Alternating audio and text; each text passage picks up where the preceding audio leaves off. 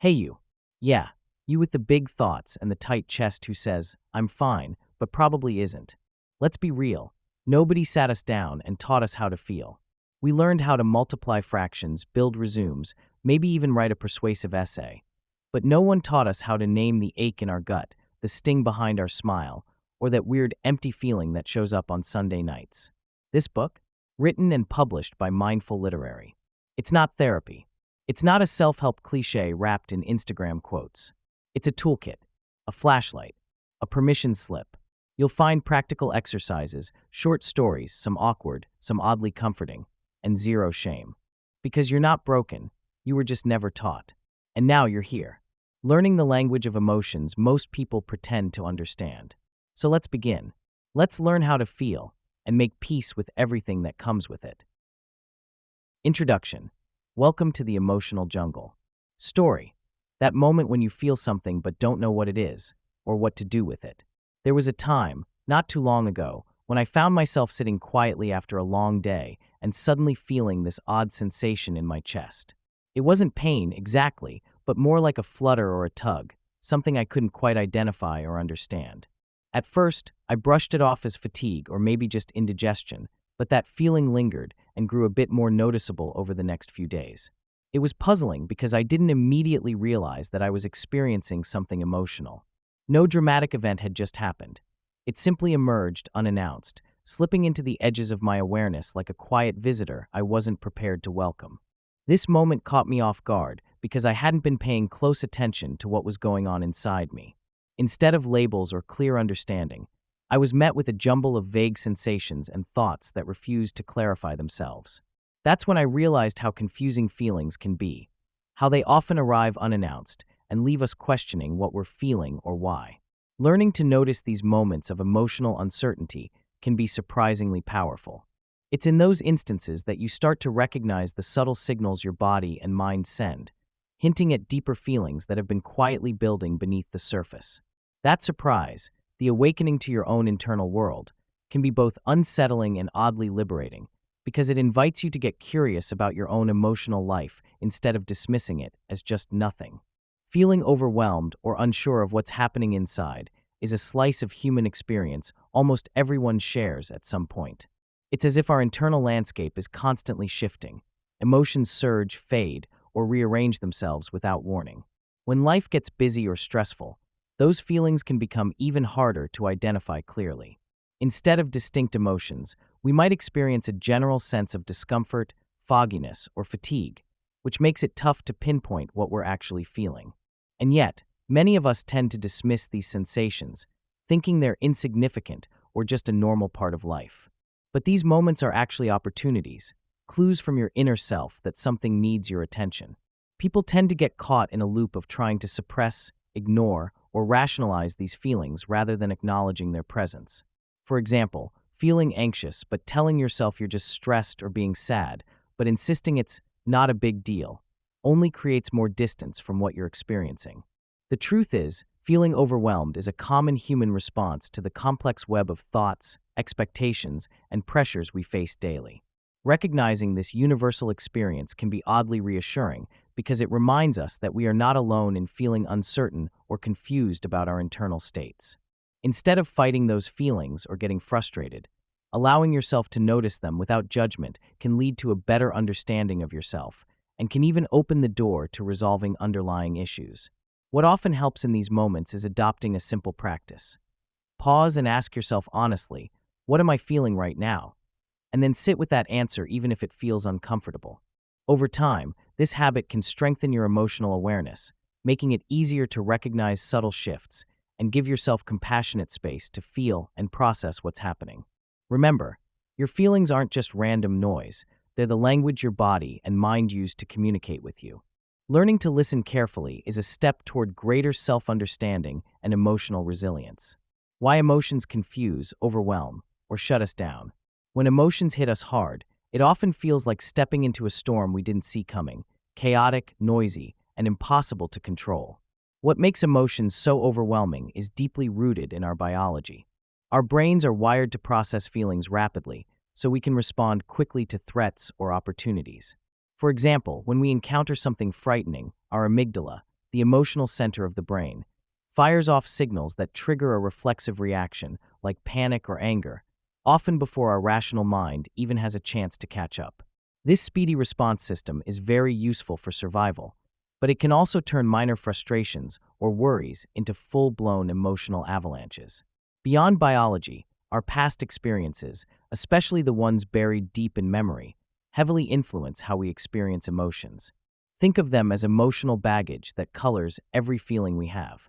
If someone was once criticized harshly as a child, we might interpret neutral remarks as personal attacks, igniting feelings of shame or defensiveness. Past traumas or repeated patterns reinforce emotional reactions that can seem disproportionate to the current situation. It's like carrying a heavy backpack through life. Every new experience gets filtered through those old memories, making some feelings feel much larger or more confusing than they really are. That's why understanding where emotions originate, whether from current circumstances or past wounds, is key to unraveling their chaos. Additionally, our cultural upbringing, societal expectations, and personal beliefs shape how we interpret and manage emotions. For instance, if someone is taught that showing vulnerability is a sign of weakness, they might suppress feelings rather than explore them, which only heightens the internal chaos. Sometimes, we're simply not taught how to recognize or label what we're feeling, leading to a jumble of sensations that lack clarity. This internal mess gets worse when we try to force ourselves to feel differently or ignore emotions altogether, causing a cycle where feelings compound or oddly disconnect. Recognizing these influences helps us see that emotional chaos isn't a sign of failure, but rather a natural part of being human, shaped by a mix of biology, experience, and our environment. Feeling overwhelmed by emotions can make us believe something has gone wrong, like we're losing grip on ourselves. However, feeling flooded, where emotions seem to burst out uncontrollably, is something everyone experiences at some point. It's a natural response to stress or intense situations, and it doesn't mean you're weak or incapable. Our brains are wired to react strongly when we encounter things that threaten our sense of safety or stability, which is why emotions can feel so overpowering in certain moments. When we're flooded, it's as if our emotional system is temporarily hijacked, shutting down any ability to think clearly or stay grounded. Recognizing that this flood of feelings is universal kind of lifts a huge weight off our shoulders. It's not a personal flaw or sign of failure, but rather a sign that we're human, wired to react emotionally when pushed to our limits. This understanding helps us embrace feelings of vulnerability instead of fearing them. When you notice yourself overwhelmed, remind yourself that it's part of the natural human experience. You're not alone in this, and these intense moments often pass more quickly if we don't fight them. Instead of resisting the flood, try to observe your feelings without judgment, giving yourself permission to be exactly where you are in that moment. Over time, this can help create space for emotions to settle instead of spiraling out of control. One practical step is to develop a habit of pausing when emotions become intense. Take a deep breath, acknowledge what you're feeling without labeling it as good or bad, and allow yourself just to sit with those feelings for a few moments. Sometimes simply naming the emotion, saying to yourself, "I feel anger right now," can reduce its power. This approach doesn't eliminate feelings, but makes them more manageable, helping prevent emotional overwhelm from turning into a full-blown crisis. Remember, feeling flooded isn't a sign you're falling apart. It's a sign that your emotional system is working as it should, protectively, even if it feels uncomfortable. This isn't therapy. It's a toolkit, a compass, a mirror. This isn't a substitute for therapy or professional help, but rather a set of simple, honest tools you can carry with you. Think of it as a trusty pocket knife, ready for those moments when your emotions feel overwhelming or confusing. This book isn't about fixing you. It's about giving you ways to understand yourself better and find some clarity amid the chaos. Sometimes life throws curveballs, and your feelings become like a tangled ball of yarn. You know there's a way to untangle it, but it's hard to see from the inside. That's where these tools come in, providing a gentle, step-by-step approach to make sense of what's going on inside. The goal here isn't perfection or some flawless emotional state, but simply to help you stay grounded in your own experience and to give you space to breathe through your feelings. You're not alone in this. Everyone has moments when their emotions feel like an unpredictable storm, and having a practical guide can make all the difference. This isn't about telling you how to feel or judging any part of your emotional landscape. Instead, It's about equipping you with straightforward methods to reflect, understand, and explore what's happening inside you with a sense of curiosity and kindness. Life is messy, and feelings are complicated, sometimes even funny or inconvenient. There might be days when you feel lost or flooded with emotions, and that's perfectly normal. This book encourages you to lean into that messiness rather than shun it, offering tools that help you notice your feelings without necessarily fixing everything right away. By approaching your emotions with honesty and a gentle touch, you begin to reframe how you relate to your inner world. Think of this as a roadmap, not to control or suppress your feelings, but to navigate through them more effectively, so they don't overwhelm you or make you feel stuck. At its heart, the idea is to help you view yourself with a little more compassion and patience. You might find it useful to see these tools as a way to get to know your emotional landscape better, kind of like observing a weather pattern rather than fighting against a storm. These techniques are simple but powerful, allowing you to pause and check in with yourself when things get intense. Remember, if a particular feeling or thought comes up that feels too much to handle, it's okay to set it aside for a moment. These tools are meant to support, not pressure. Using this approach consistently, even in small ways, can lead to a gradual shift, helping you catch yourself earlier in emotional spirals or detect patterns that weren't obvious before. The focus is on creating a safe space within your mind so you can simply observe, understand, and find your way forward at your own pace. You're not broken. You were just never taught. Many people grow up feeling like their feelings are confusing or even wrong. But the truth is, not knowing how to recognize or name emotions isn't a sign of weakness or a flaw. It's often a sign that certain emotional skills were never fully taught or modeled during childhood. Our society tends to focus more on cognitive skills, like reading, math, or getting things done, while emotional literacy gets pushed aside or dismissed as unnecessary. So if you struggle to identify why you feel a certain way or to put that feeling into words, you're not broken. You're simply lacking the tools that others might have been given early on. Think of it as a skill gap, much like not knowing how to ride a bike because no one ever took the time to teach you, rather than being unable to ride because of some inherent flaw. This realization can be freeing. There's nothing wrong with you. You're simply missing a piece of the puzzle that many are never shown. Understanding this can change how you view yourself, especially when feelings swirl around and seem overwhelming or confusing. Imagine learning algebra without ever having been introduced to basic math concepts. You'd feel lost, frustrated, and probably convinced you're simply not good at numbers. Emotional skills work the same way. The fact that you didn't learn about feelings early on doesn't mean you're incapable. It just means you need to start from scratch, learning as if you're discovering a new language. Many of us walk around with a quiet sense of shame, thinking that feeling blank or disconnected means we're somehow flawed, but it's really just a gap in education. Once you recognize that, you can approach your emotional development with curiosity instead of judgment, allowing yourself to fill in the missing pieces without feeling defective. It's tempting to dismiss the importance of emotional literacy, especially when society seems to valorize productivity and tough exterior. But mastering your feelings can be as empowering as mastering a new skill, like learning to swim or drive. It opens up new possibilities for connection, understanding, and genuine happiness. Remember, feeling unfamiliar with emotions is an experience shared by many. You're far from alone. Recognizing this makes it easier to extend compassion to yourself as you venture into uncharted territory. When you see emotional understanding not as a flaw, but as a skill you've yet to learn, every step forward becomes an act of kindness toward yourself and a recognition of your own capacity for growth rather than a weakness. Sometimes, just knowing that emotional literacy isn't innate, but taught can be a relief.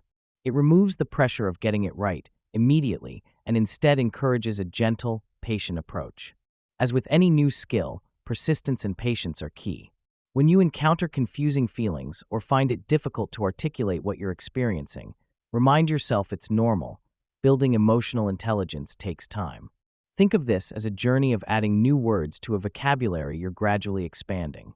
You don't need to become fluent overnight. Just the willingness to learn and practice makes a huge difference. Each small step, each honest reflection, helps bridge the gap between feeling overwhelmed and feeling understood. This perspective helps you see emotional unfamiliarity not as a flaw, but as an opportunity for growth, with the possibility of developing resilience and deeper self-awareness along the way. Chapter 1: Emotional Blind Spots and Why We All Have Them. Why we avoid, suppress, or explode. Many of us develop habits or patterns to avoid pain, vulnerability, or discomfort, and these can create barriers to forming authentic connections with others. When emotions become too intense or uncomfortable, it's tempting to shut down or hide what we're truly feeling. This might look like withdrawing from conversations, avoiding certain topics, or even putting on a brave face that hides inner turmoil. We sometimes use distraction, work, or humor as shields, thinking that they protect us from potential rejection or misunderstanding. These defense mechanisms can provide immediate relief or a sense of control, but often leave us feeling isolated and misunderstood in the long run. For example, someone who tends to joke or deflect when heavy emotions arise might think they are keeping things light, but deep down, they are closing off a part of themselves from others. This avoidance makes it difficult for close friends or partners to truly see who they are, creating a cycle where genuine emotional intimacy becomes a distant dream. Many of us also suppress feelings because we believe vulnerability is a weakness or that showing our true selves makes us susceptible to hurt. Over time, these habits become ingrained, allowing us to stay within a familiar zone of safety, even if that safety feels lonely or unfulfilling. It's helpful to recognize that these common coping methods, while understandable, are only one side of the story. They might serve us temporarily, like a short-term bandage, but often they prevent us from connecting deeply with ourselves and others. Understanding these patterns is the first step toward breaking free from them. When we stay aware of our tendencies to avoid or suppress feelings, we can begin to gently challenge ourselves to be more honest and vulnerable. Sometimes, this means allowing a little discomfort in exchange for authentic connection. Noticing how we hide our true selves in everyday moments can open the door to more genuine relationships. Our defenses exist for a reason. They are part of our survival toolkit. When we've experienced pain, rejection, or trauma, our minds and bodies instinctively develop strategies to protect us from experiencing that pain again. These mechanisms include denial, shutting down, exploding in anger, or emotional numbing. Initially, they can help us manage overwhelming feelings by creating a temporary sense of safety or control. For example, suppressing anger might stop a confrontation from escalating, and avoidance can help us sidestep painful truths that feel too difficult to face in the moment. Yet, while these defenses might be beneficial for short-term survival, they tend to become problematic over time. When we consistently rely on suppression or avoidance, our internal world becomes disconnected from reality. We might feel numb, empty, or as if we're living behind a mask. This disconnect makes true emotional intimacy nearly impossible because others are unable to see or understand who we really are beneath the defenses. Over time, the very mechanisms that once protected us can turn into barriers that prevent us from forming meaningful bonds or experiencing personal growth. Furthermore, defenses like exploding in anger or shutting down can lead to misunderstandings and damage relationships.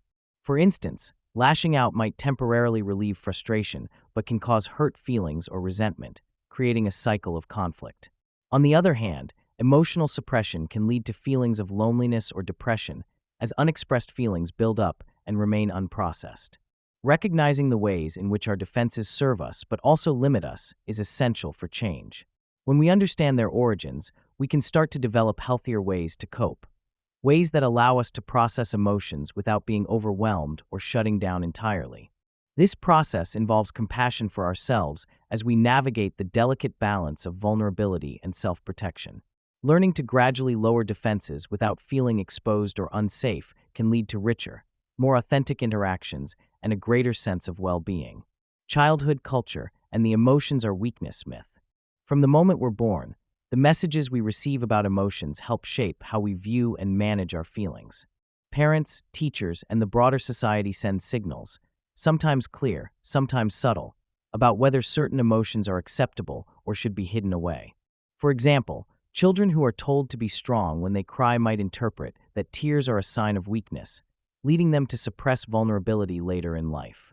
Over time, these early lessons create a default way of reacting to feelings, often ingrained so deeply that we don't even realize they influence us until much later.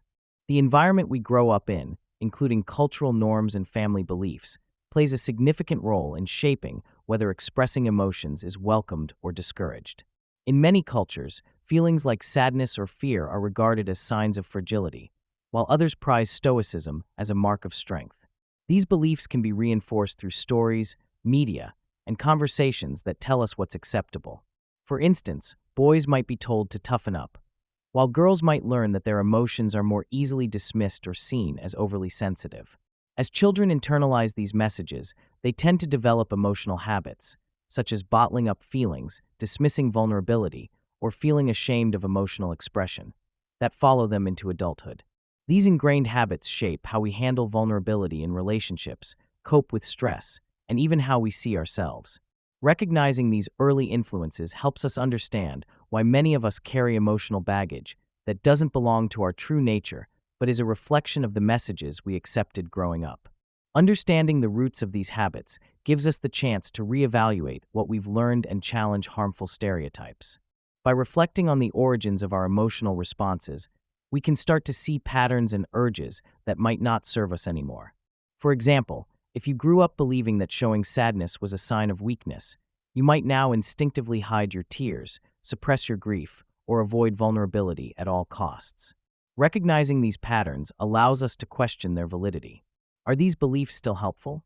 Do they serve our current relationships and well-being? Often they don't. They are simply echoes of past messages that no longer fit who we are or who we want to become. The key is to approach these beliefs with curiosity, questioning, unpacking, and slowly rewriting the narrative we hold about emotions and strength. Challenging these early messages requires conscious effort and patience. It's about noticing the times when an old belief comes up, perhaps feeling guilty about crying or feeling weak when expressing anger, and stopping to ask where that thought is coming from. Are you reacting to a societal standard or a personal story from childhood? When you acknowledge that these beliefs aren't fixed or absolute, you create space for new, healthier patterns to develop. This process often involves redefining strength, not as emotional suppression, but as emotional authenticity and resilience. Recognizing that vulnerability is a source of courage, not weakness, takes the power out of outdated stereotypes and allows us to cultivate more genuine connections with ourselves and others. The cost of emotional illiteracy in adulthood. When we ignore or suppress our feelings, it doesn't just stay hidden, it quietly gathers weight, burdening our minds and bodies over time. Without the ability to recognize or understand what we're experiencing emotionally, stress tends to seep into every part of our lives. Imagine going through a hectic day and feeling overwhelmed, but not knowing why. That's often the result of emotional numbness or confusion. When feelings go unacknowledged, they don't disappear. Instead, they build up, manifesting as tension, fatigue, or even physical health issues like headaches and stomach problems. This emotional backlog can lead to misunderstandings with others, since we're less able to communicate what we need or feel, which chips away at our relationships. It's almost like trying to fix a leaky faucet by ignoring the drip. Eventually, the small leak turns into a flood, causing damage that could have been prevented by noticing the signs early. So, avoiding or dismissing feelings might seem easier in the moment, but the long-term costs, stress, health problems, and strained interactions are far more damaging than wrestling with what we initially feel. In many ways, emotional illiteracy is like trying to navigate a maze with a foggy map. When we can't identify or name our emotions, decisions become clouded, and actions are driven oddly by unconscious urges rather than thoughtful reflection. For example, someone might snap at a coworker over an innocent comment and then feel guilty afterward, but never really comprehend that their irritation stems from feeling overwhelmed at home. This lack of clarity can also lead to unhealthy coping strategies, such as excessive alcohol use, overeating, or avoidance, which only deepen the cycle of stress and discomfort. The body and mind are finely tuned systems. When we don't listen to their signals, they tend to break down or overreact. Recognizing feelings is not about unraveling every emotion perfectly. It's about building a habit of checking in with ourselves regularly. This act of self-awareness acts like a safety valve, releasing pressure gradually before it turns into a blowout, ultimately sparing us from unnecessary suffering and chaos. Now, shifting from the costs to the benefits of emotional literacy reveals how it can drastically change the quality of life. When we start understanding our feelings clearly, we're better equipped to handle stress because we can address it directly rather than let it simmer unnoticed. It's also easier to avoid misunderstandings because communication becomes more honest and precise. Think of emotional clarity as having a well-lit flashlight in a dark room. Suddenly, everything becomes more visible, and we can see what's really going on inside us. This awareness boosts self-esteem because we're not ashamed of our feelings or afraid to express them. Feeling capable of understanding and sharing our emotions fosters a sense of control and authenticity, which naturally leads to healthier relationships. When we are honest about what we feel, others respond more empathically, creating stronger bonds rooted in truth. Developing emotional literacy might involve learning to pause, identify sensations in our bodies, and put words to what we experience. These small steps can lead to profound shifts in how we relate to ourselves and those around us. Quick emotional audit. How do you actually deal with hard feelings? Understanding how you deal with difficult feelings begins with asking yourself some straightforward questions. These aren't meant to be tricky or judgmental, just honest prompts that shine a light on your usual reactions. For instance, consider asking, when I feel upset, do I tend to avoid, suppress, or express my feelings? Or how quickly do I tend to move on from uncomfortable emotions? These questions help you identify patterns rather than judge yourself. Reflecting on past situations, like a recent disagreement or disappointment, and asking, what was my immediate response, can reveal clues about your emotional habits. Another useful question is, do I give myself space to truly feel and process these feelings, or do I rush to distract myself? Sometimes we get so used to pushing feelings aside, we forget what genuine processing even looks like. Recognizing whether you tend to sit with discomfort or veer away from it is key. You might also ask, when I'm upset, what do I notice about my body or thoughts? This can include physical reactions like clenched fists or racing thoughts, which serve as signals that you're experiencing a hard emotion. These simple yet pointed questions act as a quick evaluation, helping you see where your emotional habits are rooted right now. By regularly asking yourself these kinds of questions, even in small moments, you start to build a habit of awareness. It's all about tuning into your natural responses so you can learn more about what's really happening beneath the surface. This isn't about shaming yourself for how you handle feelings. It's about collecting information to guide your growth. Keeping a mental note or even journaling your answers can make your observations more tangible and concrete. Over time, this practice will help you spot patterns and understand what's working and what might need some adjustment without the need for harsh self-criticism. Once you've started asking yourself questions, the next and most powerful step is approaching your feelings with honesty and curiosity. Many people carry layers of judgment around their reactions, like thinking, I shouldn't feel this way, or why do I always mess this up? This internal critique only adds to the emotional weight. Instead, try shifting to a mindset of curiosity, becoming an investigator rather than a judge. When you notice yourself feeling overwhelmed or upset, ask, what is really happening here? Or what am I feeling right now? Without rushing to fix it or push it away. This openness creates space for authentic self-connection. It's about accepting that emotions are messengers, not enemies. Sometimes, humor can help break this tension. You might find yourself joking inwardly about how dramatic your feelings seem or about your urge to check your phone every time emotions rise. That's okay. Curiosity invites a gentle, non-judgmental stance. It encourages you to sit with feelings instead of racing to get rid of them or bury them in distractions. As you cultivate honesty and curiosity, you start to see your emotions as part of a process rather than obstacles or signs of weakness. This shift can gradually weaken the power difficult feelings seem to hold over you. Practicing this kind of curiosity also involves asking questions like, what does this feeling want from me? Or could there be a message here I haven't heard? Such questions turn emotional experience into a story worth exploring, instead of a problem to solve immediately. The more honest you are with yourself, the more genuine your understanding becomes.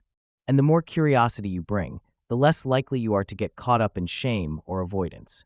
Ultimately, this compassionate stance can transform how you relate to your feelings, from something to resist into an invitation to learn and grow. Start with small, humble inquiries whenever you notice a hard emotion.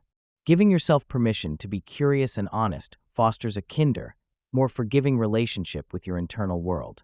With practice, these qualities become allies in navigating even the toughest feelings, helping you to accept what is while gradually feeling more in control of how you respond. Chapter 2. Naming the Beast, because fine isn't a feeling. The power of emotional vocabulary. Words are powerful tools that help us translate vague sensations or impulses into clear, understandable signals. When you're experiencing an emotion, say a vague sense of unease or a flicker of happiness, putting a name to that feeling can bring a surprising amount of clarity. For example, instead of thinking, "I feel weird," acknowledging that you're anxious or overwhelmed allows you to understand what's really happening inside. This process doesn't just help in self-awareness. It can also make reactions more intentional. If you can define your feelings more precisely, you gain control over how you respond to them because you're not just reacting to a vague emotional fog, but engaging with a specific experience. Our language doesn't just label feelings, it shapes how we perceive them. The words we choose set the boundaries for our understanding. For example, calling a feeling anger versus frustration can influence how you handle it. Anger might seem larger, more aggressive, and in need of outward expression, while frustration might seem more manageable, allowing space for patience and problem solving. When our vocabulary around emotions is limited, we tend to paint feelings with broad brushes, which can lead to misunderstandings about what's really going on inside us. Expanding our emotional vocabulary transforms feelings from confusing or overwhelming masses into specific, recognizable pieces that we can work with. It's akin to changing blurry, indistinct shapes into clear, labeled objects. Suddenly, we understand what we're dealing with, and that makes all the difference. Think about how differently you might react to a situation when you have a more detailed description of your feelings. If you're irritated because a coworker didn't respond to your email, calling it just annoyance might lead you to dismiss the depth of your frustration. But if you recognize it as disappointment around being ignored or anger at feeling dismissed, you can address those exact feelings more specifically. Words act as a map for your internal landscape. They provide landmarks for understanding your emotional terrain. When you start naming feelings accurately, you also begin to see patterns and triggers more clearly, which helps in managing emotions rather than being swept away by them. Essentially, language becomes your first step toward emotional mastery, giving shape, proportion, and clarity to what might have once seemed like a chaotic internal storm. Expanding your emotional vocabulary isn't just about adding fancy words to your lexicon. It's about creating a richer, more nuanced understanding of your internal experiences. The more feelings you can identify, the better equipped you are to understand why you respond a certain way or why you feel a certain emotion at a particular time. For many of us, there's a tendency to oversimplify feelings, lumping everything under good or bad, happy or sad. This oversimplification can prevent us from seeing the full picture. To deepen self-awareness, start paying attention to the small differences in what you feel. When you notice a twinge of dissatisfaction, ask yourself if it's boredom, disappointment, envy, or loneliness. Each of these words points to different underlying issues and suggests different ways to address them. Building this vocabulary is similar to learning a new language. Practice is key. Whenever you notice a strong emotion, try to pause and find the most precise word for it. Journaling can be a great way to do this. Write down what you're feeling and challenge yourself to describe it with as much detail as possible. Over time, this not only increases your word bank, but also sharpens your ability to recognize subtle emotional shifts. For example, realizing you are feeling resentment instead of just upset can inform your next step. Perhaps having a direct conversation to clear the air or setting better boundaries. Remember, expanding your emotional language is fundamentally about becoming more honest with yourself. It might sound simple, but it turns out that better understanding our feelings can lead to better decisions, healthier relationships, and a more satisfying sense of inner peace. Difference between anger and shame, fear and anxiety, hurt and disappointment. Understanding the subtle differences between emotions like anger and shame can be tricky because they often feel similar, maybe a punch or a tightness in the chest. Yet they serve different roles in our minds and bodies. Anger typically acts as a response to perceived injustice or frustration. It's a sign that our boundaries have been crossed or that something isn't right. Shame, on the other hand, digs deeper into our sense of self, whispering that we are somehow fundamentally flawed or unworthy. Recognizing this difference helps us avoid dismissing shame as just anger or vice versa, which can prevent us from addressing the real needs underneath. Similarly, fear and anxiety are related but distinct. Fear is usually a response to an immediate, specific threat, like seeing a snake on the trail or hearing a loud noise in the dark. It prepares us to react, to run, hide, or defend ourselves. Anxiety, however, tends to be more diffuse, often lingering without a clear cause. It's like a background noise that keeps us on edge, making us worry about what might happen in the future. Differentiating between the two means giving ourselves permission to calmly evaluate whether something truly warrants a fear-based reaction, or if we're caught in a cycle of worrying that's out of proportion to reality. When it comes to hurt and disappointment, the line can blur because both feelings involve pain. But hurt is more about feeling emotionally wounded, perhaps after someone's insensitive comment or neglect. It's raw and immediate, often accompanied by vulnerability. Disappointment, however, tends to emerge after expectations aren't met. It's more about the gap between what we hoped for and what we received. Recognizing that hurt can prompt us to seek reassurance or clarity, while disappointment might push us to adjust our expectations or learn to accept outcomes beyond our control. Pinpointing these emotions allows us to respond more compassionately and mindfully to what we're actually feeling, instead of reacting out of confusion or frustration. One of the most powerful tools for understanding ourselves better is developing the ability to notice small changes in how we feel from moment to moment. Emotions often don't knock loudly on the door. More often, they sneak in quietly and settle in unnoticed. For example, you might start feeling a little tense during a conversation, or maybe your jaw tightens without you realizing it. These small shifts are clues that an emotion is brewing or shifting, perhaps from curiosity to frustration, or from contentment to boredom. Paying close attention to these subtle signals helps us avoid emotional explosions and instead respond with awareness and kindness toward ourselves. To build this skill, it helps to take a moment during the day to pause and ask, "What am I feeling right now?" Even a quick mental check can reveal if you're starting to feel anxious about a looming deadline or if anger is simmering over a minor annoyance. Over time, this practice turns into a habit.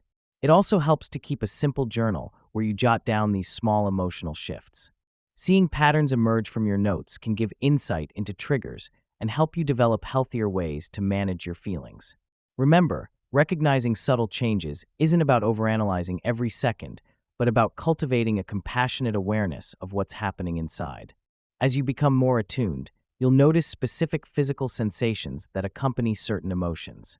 Maybe a fluttering stomach signals nervousness, or a tight chest indicates stress. These bodily cues are valuable because they often appear before our thoughts catch up. Learning to read these signals creates a bridge between mind and body, making it easier to respond rather than react impulsively. For example, if you catch yourself clenching your fists during a tense meeting, you might take a deep breath and choose to pause before responding, a small step that can prevent escalation. Developing confidence in detecting these shifts transforms emotional awareness from a vague idea into a practical skill that enhances everyday life. Sometimes, recognizing these tiny shifts means giving ourselves permission to feel uncomfortable. It can be tempting to dismiss these feelings as fleeting or irrelevant. But in reality, these moments are opportunities to understand ourselves better. The next time you notice your shoulders tensing or your voice wavering, ask, "What's really going on beneath this physical reaction?" Often, holding space for these feelings rather than pushing them away allows them to pass naturally, leaving you with a clearer understanding of what you need in that moment. Building this confidence takes practice and patience, turning emotional awareness from a vague concept into a trusted tool for navigating daily life. One practical tip is to incorporate brief check-ins into daily routines, like setting an alarm to remind you to pause and reflect on your current state. Over time, these pauses grow into a natural part of your rhythm, helping you stay connected with your emotional landscape. The key is to approach this process with curiosity rather than judgment. Embracing each subtle shift with kindness helps foster a compassionate relationship with your feelings, making it easier to handle even difficult emotions with patience and clarity. Remember, recognizing small emotional changes is like tuning into a subtle melody. You get better at hearing it the more you listen, and suddenly, your inner world feels a little more manageable and a lot more understood. Practice. Name it to tame it, a simple but powerful method. Recognizing what you're feeling in the moment can be surprisingly challenging, especially when emotions hit you out of nowhere. Life throws so many things at us: stress at work, disagreements with loved ones, or even just the fatigue from a long day, that it's easy to get swept away without stopping to notice what's really happening inside. The simple truth is that feelings are like signals from your inner self. The more you learn to tune into them, the better you can manage how you respond, rather than reacting on impulse. One effective way to become more aware is to develop a quick, go-to routine whenever an emotion surfaces. Think of it as a mental check-in, a brief pause that gives you space to label what you're experiencing. This isn't about overanalyzing each feeling or dissecting your entire emotional landscape. It's about creating a habit of noticing. For example, when you feel tension building in your chest, instead of pushing it aside or bottling it up, take a deep breath and ask yourself, what am I feeling right now? It might be anger, frustration, anxiety, or even sadness. Just naming the feeling creates a tiny bit of distance from it, which softens its hold on you. This quick routine can be practiced anywhere, during a busy workday, while stuck in traffic, or even in a quiet moment before bed. The key is consistency. The more you do it, the more automatic it becomes. Over time, it turns into a gentle habit that helps you stay connected to your inner world. Instead of being caught off guard by intense feelings, you begin to see them as signals to listen to rather than problems to fight against. This simple act of pinpointing your feelings lays the foundation for a more mindful, balanced response to life's ups and downs. Imagine starting your day with a mental check-in. You notice that as you sip your coffee, a wave of irritation rises because of a small email typo. Instead of reacting negatively or dismissing it, you pause and say to yourself, I'm feeling irritated. Recognizing this emotion right away makes it easier to choose a calmer response, perhaps by taking a deep breath or shifting your focus. These tiny moments of awareness add up, creating a pattern that helps you manage emotions more effectively over time. It's helpful to share these experiences with friends or family members, too. When they see you practicing this routine and notice how it helps you stay grounded, they might feel inspired to try it themselves. Creating a small daily ritual, like during your morning routine or while waiting in line, can reinforce this habit. You might also keep a journal and jot down feelings you identify throughout the day, which helps track your progress and highlights patterns you might not have previously noticed. For example, if you notice that stress frequently turns into impatience in the afternoons, you can prepare by taking a few deep breaths or stepping outside for a moment. Over time, this consistent practice shifts your response from impulsive to intentional. Remember, mastery isn't about never experiencing intense feelings. It's about building a reliable way to recognize and name them so you don't get overwhelmed or carried away. Think of it as building muscle memory in your emotional life. Each day's effort strengthens your ability to stay present and calm during challenges. Incorporate this routine into your daily schedule, morning, midday, or evening, so it becomes a natural part of your life. For example, right after waking up, ask yourself, what am I feeling right now? Or before going to bed, reflect on your emotional landscape during the day. These small moments of reflection foster self-awareness and reinforce your ability to identify feelings swiftly, making emotional regulation feel less like a chore and more like a natural response. Finally, be gentle with yourself as you develop this skill. Sometimes feelings can be confusing, fleeting, or intense. That's normal. The goal isn't to always be able to pinpoint exactly what you're feeling right away, but to build familiarity and confidence in recognizing emotions as they come. Over time, this clarity becomes a quiet anchor, helping you navigate life with a little more ease and patience. Start small, keep at it, and remember, self-awareness is a journey, not a destination. Anecdote: the time I said I was mad, but I was actually scared. There was a moment in my life when I snapped at a coworker over something small, and I told myself I was just mad. It felt straightforward. Something had annoyed me, and I allowed myself to express that frustration openly. But later, as I reflected, I realized that what I was really feeling wasn't anger. It was a deep, underlying fear about an upcoming deadline I wasn't prepared for. This instinct to label feelings as anger is common. Sometimes anger feels more familiar, easier to deal with than admitting we're scared or vulnerable. Turning to anger often serves as a shield, protecting us from acknowledging uncomfortable truths about ourselves. That moment taught me how easy it is to mislabel how we feel, and how doing so can obscure what's really going on inside. Mislabeling emotions is not just a personal slip-up. It can shape our understanding of ourselves and influence our reactions to others. When we say, I'm mad, but what we truly feel is anxiety or helplessness, we miss an opportunity to address the root cause. This mismapping can lead us to respond aggressively or defensively, creating conflicts or misunderstandings that could have been avoided. Recognizing that our initial emotional labels might be inaccurate requires us to pause and ask whether our feelings are truly what they seem. Often, beneath the surface anger lies a mixture of fear, sadness, or even exhaustion.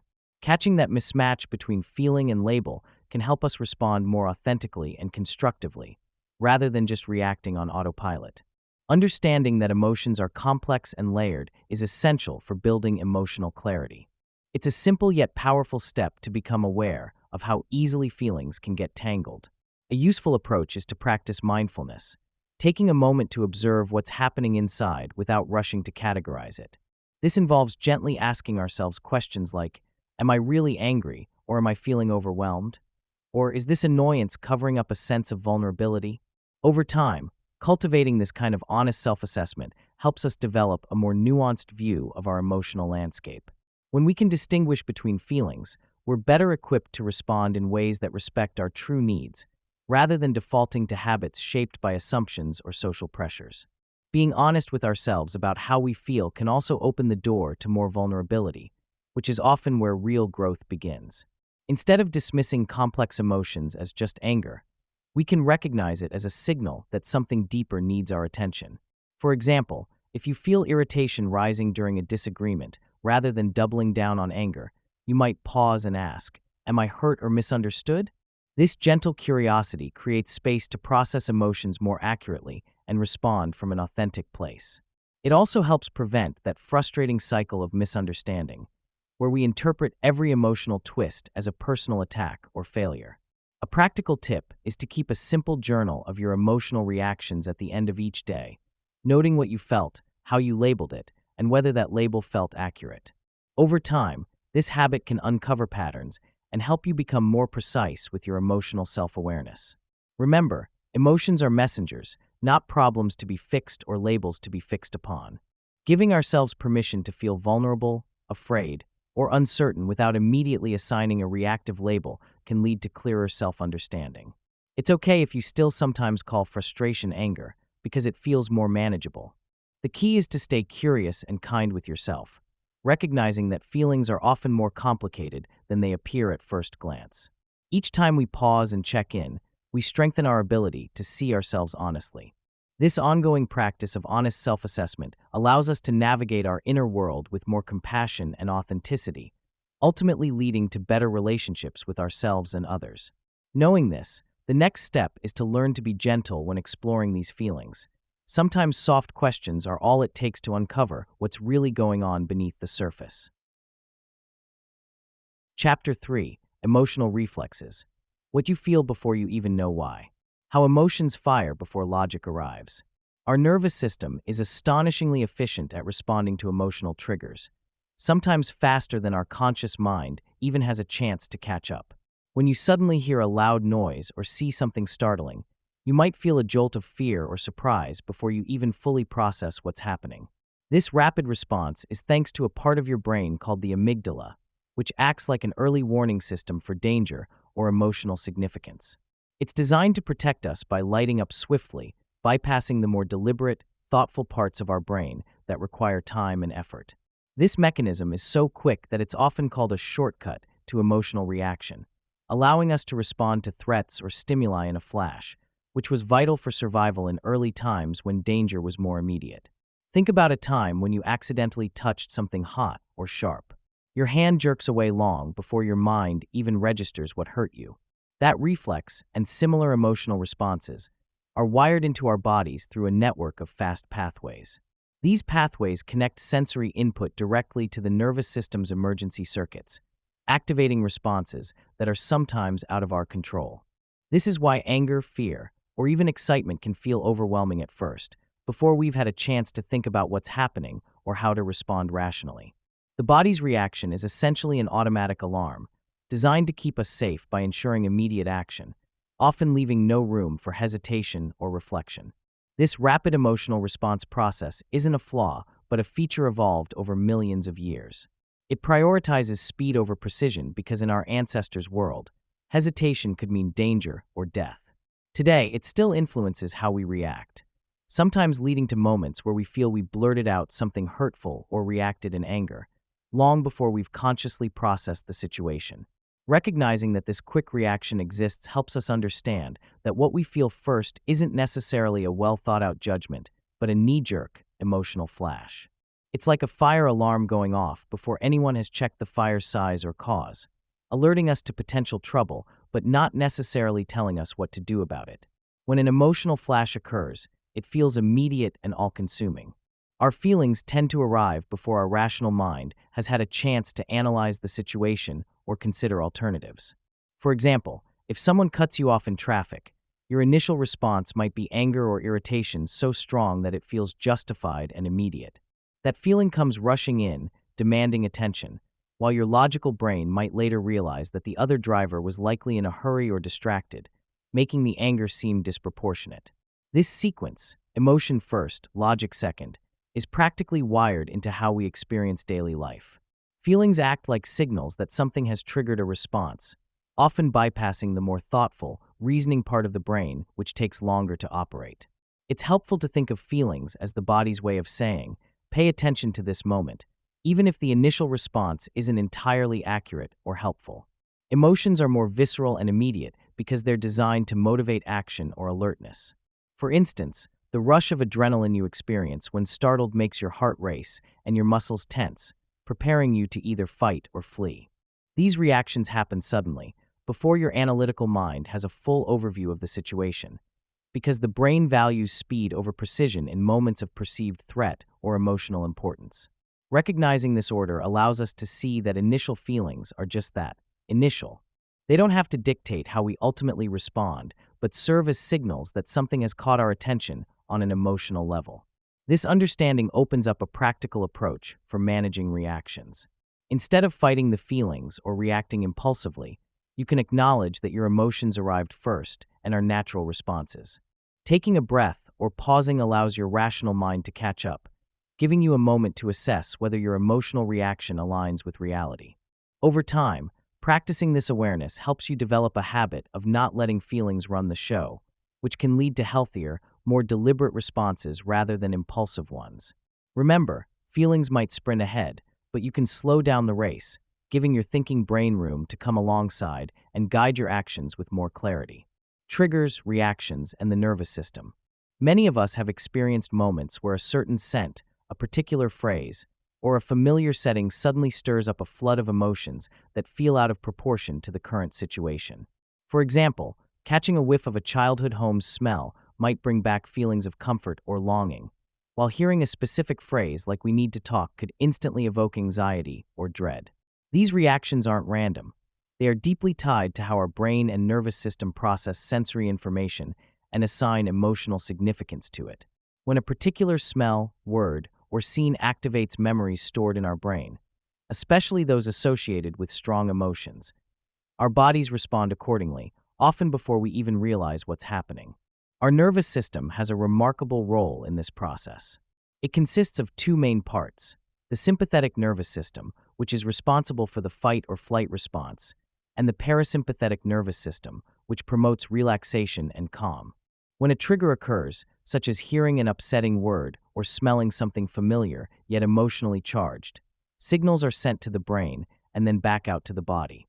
This can lead to physical reactions like a racing heart, shallow breathing, muscle tension, or even feelings of panic. The beauty, and sometimes the challenge, is that these responses are automatic, happening without our conscious control, which is why we're often caught off guard when a simple smell or phrase stirs such a strong emotional reaction. Think about how certain scents, sounds, or words can act as reminders of past experiences, sometimes creating a wave of emotion that seems disproportionate or confusing. For instance, the smell of gasoline might suddenly evoke a difficult memory of a stressful childhood moment, or a sarcastic comment might trigger feelings of shame from a past mistake. These triggers are often deeply ingrained because they link sensory experiences with strong emotional memories, essentially creating a shortcut in our brain that rapidly pulls us into those feelings. Recognizing these triggers can be transformative, allowing us to understand why we're reacting in a certain way and giving us a chance to pause before letting the emotion take over. Learning to identify triggers involves paying close attention to your physical and emotional responses. Notice what sensations or thoughts come up when you feel overwhelmed or upset. Do you notice your heart pounding, your stomach tightening, or a certain phrase echoing in your head? Keep a mental or even a written journal of these moments, noting the sensory cues involved. Over time, patterns emerge, revealing specific smells, words, or situations that tend to activate your emotional responses. Once aware of your triggers, you gain the power to interrupt automatic reactions, which opens up space for calmer, more intentional responses.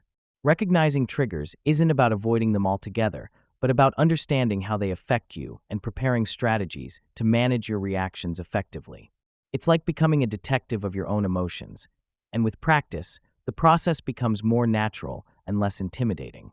The text that ruined my day and what it actually triggered. Have you ever received a small message, a snarky comment, a dismissive tone, or even a fleeting eye roll, and suddenly found yourself overwhelmed with feelings that seemed out of proportion? That's exactly what happened to me one day when I received a simple email from a colleague about an upcoming project. It was curt, nothing extraordinary by normal standards, but something about the way it was worded struck a nerve. I felt my chest tighten and my mood spiraling downward. Looking back, I realized that it was not just about the email, it was about what that message tapped into inside me. Sometimes tiny phrases or gestures act as triggers, quick taps on a tune that echoes in our minds, and wake up emotions that we thought we had under control. This experience forced me to see how seemingly insignificant interactions can cause a disproportionate storm inside us. At first, I blamed the email for ruining my day, but soon I started questioning why such a small thing could have such a powerful impact. It's like dropping a pebble into a calm pond. The ripple effect can stretch far beyond the original point of contact. The emotional storm might be fleeting, but it often leaves behind a trail of thoughts and feelings that linger. Sometimes it's self-doubt, other times frustration or sadness. The key is recognizing that those tiny messages aren't the real problem. They're simply the triggers for deeper, often unseen, emotional issues. Looking beneath the surface of that crummy email, I discovered that the real triggers weren't just about the words themselves, but about underlying beliefs and past experiences. For example, I realized that I carry a background of feeling vulnerable about my competence and self-worth, which caused me to interpret neutral or even mildly critical remarks as personal attacks. That small email reignited old fears of not being good enough or being overlooked, making my reaction much bigger than the message deserved. This awareness opened my eyes to how often our reactions are shaped by internal narratives, stories we may not even be aware of. When we get triggered, it's usually because our mind is connecting the dots to past wounds or insecurities. As I started paying closer attention, I learned that emotional triggers are rarely about the present moment alone. They are symptoms of something deeper. Recognizing this helped me approach uncomfortable feelings with curiosity instead of judgment. Instead of blaming the messenger, I could ask myself, why did that tiny thing upset me so much? In doing so, I uncovered my internal stories about being inadequate, which fueled my reaction. This process of self-reflection is empowering because it allows us to see that our feelings, however intense, are often rooted in old scars or conditioned beliefs. Understanding these triggers doesn't mean the feelings disappear instantly, but it gives us a choice, whether to escalate the storm or to ride it out with awareness and compassion. One practical step I found helpful is developing a habit of pausing when triggered. Instead of reacting instantly, I take a few deep breaths and allow myself to observe what's happening inside. Do I feel anger, shame, or sadness? What thoughts are rushing through my mind? By giving myself this moment, I can start to differentiate the immediate emotional response from the deeper beliefs fueling it. This awareness gradually allows me to respond more thoughtfully instead of impulsively. Over time, recognizing and understanding my triggers has helped lessen their power. Now, I can see that a small comment isn't the enemy. Rather, it's an invitation to look at my own internal landscape and ask, what needs my attention here? Remember, everyone has triggers, and it's perfectly normal. The key isn't trying to eliminate them entirely, which is impossible, but learning how to handle them more kindly. The more we understand that these emotional storms often arise from within, the less control they have over our mood and reactions. Next time you find yourself overwhelmed by a tiny comment or action, pause and ask yourself, what is this really tapping into? It might be uncomfortable at first, But this practice can gradually transform seemingly trivial incidents into powerful opportunities for self-awareness and growth. Doing so can turn emotional triggers from enemies into tools for deeper understanding of yourself. And that, in turn, leads to greater resilience and peace. Practice the 10-second pause to prevent emotional whiplash. When emotions heat up, our reactions tend to become quick, often impulsive, and sometimes even regretful. It's as if the brain hits a red alert, rushing to respond without giving itself a chance to think. One straightforward way to interrupt this instant response is to introduce a tiny pause, just 10 seconds. That can make all the difference. During this pause, engaging in a simple breathing or counting routine can work wonders. For example, taking a slow, deep breath in through the nose, holding for a count of 3, then exhaling slowly through the mouth helps calm the nervous system. Alternatively, counting slowly from 1 to 10 gives your brain a moment to catch up before reacting. Think of it like pressing a mental pause button, which prevents knee-jerk reactions from spiraling into emotional whiplash. This small, intentional break provides enough space for your rational mind to reconnect with your feelings, so your response becomes more thoughtful instead of purely reactive. Over time, practicing this habit creates a kind of mental habit muscle, making that 10 seconds feel less like a forced effort and more like a natural pause in your emotional rhythm. One of the best parts about this approach is its simplicity. You don't need any fancy tools or sets of instructions, just a moment of awareness. Whenever you sense tension rising, whether in a heated conversation, an unexpected setback, or even a frustrating traffic jam, you can silently count or breathe deeply. For instance, imagine a situation where someone criticizes you, and your initial instinct is defensiveness. Instead of blurt out a quick retort, pause for 10 seconds, breathe deeply, and then respond with more clarity. This small delay acts like a filter, giving your emotions time to settle. It's fascinating how this tiny habit can transform your entire approach to conflict or stress, turning reactions into measured responses. Think of it as adding a gentle, yet powerful, control knob to your emotional dashboard. With practice, this pause becomes so natural you barely notice it, but it continues to serve as a crucial step in building emotional resilience and reducing impulsive outbursts. Like any new skill, the key to making this 10-second pause a real part of your life is consistency.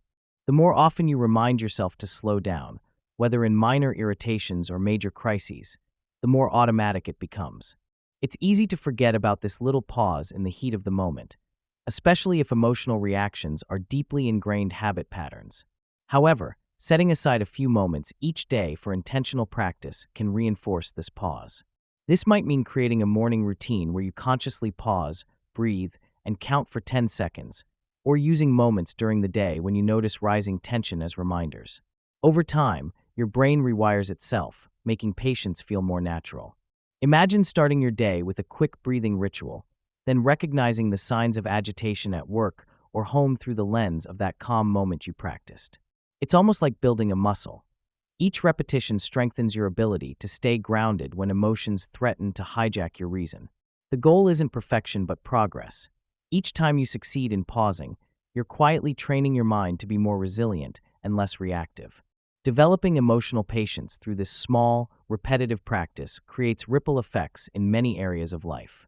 You might notice yourself becoming more open-minded in conversations or less prone to overreact when things don't go as planned.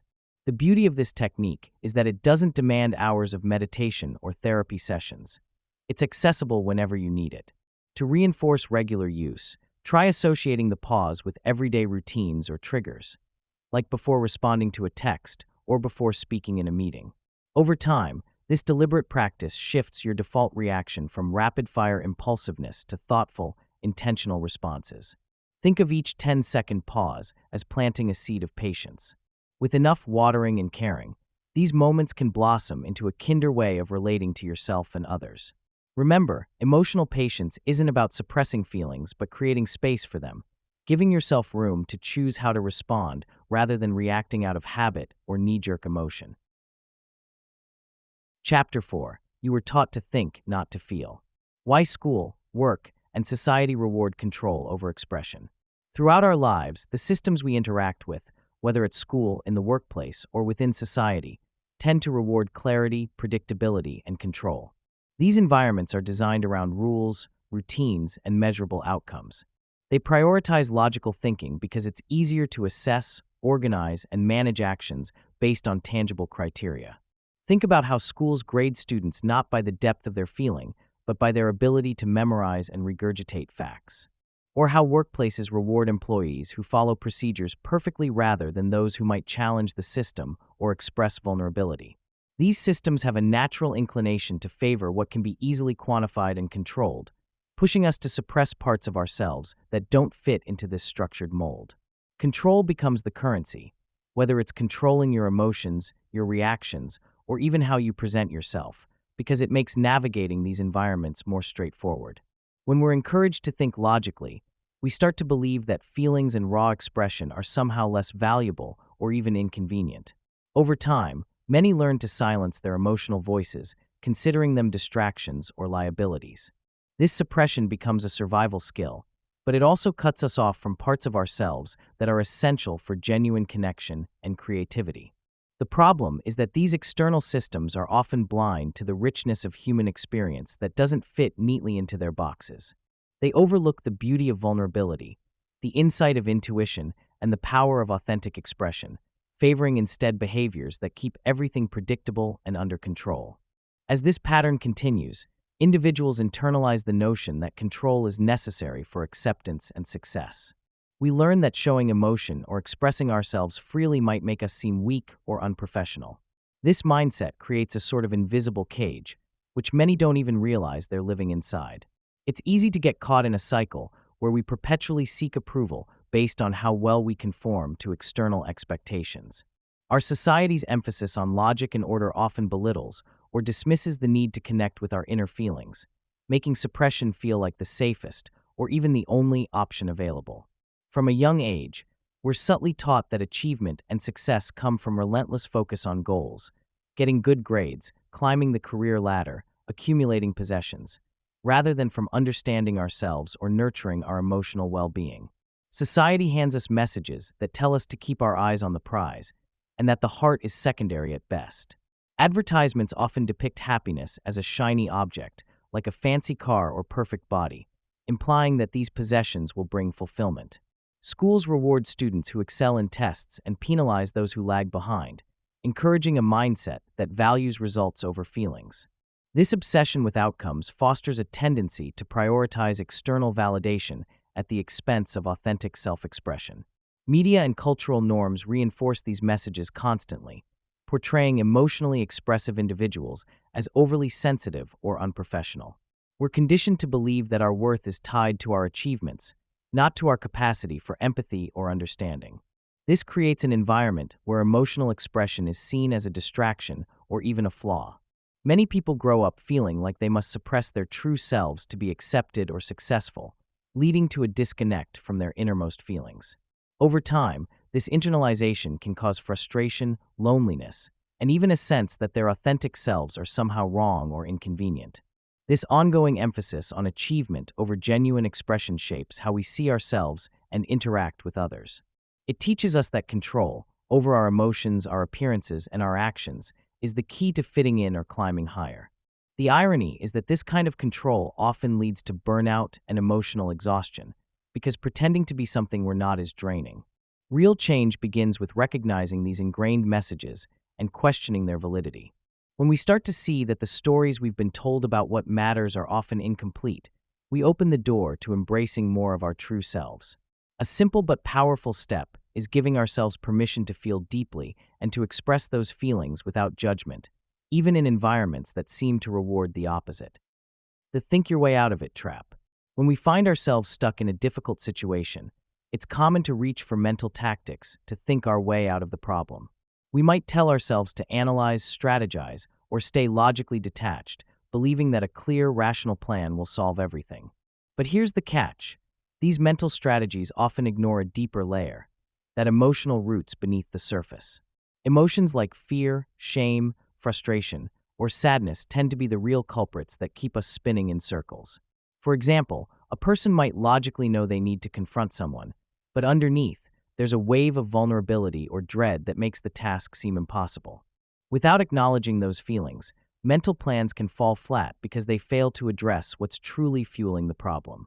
You see, the mind might think it's solving the issue, but emotions are often pulling the strings, quietly sabotaging our best intentions if we don't pay attention to them.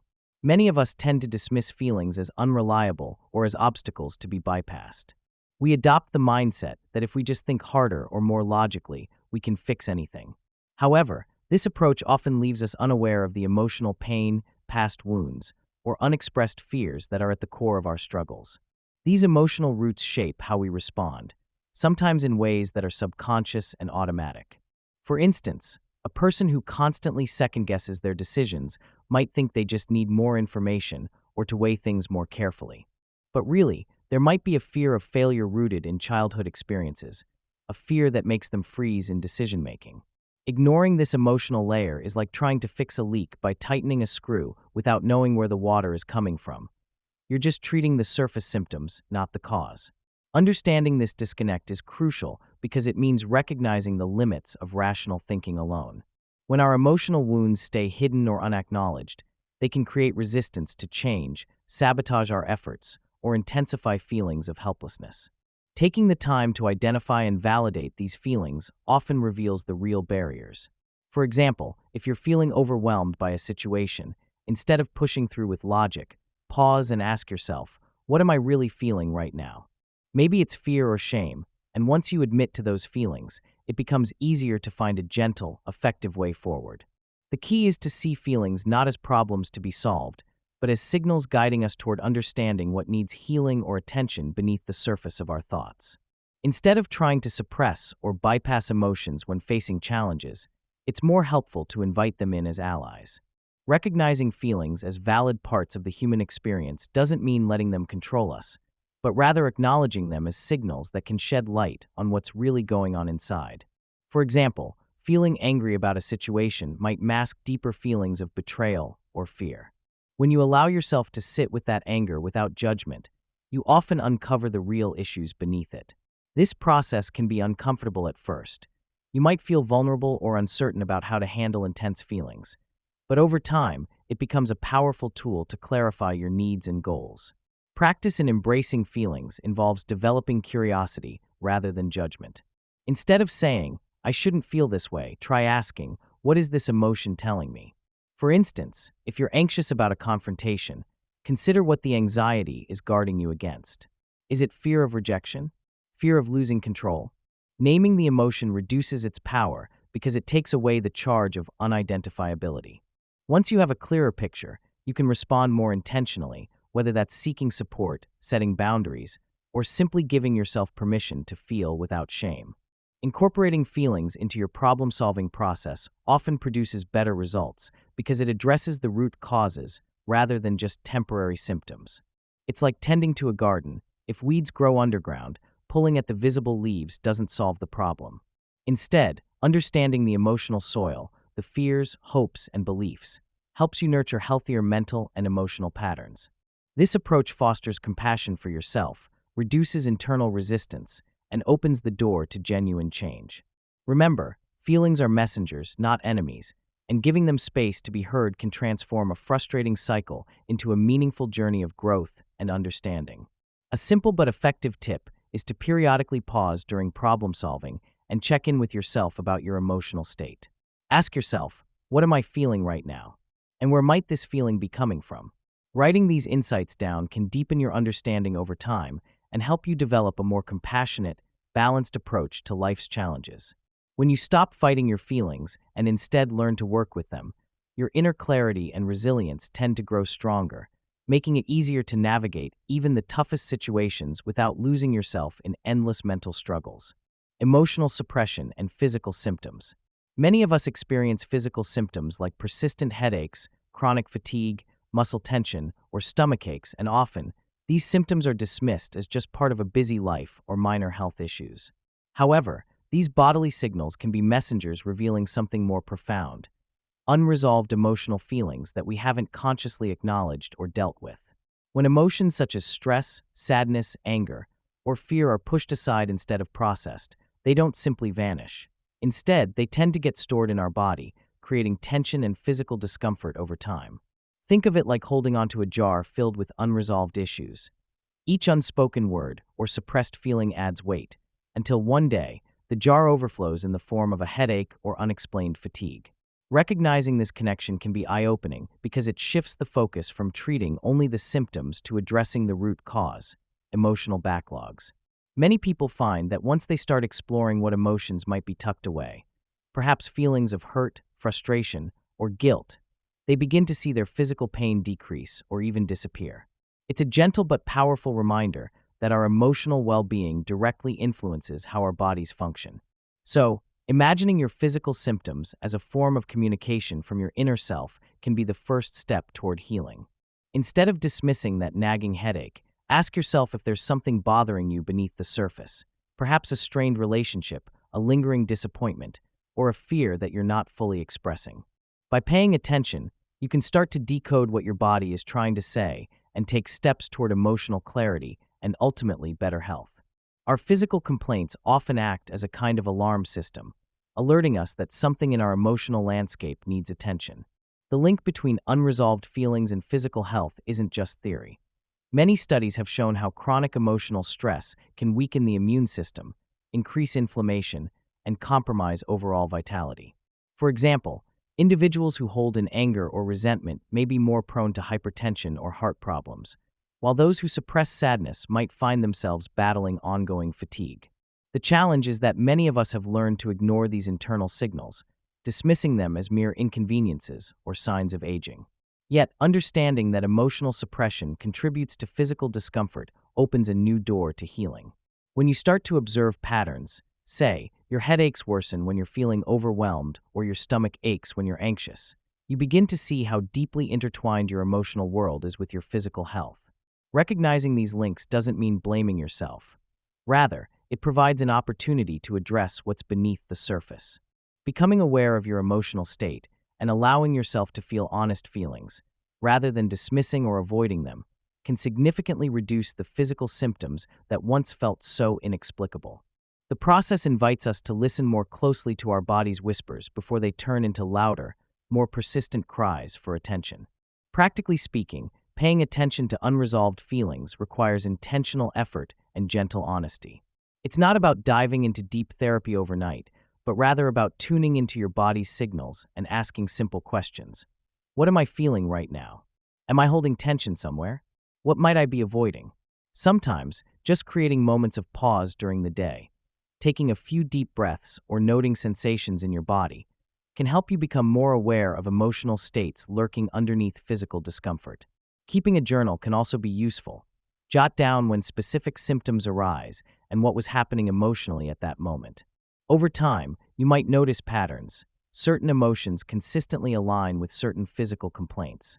This awareness can empower you to address feelings directly, whether that involves expressing yourself more openly, seeking connection, or simply allowing yourself to be vulnerable with trusted friends or a counselor. Remember, healing isn't about fixing everything overnight, but rather developing a compassionate relationship with your feelings and body. Your body's wisdom can guide you toward emotional awareness, which, in turn, can lead to relief from certain physical symptoms, creating a cycle of healing that benefits both mind and body. Rethinking emotional intelligence as emotional permission. Thinking of emotional intelligence as simply understanding or managing feelings can feel a bit distant or clinical.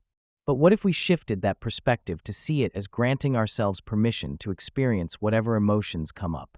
Instead of seeing feelings as obstacles or signs of weakness, viewing them as invitations rather than interruptions makes a big difference. It means recognizing that all emotions, joy, anger, sadness, or fear, are natural parts of being human and that feeling them fully is a healthy process. When you start giving yourself the go-ahead to feel, it becomes less about suppressing certain emotions and more about accepting the entire spectrum of your experiences. This approach not only lightens the emotional load, but also helps you build trust with yourself, creating a foundation where honesty with your feelings becomes normal rather than scary. This shift in mindset encourages a kind of permission slip to feel things deeply, instead of shoving emotions aside because they're inconvenient or uncomfortable. For example, if you're upset about a mistake at work, instead of dismissing that feeling as unnecessary or overly sensitive, you allow yourself to sit with it. Maybe you notice that feeling of frustration or disappointment. Acknowledge it, name it, and explore it. Doing so can reveal underlying needs or fears, like a desire for validation or fear of failure. When you stop labeling emotions as good or bad and instead see them as signals or messengers, your emotional landscape becomes more navigable. Giving yourself this permission not only reduces the tendency to numb or avoid feelings, but also fosters a sense of wholeness, where all parts of you are accepted and understood. This way of framing emotional intelligence transforms it from a skill to develop into a practice of self-compassion. It's not about controlling your feelings, but about creating space for them. This simple but powerful shift can help you become more honest with yourself and build resilience. After all, when you stop resisting what you feel, it tends to lose its power over you. Instead, feelings become guides. Recognizing and accepting them, even the uncomfortable ones, opens the door to authentic self-awareness and genuine emotional freedom. Over time, this permission to feel, without guilt or shame, becomes a cornerstone of mental well-being and authentic living. Many of us grow up internalizing the idea that vulnerability is a sign of fragility or incompetence, something to hide or be ashamed of. But viewing vulnerability through a different lens reveals it as a real source of courage.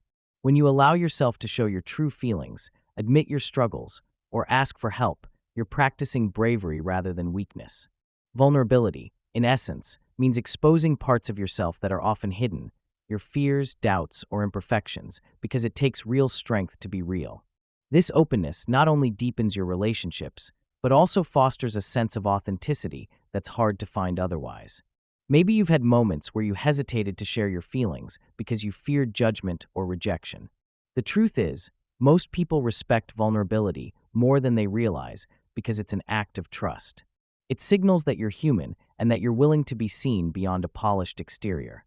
In fact, vulnerability often leads to stronger connections, whether in friendships, family, or romantic relationships. It creates space for others to do the same, building a cycle of mutual honesty. Recognizing that vulnerability is a form of strength can shift your internal dialogue from self-protection to self-acceptance. When you're willing to take emotional risks, you open yourself to growth, healing, and genuine intimacy. Many successful, resilient individuals embrace vulnerability as a core element of their strength. They understand that showing their true selves invites understanding and empathy. This isn't about oversharing or being reckless with your feelings, but about choosing authenticity over persona. Each time you let your guard down, you reinforce your capacity to withstand discomfort and foster genuine relationships. For example, admitting you're scared about a decision instead of pretending to be confident can be incredibly freeing. Over time, embracing vulnerability becomes a kind of self-reward, an act of deep self-respect that's saying, "Yes, I am human, and I'm okay with that." It's a powerful reminder that resilience isn't the absence of pain or fear, but the courage to face it head-on and keep moving forward. Remember, vulnerability is not about becoming emotionally exposed all at once. It's a gradual process of sharing and trusting that builds resilience and connection. Celebrating it as a strength reshapes your understanding of what it means to be emotionally brave. The more comfortable you become with vulnerability, the more you'll find that it enriches your life and enhances your sense of self. It's a skill that can be cultivated gently, starting with small acts of honesty and openness, which over time help you see vulnerability not as a flaw, but as a fundamental human gift that fosters growth and meaningful relationships. Chapter 5. Feel it, don't fix it yet. Not every emotion needs a solution. Many of us are so conditioned to fix, change, or get rid of uncomfortable feelings that we forget emotions can simply exist without immediate intervention. Emotions, whether they're sadness, anger, frustration, or even anxiety, often serve as signals rather than problems demanding instant solutions. When we experience a strong feeling, our instinct might be to nip it in the bud, but sometimes the best thing we can do is pause and allow that emotion to unfold naturally. Think of emotions like a weather pattern. Sometimes rain comes and goes on its own without us trying to dry it up the moment it appears. Giving emotion space to breathe can lead to a better understanding of what's really happening inside us, rather than just reacting to what we think should happen or what we're uncomfortable with. This approach encourages us to be curious instead of furious or hurried. Imagine feeling overwhelmed by sadness after a fight or disappointment. And instead of pushing the feeling away or trying to force a quick fix, you simply acknowledge it. You sit with it, accept that it's temporarily part of your experience. This isn't about wallowing or staying stuck, but about allowing emotions their natural course. Sometimes emotions are like waves, rising, cresting, and then receding. By recognizing that they don't have to be immediately replaced or suppressed, we give ourselves a chance to process without added pressure. As you practice this, you'll notice that feelings often lose their grip when allowed to run their course, leaving you with a sense of clarity and even relief. Giving space means respecting the natural rhythm of your feelings, understanding that they come and go independently of your effort to control them, which can ultimately lead to deeper inner peace. It's tempting to want to fix every feeling in real time, particularly when it's uncomfortable or unfamiliar. We've been taught, directly or indirectly, that emotions are problems to be solved, like equations waiting for answers. But in reality, many feelings are transient and don't need an immediate solution. When you're feeling upset, angry, or anxious, a common response might be to distract yourself or find a quick way to fix whatever is causing the distress. While some issues genuinely require action, others are just temporary states that pass if we don't interfere with their natural flow. For instance, feeling anxious before a big presentation is often a normal reaction to pressure, not a warning sign to magically make it disappear right now. Instead, recognizing that this feeling is temporary and giving it some room can reduce the urge to overreact or rush into solutions that may not be needed. This mindset shift takes practice. It means asking yourself whether the emotion is a signal of a real problem or just a temporary response to a situation. Sometimes, our rush to solve stems from a desire to regain control or avoid discomfort reaching an overwhelming point. But in many cases, trying to fix feelings instantly can backfire by suppressing or invalidating genuine emotional experiences.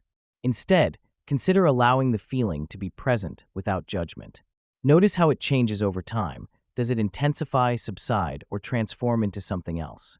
Recognizing the difference between fleeting sensations and genuine crises helps prevent unnecessary solutions that might only shut down valid feelings. Remember, emotions are messengers, not enemy tasks to be completed or problems to be solved immediately. Learning to sit with them, even if just for a few moments, can make a significant difference in how we relate to our internal world. The healing power of allowing. When we face difficult emotions, be it sadness, anger, frustration, or fear, our instinct often pushes us to resist or push those feelings away. We might tell ourselves that feeling uncomfortable is wrong or that we should just get over it. But trying to suppress or deny what we're experiencing only tends to make those emotions linger longer or intensify. Acceptance doesn't mean liking or approving of what we feel. Instead, it involves recognizing and allowing our emotions to be present without judgment. Imagine a storm. If you stand in its path resisting the wind or trying to hold back the rain, you only end up soaked and battered. But if you accept that a storm is happening and even take a moment to be present within it, the storm passes more quickly and doesn't cause as much damage. Similarly, allowing emotion to come and go, instead of fighting it, creates space for those feelings to do what they naturally do, pass through. This acceptance acts like a gentle wind that carries emotions away, making room for clarity and calm to emerge afterward. Acceptance also opens the door for transformation. Emotions often carry messages from our deeper selves about unmet needs, fears, or desires. When we're resistant, these messages become muffled or ignored. But when we welcome our feelings, they can evolve from raw, overwhelming waves into insights or even sources of growth. This process isn't always quick or easy. Sometimes feelings linger or shift slowly, but giving ourselves permission to simply be with them makes a profound difference. It's in these moments of non-resistance that healing begins, making space for emotions to change from chaos into understanding. Developing acceptance is akin to practicing a kind curiosity towards oneself. Instead of battling your feelings, ask what they might be telling you. Respect the fact that emotions are natural and temporary, like clouds drifting across the sky. With time and patience, this attitude helps diminish the power of emotional storms and allows you to experience your inner landscape with more peace and less fear of turmoil. Remember, emotions are messengers, and acceptance acts as a bridge, allowing those messages to come through clearly rather than muffled by resistance. By cultivating this acceptance, you're not only easing your current distress, but also building resilience for future storms. The more you practice welcoming your feelings, the more you'll notice how they transform, revealing insights or even moments of relief you didn't think possible. As you begin to see acceptance as a tool rather than a surrender, you'll find that your emotional landscape becomes less intimidating. Emotions, no matter how intense, are transient visitors, worthy of acknowledgement and compassion rather than avoidance or suppression. This gentle stance makes it easier to navigate the ups and downs of life, helping you grow more comfortable with your inner world and supporting your journey toward emotional balance. Dealing with emotional upheavals requires not just accepting feelings, but also treating yourself with kindness as you go through them. It's common to feel impatient or frustrated when emotions seem to linger or intensify, especially if you're used to pushing through or ignoring what you're feeling. Yet, patience is crucial because emotional healing often takes time, and rushing it can lead to more inner tension. Being gentle and compassionate toward yourself acts like giving yourself a tender hug while the storm passes, creating a safe space where vulnerability can be endured without harsh judgment. One way to foster patience is to remember that emotions are like waves. They rise, peak, and then fade away. Trying to hold on to or suppress these waves only prolongs their presence. Instead, shifting your focus from, "I need to fix this now," to "this is a moment passing," can ease the tension. Recognize that every feeling has its own rhythm, and respecting that rhythm allows it to unfold naturally. This mindset can help you avoid self-criticism when emotions are intense or prolonged, giving you permission to simply be with your experience without feeling you're doing something wrong. Practicing compassion on yourself during emotional storms often involves simple acts of kindness. For instance, speaking to yourself as a caring friend, saying, "It's okay to feel this way. You're not alone," can significantly ease self-judgment. You might also use mindfulness or breathing exercises to anchor yourself, reminding yourself that feelings are temporary and you're safe in this moment. Sometimes, just acknowledging your pain or discomfort with words like, "This is hard, but I am here for myself," fosters a sense of support that can diminish feelings of helplessness or shame. Building patience isn't about waiting passively for pain to disappear, but rather accepting that emotional healing is a process. It's normal to feel frustrated when storms seem to last longer than expected or when progress feels slow. During these times, practicing patience means choosing to stay present with gentle curiosity instead of self-criticism. Over time, this attitude transforms your relationship with difficult feelings, from battling against them to coexisting peacefully, recognizing them as passing chapters rather than permanent states. Ultimately, treating yourself with compassion helps foster resilience. When you acknowledge that you're doing your best, even in pain or chaos, you build a more supportive inner environment.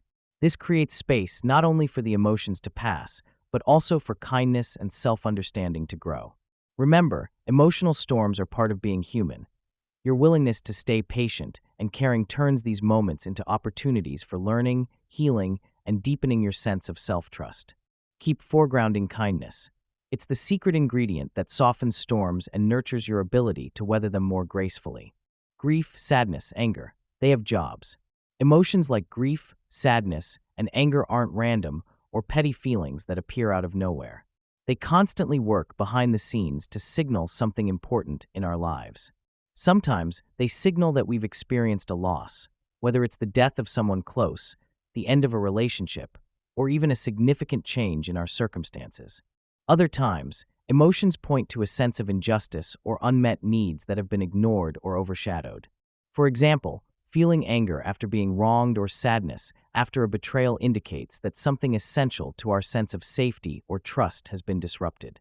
These feelings act like internal messengers, alerting us to the fact that something isn't quite right or that a part of us requires attention.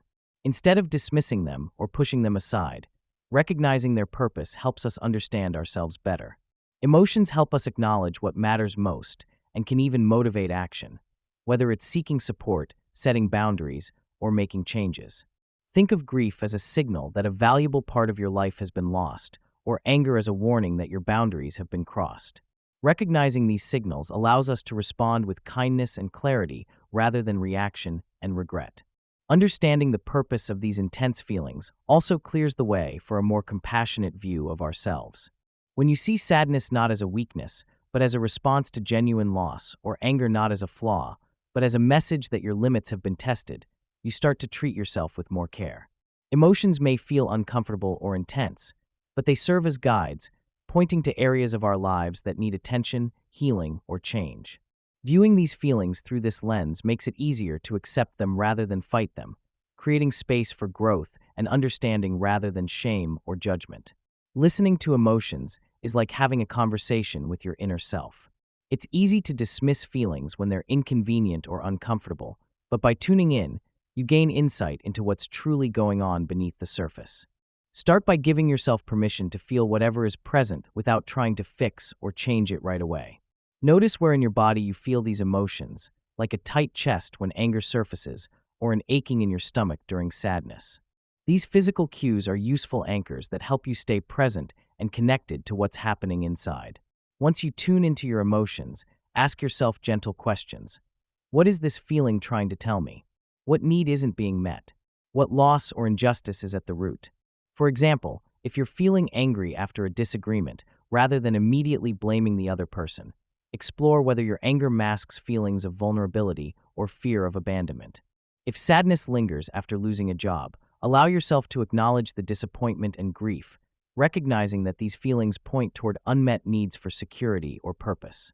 Listening isn't about suppressing feelings, but about understanding their origin and message, like decoding a secret message from a friend who knows you well. Practicing this kind of active listening requires patience. Sometimes emotions are layered, and it takes time to unearth what's really underneath. Journaling can be helpful. Write down what you're experiencing, describing it as if you're speaking to a friend. Over time, patterns often emerge, revealing what parts of yourself need more attention or nurturing. Remember, feelings are signals, not enemies. They guide us toward what needs acknowledgement, compassion, and care, making it easier to respond thoughtfully instead of reacting impulsively. Developing this skill turns emotional awareness into a tool for self-understanding and growth, rather than a source of distress or confusion. Practice the 3-minute feel without fixing check-in. The 3-minute feel without fixing check-in is rooted in giving yourself permission to simply notice your emotions without the need to change, analyze, or fix them. It's a tiny practice that fits easily into daily life, like brushing your teeth or brewing a cup of tea. When you take this moment, you essentially create a gentle pause where you acknowledge what you're feeling, be it happiness, worry, frustration, or even boredom, without trying to push it away or make it disappear. The goal isn't to solve or alter these feelings, but to practice being present with them, no matter how uncomfortable or strange they may seem. During these 3 minutes, it's helpful to find a comfortable position, whether sitting quietly or standing, because physical ease supports mental openness. Take a slow, deep breath and allow your senses to notice what's happening around you and within you. You might observe your breath, your body's sensations, sounds, or the thoughts zipping through your mind. Whatever comes up, gently recognize it without judgment. Think of it as giving yourself a mental hello and a polite thank you for showing up, then returning your attention to feeling your emotion without trying to fix or change it. This acts as a gentle, daily reminder that feelings are temporary visitors, not fixed states that define you. The real power of the check-in lies in consistency. When practiced daily, it slowly trains your mind to accept feelings instead of fighting them or attaching too much importance. Embedding this into your routine can be surprisingly easy. Maybe as you wait for your coffee to brew, sit in your car before heading into work, or stretch during a break. Over time, this habit fosters a sort of patience with yourself and your emotions. It teaches you that feelings are not emergencies calling for immediate action, but experiences to observe and hold with compassion. This kind of patience is especially beneficial because it reduces the tendency to react impulsively, which often fuels unnecessary stress or regret. With regular practice, you learn to become more present during all moments of life, not just the pleasant ones. You start noticing your emotions more clearly, understanding their transience, and trusting that they will pass without your needing to do anything about them right away. That sense of mastery over emotional reactions grows stronger, creating a foundation of calm that can support you through more challenging circumstances. It's about cultivating a gentle curiosity about what you're feeling, trusting that the act of simply noticing can itself be enough to create space and clarity. Chapter 6. Emotional regulation is not equal to suppression. What regulating really means, and what it doesn't. When people hear the phrase emotional regulation, Many assume it means suppressing feelings completely or always appearing calm, like some kind of emotional robot. But that isn't quite right. The true heart of regulation is about finding a balance, being able to experience feelings fully, but also managing how we respond to them in ways that are healthy and appropriate. It's not about turning down all the noise inside or tamping down every flicker of emotion, but rather about understanding what to do with whatever we're feeling. Sometimes that means expressing anger, sadness, or excitement without letting those feelings control us or spill out in harmful ways. At its core, emotional regulation is about creating space between feeling something and acting on it impulsively, allowing us to respond intentionally rather than react automatically. In real life, this balance can look like feeling overwhelmed during a stressful moment, but choosing to breathe deeply and pause before snapping at someone rather than exploding. It's about accepting that feeling upset, anxious, or even happy isn't a problem. What matters is how we handle those feelings. For example, laughing loudly in a meeting might be perfectly fine, but knowing when and where humor is appropriate helps maintain healthy boundaries. It's also about recognizing that some emotions are signals telling us something important, like hunger signaling we should eat or frustration indicating a need for change. Accepting emotions as signals rather than problems to be fixed immediately allows us to stay grounded and handle situations with both honesty and tact. The goal isn't to eliminate difficult feelings. It's to keep them from overwhelming us so we can make better choices. Trying to keep everything calm all the time sets an impossible standard that often backfires. It can lead to suppression, where feelings get buried so deep they may pop up later in ways that are harder to control, like fitful sleep, irritability, or even health issues. Instead, healthy regulation recognizes that emotions will naturally come and go. It's more about how we relate to them, acknowledging their presence without letting them hijack our behavior. This means practicing self-awareness, understanding what triggers certain feelings, and developing coping strategies that fit the situation. Sometimes that might be through mindfulness, journaling, or simply giving ourselves permission to feel without guilt. The key is not perfection but consistency, being kinder to ourselves as we learn to navigate the emotional weather inside, rather than fighting against it. A common misconception is that emotional regulation means staying calm at all times, as if emotions are nuisances we need to suppress. This idea can make us feel guilty or inadequate when we naturally respond with anger, tears, or frustration during tough moments. The truth is, emotions like anger or sadness serve important purposes. They signal that something may be wrong or that our boundaries have been crossed. Trying to stay calm all the time often leads to emotional bottling, which can build up over time and result in emotional explosions or burnout. Real regulation isn't about suppressing what we feel, but learning how to temper reactions and respond thoughtfully. Accepting this truth liberates us from the unrealistic expectation that calmness equals control, freeing us to experience feelings authentically without shame. Another myth is that if you're truly regulating your emotions, you'll never lose your temper or get upset. In reality, everyone has moments of losing control. That's part of being human. The difference lies in how quickly we can regain our composure and choose our next actions. For instance, a person might get angry during an argument, but then take a moment to breathe and respond instead of continuing a shouting match. This doesn't mean the anger vanished instantly. It simply means they didn't let it dictate their entire response. Over time, practicing emotional regulation helps build resilience, so that when difficult feelings arise, we do not feel overwhelmed or helpless. Instead, we develop the capacity to sit with them, understand them, and act in ways that align with our values. Many people believe that emotional regulation is about denying or invalidating their feelings. But that's a misconception. Validating feelings means acknowledging them without judgment, recognizing that it's okay to feel upset, frustrated, or anxious. Once feelings are validated, we're better equipped to handle them constructively. For example, instead of saying, "I shouldn't be angry," it's healthier to think, "It's understandable I feel upset about this. Now I can decide what to do with that emotion." This approach fosters self-compassion and reduces shame, making regulation a more compassionate process rather than a constant battle to suppress what's naturally part of us. Embracing this perspective helps us be kinder to ourselves and develops a more balanced, realistic view of emotional life. The practical takeaway here is that genuine regulation involves patience and practice. It's about developing techniques that help you navigate your feelings without denying or overreacting. Techniques such as mindfulness, grounding exercises, or simply giving yourself permission to feel are effective tools. Remember, emotions are messengers, not enemies. Learning to interpret and respond to them with kindness and awareness is the real art of regulation, not an impossible quest for perpetual calm. The myth of staying calm all the time. Many of us grow up with the idea that we should always be in control of our emotions, that feeling angry, sad, or anxious is a sign of weakness or failure. But in reality, feelings are more like weather patterns. They come and go, sometimes quietly drifting by, other times storming fiercely. Understanding this natural ebb and flow can be freeing. Instead of fighting to suppress or ignore feelings, we can learn to accept them as part of being human. This acceptance doesn't mean we have to like every emotion or let them run unchecked. But it does mean recognizing that feeling upset or overwhelmed is not a flaw or a sign that we are falling apart. It's simply part of the human experience, and acknowledging this can help reduce the shame and frustration that often go hand in hand with difficult emotions.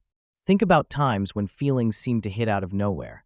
Maybe a sudden burst of anger over an innocent comment or a wave of sadness after a minor disappointment. These moments remind us that emotions are automatic responses to what's happening inside and around us. When we accept that feelings naturally fluctuate, we start to see them as signals rather than problems. For example, feeling anxious before a big presentation isn't a sign of inadequacy, but a normal reaction to a perceived challenge.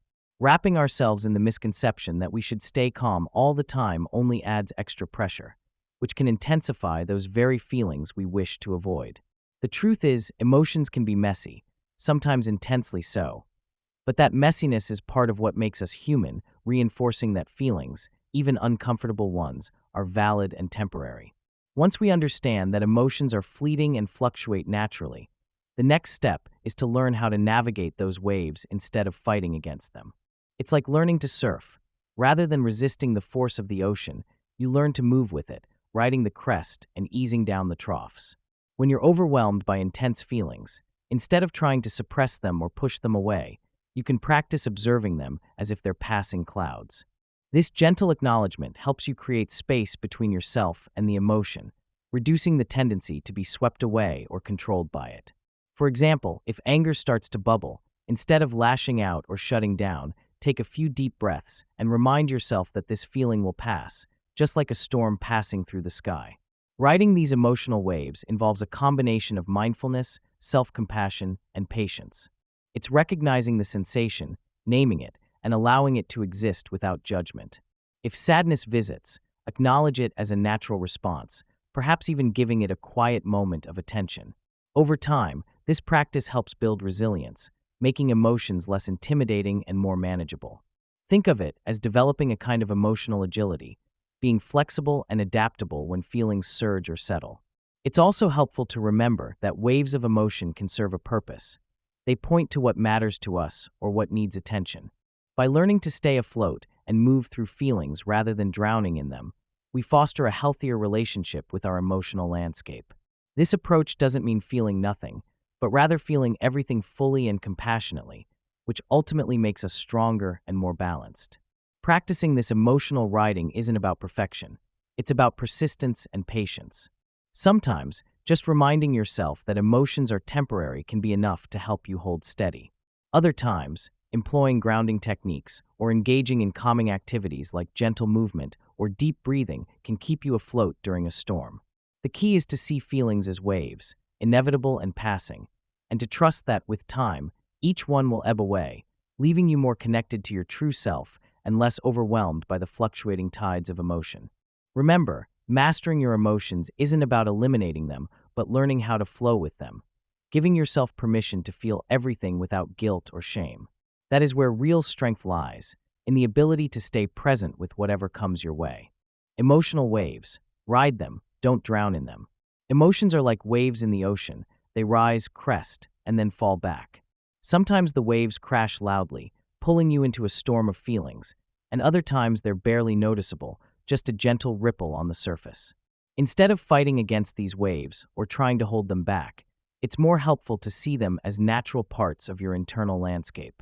When you resist, you often cause yourself more pain, like trying to block the tide with a pebble. Embracing this understanding can bring a surprising sense of relief, because you realize that emotions, much like waves, are transient and inevitable. Imagine standing in the surf, trying to tame the ocean, an impossible task. The waves come regardless of your wishes, and your best bet is to learn how to navigate them. When you accept that feelings will surge and recede, you stop wasting energy on futile resistance. Instead, you observe them with curiosity, like watching the tide roll in, understanding that no feeling is permanent. Sometimes you might feel overwhelmed, and that's okay. What matters most is how you respond to these emotional currents, rather than trying to eliminate them altogether. Remember, trying to suppress emotions often causes them to intensify. They don't vanish, but tend to bounce around inside, waiting for an opening to burst out again. Mindfulness becomes your greatest ally when it comes to managing these emotional waves. It's the practice of paying close attention to what's happening inside you without judgment. When you notice yourself feeling anxious, angry, or sad, instead of fighting or avoiding these feelings, simply acknowledge them. Recognize that they are part of your current experience, much like observing a cloud passing across the sky. Acceptance doesn't mean liking what you're feeling. It's about allowing yourself to experience emotions fully without trying to push them away. This approach reduces the inner struggle, making it easier to stay balanced as feelings fluctuate. Thinking of mindfulness as a mental ship navigating through stormy seas can help two things happen. First, it grounds you in the present moment, making emotional ups and downs less overwhelming. Second, it creates space between you and your feelings, so they don't define you or control your actions. When you're caught in an emotional storm, pause and breathe, deeply and intentionally. Observe where you feel the feelings in your body, what they look and sound like. Over time, this practice cultivates a sense of curiosity and compassion towards yourself, turning what once felt like chaos into a manageable experience. Many find that developing this skill transforms their relationship with their emotions from one of conflict to one of coexistence. One simple but powerful technique involves labeling your feelings as they arise. For example, this is anger, or this is sadness. This act of naming creates a little bit of distance, so you're not immediately caught up in the intensity. It's like putting a handle on the wave, making it easier to ride rather than drown in it. Remember, emotions are messengers. They often carry messages about what you need or what's out of balance. Learning to ride these waves with acceptance and mindfulness allows you to move through life more smoothly, feeling the ocean of human experience without capsizing your boat. Practicing patience and kindness with yourself during these times can turn emotional turbulence into a profound act of self-awareness and growth. Practice, box breathing, grounding, and movement. When emotions run high, it can feel like your mind is spinning out of control, and the world around you seems to blur or become overwhelming. That's when having concrete tools to ground yourself can make all the difference. Techniques like box breathing, grounding exercises, and simple movement are like mental anchors, pulling you back to the present moment instead of being swept away by the tide of intense feelings. They don't require special equipment or a quiet room. You can do them anywhere, anytime, whether you're stuck in traffic, at your desk, or in the middle of a stressful meeting. Box breathing, for instance, is a simple yet powerful breathing pattern that helps calm the nervous system. You breathe in slowly for 4 counts, hold that breath for 4 counts, breathe out for 4 counts, and hold again for 4 counts. Repeating this cycle a few times signals your brain to shift from panic mode to calm mode. It's like giving your mind a gentle nudge that says, "Hey, everything's okay for a moment." Grounding exercises, on the other hand, might involve focusing on your senses, sensing the texture of an object, listening intently to sounds around you, or noticing the taste of something in your mouth. These small stretches of focus reconnect you with here and now, replacing worry with awareness. Movement also holds incredible power to shift emotional states. Simple actions like stretching your arms overhead, tapping your feet on the floor, or taking a quick walk can disrupt the cycle of overwhelming feelings. Sometimes, just shifting physical energy helps clear mental clutter. These techniques don't solve the underlying problems, but they serve as immediate tools, much like a quick reset button, helping you regain your footing when emotions threaten to knock you over. The real magic happens when they become part of your regular routine, so your brain starts associating them with feelings of safety and control, not just during emergencies, but as part of everyday life. Just like muscles get stronger through regular exercise, your ability to stay grounded during rough patches improves with consistent practice. Incorporating these techniques into daily routines turns them from last resort measures into habits that boost your overall resilience. For example, setting aside a few minutes each morning to practice box breathing can create a mental default, so it becomes automatic to use when feelings intensify. Over time, your brain starts associating these breathing and grounding habits with calmness, making it easier to access that calm during moments of stress instead of only during deliberate practice. Building this kind of resilience isn't about becoming immune to stress, but developing an inner toolkit that you can draw from whenever needed. Think of it as creating mental armor, small, familiar practices that equip you to face challenges without becoming overwhelmed. Consistency is key. Even on days when life feels calm, practicing these techniques helps solidify their place in your routine. It's often in the quiet moments, when things are less hectic, that your brain begins to see these practices as sources of comfort and strength, making it easier to draw on them instinctively when harder moments arrive. Trying to remember to practice these techniques during stressful times can be tough, especially when emotions feel like a tidal wave. To overcome that hurdle, some people find it helpful to pair the practices with established routines, like doing a few deep breaths after brushing your teeth or stretching during breaks at work. Think of it as attaching the new habit to an existing one, which makes it easier to remember. The more you do it, the more you develop an intuitive response, almost like a mental muscle memory, so that in the heat of a difficult moment, you instinctively reach for your favorite grounding exercise instead of spiraling further into distress. A practical tip is to keep a simple reminder handy, like a note on your phone or a small sticker on your mirror, that nudges you to pause and do a quick grounding activity. Over time, these small daily efforts add up, creating a sense of inner stability that's surprisingly accessible when chaos tries to creep in. Remember, every time you practice, you're reinforcing your ability to stay present and connected, making the next overwhelming moment just a little more manageable. Chapter 7: The Shame Spiral and How to Catch It. Why shame is sneaky and brutal. Shame has a quiet, sneaky way of creeping into our lives, often without us realizing it. It doesn't usually announce itself with a loud voice or a clear warning. Instead, it slips in through small cracks, like a whisper in the back of our mind telling us we're not good enough or that we don't belong. These thoughts might be so familiar that we accept them as just part of who we are, never stopping to question their validity. It can come disguised as minor guilt, a feeling that we shouldn't have done something, which then morphs into a more persistent sense of not being worthy. This gradual infiltration makes shame feel like a constant background hum, always present but easily dismissed as normal or insignificant. What makes shame particularly insidious is how it often masks itself as humility or modesty.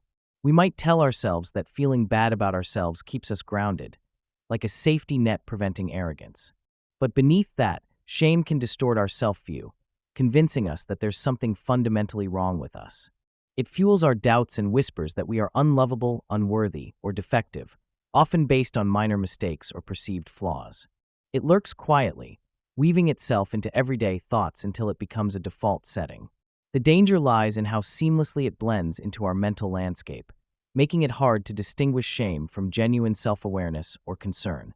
Instead of confronting it directly, we often carry shame around like a hidden backpack, weighing us down without us fully realizing it. Shame also finds ways to operate through social comparison and the stories we tell ourselves about others.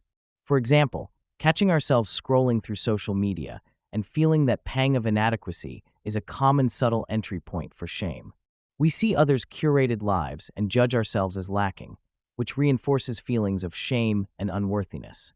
When we share vulnerable moments, shame can kick in with thoughts like, "I shouldn't have shown that part of myself," or "people will think I'm weak." Over time, these internal messages create a narrative that we're somehow fundamentally wrong, which influences how we see ourselves in every aspect of life. Because shame is often rooted in fear of rejection, it works as a silent gatekeeper, keeping us from authentic connection and personal growth. If shame is not identified and addressed, it can cause significant harm over time. It acts like a corrosive force that chips away at our confidence and self-esteem, gradually dismantling our sense of worth. When shame becomes habitual, it can lead to feelings of deep loneliness because we start to believe that no one can truly understand or accept us. Many people mask these feelings with defensiveness or perfectionism, believing that if they appear flawless enough, shame won't find a way in. This constant striving for perfection can create a cycle where shame feeds into anxiety or depression as we become overwhelmed trying to hide our true selves. The damage of unchecked shame extends beyond emotional well-being. It influences our behaviors, making us less likely to take risks or pursue things that genuinely matter. Instead, shame can keep us stuck in routines or relationships that aren't healthy because the fear of rejection or failure overrides our desire for growth. It also impacts our physical health. Chronic shame can contribute to stress-related illnesses, sleep disturbances, and weakened immune function. When shame is left unexamined, it becomes a shackle that prevents us from experiencing joy, intimacy, or true self-acceptance. Over time, this persistent inner critic can erode our resilience, making it even harder to bounce back from setbacks or setbacks. Recognizing shame's destructive influence involves paying close attention to our inner dialogue and emotional reactions. Notice when feelings of inadequacy or self-disgust surface. These are often signs that shame is at play. Sometimes the shame is not about a specific event, but about a feeling of being fundamentally defective. Becoming aware of these patterns creates an opening for healing. It's also helpful to observe how shame influences our relationships. Do we withdraw when criticized? Do we avoid vulnerability for fear of judgment? Bringing these insights to light can help us understand just how much shame shapes our lives, often more than we realize, and why addressing it is crucial for genuine well-being. Recognizing shame's presence is the first step towards loosening its grip and beginning the process of self-compassion. How to separate guilt, embarrassment, and shame. It's easy to get mixed up when you're feeling guilt, embarrassment, or shame because these emotions can seem similar on the surface. They often pop up in situations where we feel vulnerable or exposed, making it challenging to tell them apart just by how they feel in the moment. For example, you might feel embarrassed because you tripped in front of people, guilt because you believe you caused someone else pain, or shame because you feel fundamentally unworthy. Recognizing these feelings isn't about labeling yourself as desperate or weak, but about understanding their purpose. Guilt, for instance, originally helps us recognize when we've crossed a boundary or harmed someone, prompting us to make amends or change future behavior. Embarrassment tends to surface when we feel exposed or caught off guard, often signaling a moment where social bonds might be at risk. Shame, on the other hand, can be more pervasive, making us feel like there's something wrong with who we are, not just what we did. Understanding these subtleties is crucial because it allows us to respond appropriately instead of reacting out of confusion or self-criticism. Distinguishing these feelings also involves paying attention to their physical signs and what thoughts follow them. Guilt might bring a feeling of remorse, a desire to rectify the mistake, and a focus on the specific action that caused harm. Embarrassment often manifests as blushing, discomfort, or a sudden urge to disappear, with thoughts circling around self-consciousness or fears of judgment. Shame tends to produce a heavy, sinking feeling, accompanied by thoughts like, "I am bad," or "I'm not good enough," which can stick around long after the initial incident. An easy way to tell them apart is to reflect on what you're trying to protect. Are you seeking to repair a mistake? That's guilt. Are you trying to hide or escape? That's likely embarrassment. Do you feel unworthy or like you're fundamentally flawed?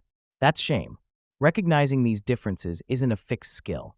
It improves with practice, especially when you take time to notice how your body and mind respond in each situation. Another important part of helping yourself differentiate these feelings involves connecting with your inner narrative. For example, when guilt arises, your inner voice might say, "I messed up and I need to fix this," which points to a focus on behavior. For embarrassment, the internal dialogue might revolve around concern about what others think or fear of humiliation. Shame often involves a harsher voice that labels you as unworthy or defective, not just in this moment, but as a person. Recognizing these internal stories assists in separating the emotion from the person. It's about understanding that guilt can motivate positive change. Embarrassment is often a temporary social discomfort, and shame tends to be a deeper, more damaging belief about yourself. Once you grasp these distinctions, it becomes easier to respond healthily and avoid getting stuck in self-criticism or denial. Rather than beating yourself up when these feelings emerge, shifting to a response-oriented approach means acknowledging what's happening without judgment. Shame, guilt, and embarrassment are natural human reactions, so beating yourself up for feeling them only intensifies their hold. Instead, try viewing these emotions as signals that something important is happening inside you. When guilt surfaces, ask yourself what you can learn from the situation or how to make amends. For embarrassment, recognize that everyone fumbles or slips sometimes. It's part of being human, and remind yourself that this too shall pass. Embarrassment often fades when you embrace it with humor or kindness toward yourself. With shame, patience is crucial. Instead of trying to push the feeling away, acknowledge that this is a moment where negative beliefs about yourself are being triggered. Practice gently countering these thoughts by reminding yourself of your worth and the fact that everyone has flaws. Adopting a response rather than a reaction involves several key steps. First, pause and take a deep breath, creating space between the feeling and your response. This pause can prevent knee-jerk reactions like self-criticism or defensiveness. Next, identify the emotion clearly. Are you feeling guilt, shame, or embarrassment? Naming the feeling helps to detach from its grip. Then, ask yourself what action would be helpful. For guilt, it might be making an apology or fixing a mistake. For embarrassment, you might choose to lighten the mood or simply let the moment pass. For shame, remind yourself of your inherent worth and challenge the negative belief. It's also helpful to speak kindly to yourself, just as you would to a friend in a similar situation, acknowledging that everyone makes mistakes and feels vulnerable sometimes. Finally, practice forgiving yourself. It's not about ignoring the mistake or emotion, but accepting it as part of being human and allowing room for growth rather than punishment.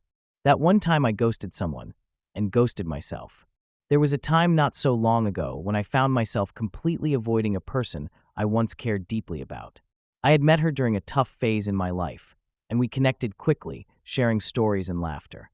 But suddenly, without any real reason, I stopped replying to her messages, dodging her calls, and avoiding eye contact whenever I saw her in the coffee shop.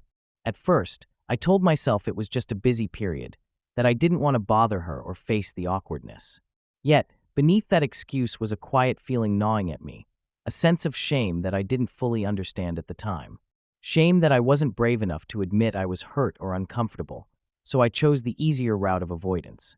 The more I avoided, the more distant I felt from myself, and the more tangled that shame became, reinforcing a cycle of silence and disconnect. That experience, embarrassing in hindsight, revealed how shame often whispers that we're not good enough, or that we've failed somehow. To hide from those feelings, we tend to hide from others, creating a barrier that's surprisingly hard to break down. And the strangest part, in avoiding her, I was really avoiding myself, afraid of confronting what I truly felt, the pain, the vulnerability, the fear of rejection. This pattern is familiar for many people. Shame has a way of sneaking in when we feel exposed or imperfect. It convinces us that if others know the truth about our flaws or fears, they might judge us harshly, so we keep quiet or retreat. Sometimes, this avoidance extends inward, leading us to deny our own feelings altogether, effectively ghosting ourselves as well as others. But in my case, it took a moment of clarity for me to realize that my silence was only prolonging the pain. Recognizing that shame feeds on secrecy became the first step toward healing. Being honest with myself about what I was feeling, embarrassment, sadness, fear, started to loosen its grip. That realization was uncomfortable but necessary, because shame thrives when our feelings are hidden away. Sharing that vulnerability, even in small ways, creates a ripple effect, helping us see that we are not alone in our struggles. It's a reminder that shame is a story we tell ourselves, often based on assumptions, not facts. If we dare to look at those stories with compassion instead of judgment, it becomes easier to break free from the cycle of avoidance. The moment I started to pay attention to what I was feeling, really noticing my shame instead of pushing it aside, made a big difference. Awareness is like shining a light into a dark corner. Suddenly, what once seemed overwhelming or uncontrollable becomes clearer and eventually manageable. When we realize that shame is just an emotion, not a defining truth about ourselves, it begins to lose some of its power. Recognizing when shame is present gives us the chance to choose a different response, one rooted in compassion. Instead of beating ourselves up for feeling vulnerable or awkward, we can gently remind ourselves that everyone experiences these feelings. For example, I told myself, it's okay to be afraid, it's human. That shift in perspective softened the harsh inner voice that often accompanies shame. Practicing self-compassion involves treating ourselves the way we would a good friend, offering understanding rather than judgment. It's about accepting our imperfections and recognizing that labels like failure or unworthy are simply stories, not facts. When we become more aware of shame's presence and respond with kindness, that emotional cycle begins to break down. Over time, compassion acts like a brake on the shame engine, allowing us to step back and choose actions that align with our values rather than reactions driven by fear. This isn't about pretending we're perfect or don't feel pain, but about cultivating a kind awareness that fosters resilience. For instance, if you notice yourself avoiding an email or an interaction, instead of dwelling on what might go wrong, pause for a moment. Take a deep breath and acknowledge that fear or discomfort, then speak quietly to yourself. It's okay to feel this way. I'm human. Such simple acts of kindness help to quiet the inner critic and reframe shame as a passing feeling rather than a defining truth. This approach creates space for genuine connection, both with ourselves and others, and allows us to move forward with honesty instead of hiding behind the shield of avoidance.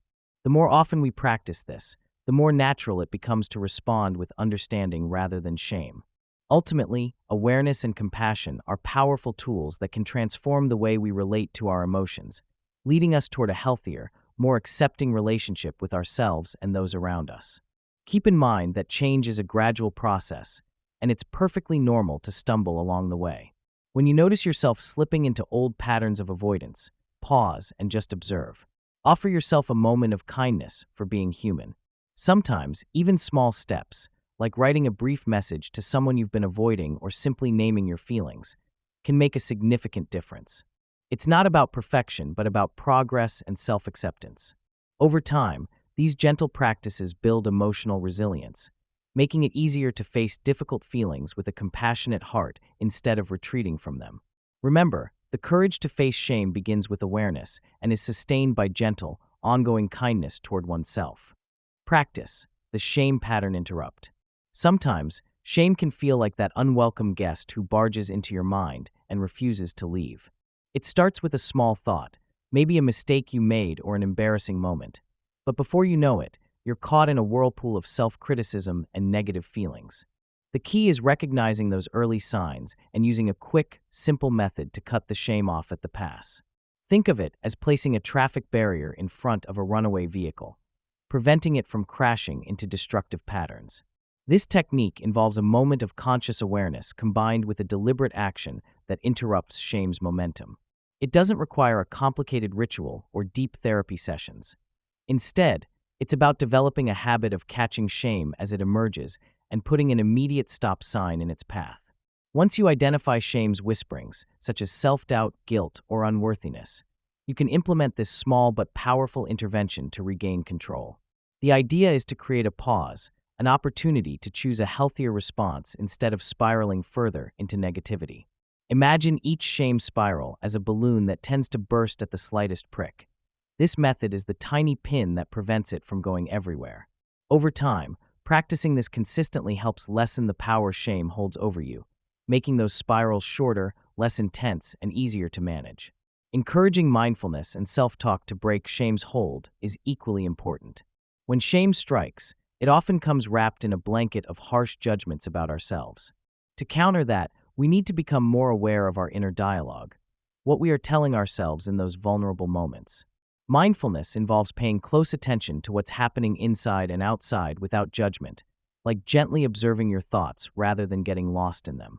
Once you notice shame creeping in, instead of succumbing to its narrative, you can use self-talk as a gentle rescue tool. For example, if you find yourself thinking, "I messed up again, I'm terrible at this," you can pause and respond with something more compassionate. "Everyone makes mistakes. It's part of being human, and I can learn from this." This shift transforms shame from a harsh critic into an empathetic coach. It's about recognizing shame's voice for what it is, often distorted, exaggerated, or unfair, and responding with kindness instead. Engaging in quick mindfulness exercises, such as taking 3 deep breaths or grounding yourself by noticing sensory details around you, gives you a moment to regain composure. Pairing this with positive self-talk creates a shield against shame's harshness, helping you rebuild a more balanced relationship with yourself. The more you practice, the better you'll get at catching shame early and turning it into a moment of growth rather than a downward spiral. Chapter 8. Anger isn't the enemy. Anger is protection, not just destruction. Many of us are taught to see anger solely as a destructive emotion, something to suppress, hide, or feel ashamed of. But this perspective misses a crucial point. Anger is often a sign that something isn't right, that our boundaries have been crossed, or that our needs are not being met. When we look at anger this way, it transforms from a chaotic outburst into a meaningful signal. It's like the body's way of shouting, "Hey, pay attention. Something needs to change here." Imagine a time when you felt angry because a friend dismissed your feelings or when your boss was unfair. That anger wasn't just about feeling mad. It was your internal alarm system warning you that your boundaries were being violated or that you deserved more respect. Recognizing anger as an alert rather than just a negative emotion can help us differentiate between unhealthy reactions and legitimate signals. Instead of reacting impulsively, we start to see anger as a prompt to reflect on what truly matters, what's fair, or what we need to address. This shift in understanding allows us to handle anger with more compassion for ourselves. Instead of judging ourselves harshly or seeing anger as something shameful, we begin to see it as a natural response rooted in our desire for justice or fairness. From this perspective, anger becomes a tool for change rather than a destructive force. It's about learning to listen to what your anger is telling you, whether it's a call for respect, safety, or attention to a specific problem. Beyond recognizing anger as a response to injustice, it also acts as a protector. When someone pushes our limits or threatens our sense of safety, anger often surfaces to alert us that we need to defend ourselves. It's like a built-in guard dog barking loudly to warn others to stay back. Anger signals that our core boundaries are at risk of being encroached upon, and it energizes us to take action to preserve our well-being. Think of a situation where a family member constantly criticizes you or dismisses your opinions. Feeling angry in that moment isn't just about frustration. It's a normal reaction that highlights your need to establish or reinforce boundaries. Without this emotional warning system, we might silently accept harmful behaviors or let others override our limits. Anger, in this sense, offers us the chance to pause and consider how to assert ourselves effectively and clearly, moving beyond passive acceptance and into active self-preservation. Recognizing anger's role in boundary setting can also help us avoid overreacting or suppressing the emotion. Instead, we can ask ourselves what boundary has been crossed and whether our response is proportional and constructive. Sometimes, a calm but firm expression of anger can effectively communicate to others that our limits matter. At other times, feeling anger can prompt us to take steps to protect our mental, emotional, or physical safety, whether that means stepping away from a toxic situation or seeking support. Seeing anger as a guardian rather than an enemy allows us to honor our needs and maintain healthy relationships grounded in mutual respect. How anger masks fear, hurt, or injustice. Anger is like that loud neighbor who insists on having the spotlight, but behind its boisterous door often lurk quieter, more vulnerable emotions. Many of us get caught up in outward displays of fury, yelling, slamming doors, or lashing out. Yet these actions are usually just the surface ripples of a deeper emotional undercurrent. Beneath that fiery exterior, there's often a tangled mix of fear, hurt, or a sense of injustice that we haven't fully acknowledged.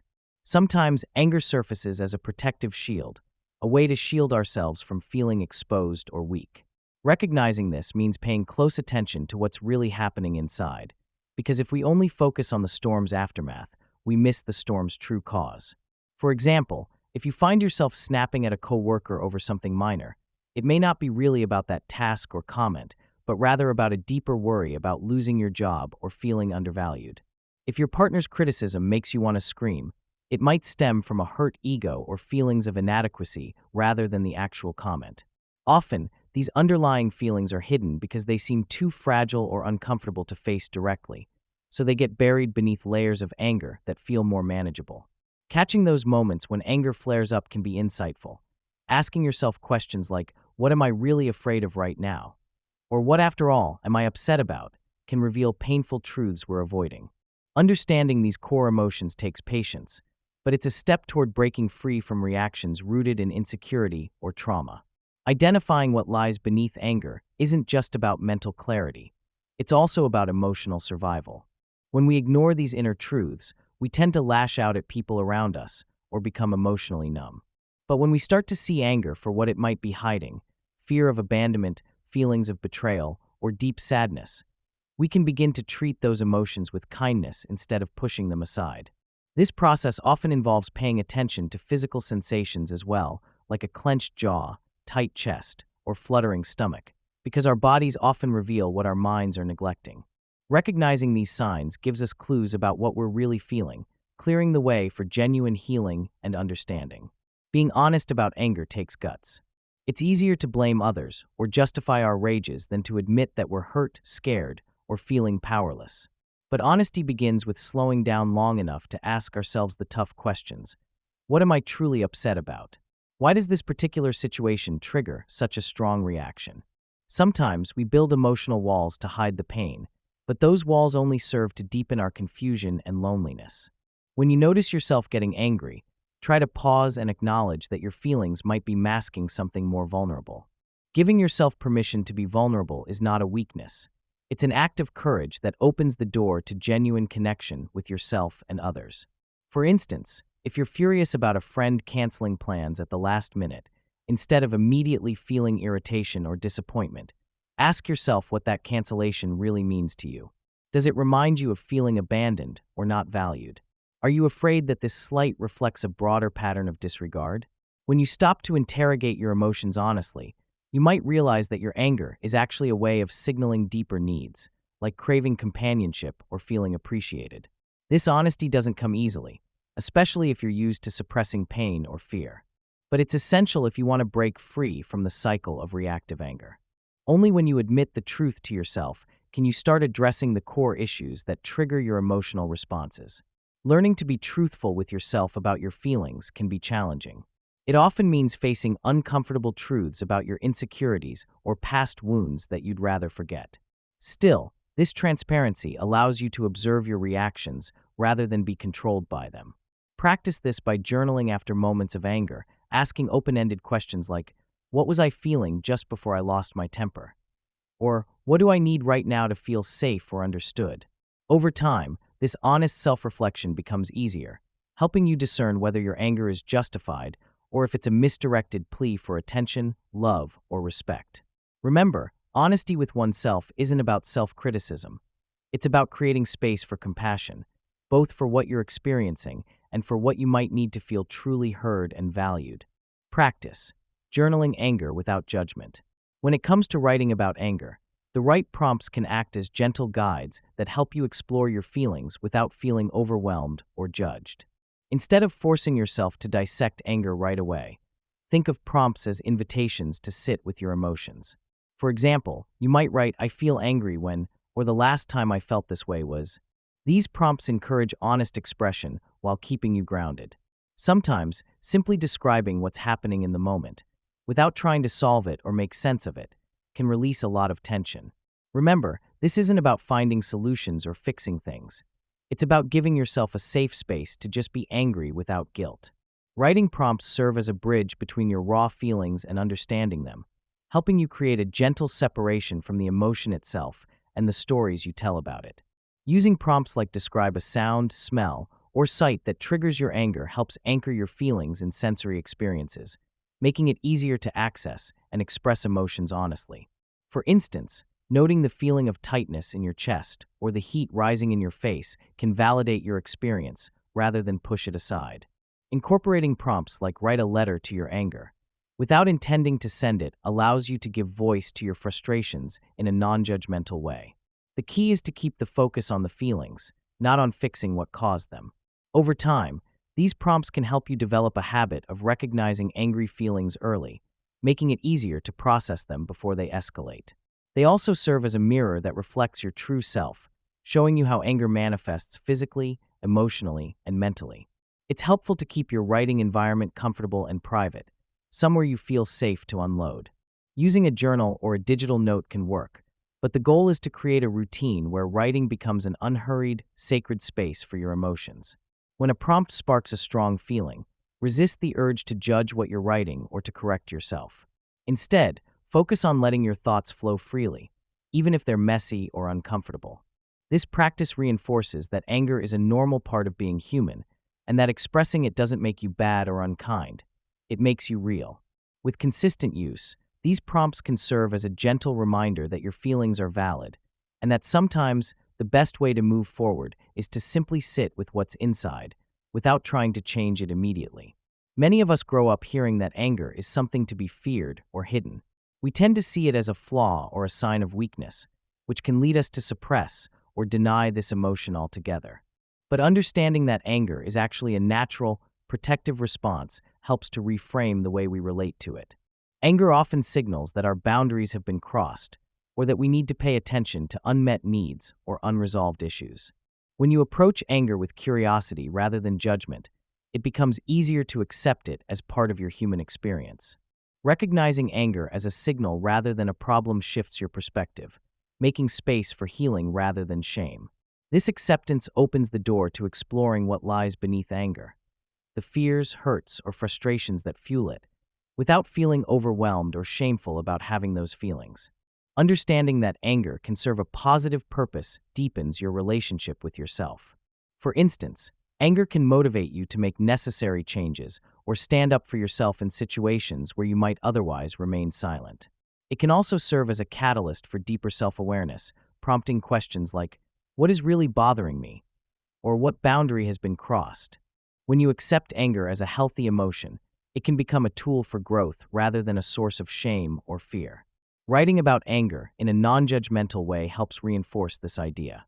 By gently observing your feelings, what they are, where they appear in your body, what triggers them, you normalize the experience. This practice encourages compassion toward yourself, acknowledging that anger, like any emotion, is part of human complexity, and that accepting it can lead to greater emotional resilience. A practical approach to fostering acceptance is to develop a mantra or thought that reminds you of its natural role.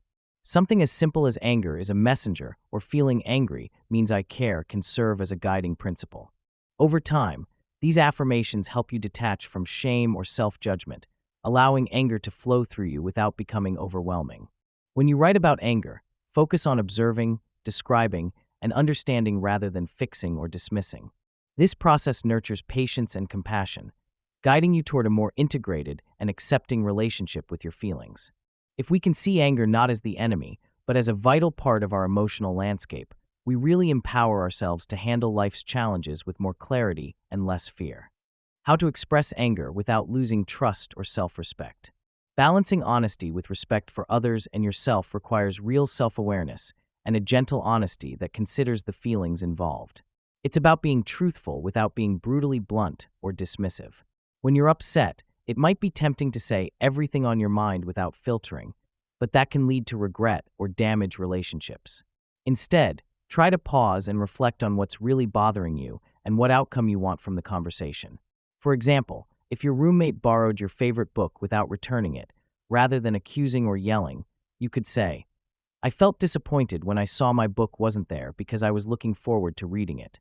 This kind of honesty conveys your feelings, but also respects the other person's perspective. Respected honesty involves choosing words carefully, avoiding blame, and focusing on your experience without making sweeping judgments. It also means respecting yourself by not suppressing your feelings simply because you fear confrontation. At the same time, respect for others involves recognizing their humanity and giving them space to respond without feeling attacked. Self-respect shines through when you stick to your truth, but do so with kindness and patience, understanding that everyone is learning how to communicate better, including you. The key is to be authentic while maintaining a tone that fosters connection rather than division. Chapter 9: Emotional Boundaries, a love letter to your nervous system. What's yours, what's not? Understanding which feelings are genuinely yours can often feel like trying to find your own feet in a crowded room. We tend to soak up emotions from the people around us, whether it's a friend's anxiety, a family member's anger, or even the general vibe of a workplace. Over time, these external feelings can blur the lines, making it hard to tell what is truly yours versus what you've inherited or absorbed. The first step to clarity is becoming more aware of your emotional landscape. Notice when emotions suddenly spike or feel heavy without any clear reason. Ask yourself if a particular mood or feeling resembles someone else's mood, or if it feels like a natural response to your own experiences. Learning to recognize these influences is like cleaning off a foggy window. Suddenly, your feelings become clearer, and you can see what's authentic to you and what's simply been left behind by others. Think about the last time you felt overwhelmed or anxious, and then realize that those feelings matched someone else's tone or attitude, rather than something you genuinely felt. Maybe you left a conversation feeling drained, and later realized it wasn't because of your own worries, but because someone else was stressed out or upset. These are clues that your emotional boundaries might be a bit fuzzy. To start disentangling your feelings, try to imagine yourself as a sponge, absorbing emotions around you, but then visualize gently wringing yourself out at the end of each day. In doing so, you become more conscious of what is truly yours and what might have been silently picked up along the way. This process isn't about suppression, but about awareness. By simply observing where feelings originate, you gain the power to accept some emotions while releasing others that aren't really yours. Another helpful tip is creating a mental checklist whenever emotional confusion strikes. Ask yourself, did I come to this feeling on my own, or was I influenced by someone else? Have I experienced similar feelings before, when I was alone or in different situations? Is this feeling consistent with my values and past experiences? If the answer points toward external influence, remind yourself that it's okay to set those feelings aside temporarily to see what your true core feels like. Over time, this practice sharpens your ability to identify your authentic emotional response, building trust in your own inner voice. It's like tuning a radio. At first, the station might be fuzzy because of interference, but with practice, the signal becomes clearer and you can hear your true station loud and clear. Allowing space for your authentic feelings is often one of the most loving things you can do for yourself. Life constantly pulls us in different directions: obligations, expectations, and the ever-present pressure to be fine. But beneath those layers, there's often a quiet, honest voice longing to be heard. Creating space means giving yourself permission to truly feel without judgment, whether that feeling is joy, sadness, anger, or confusion. For many, this is easier said than done because society teaches us to hide uncomfortable emotions or to push forward regardless of how we feel. But recognizing that every emotion, even the difficult ones, has a purpose helps normalize the idea that your feelings are valid just as they are.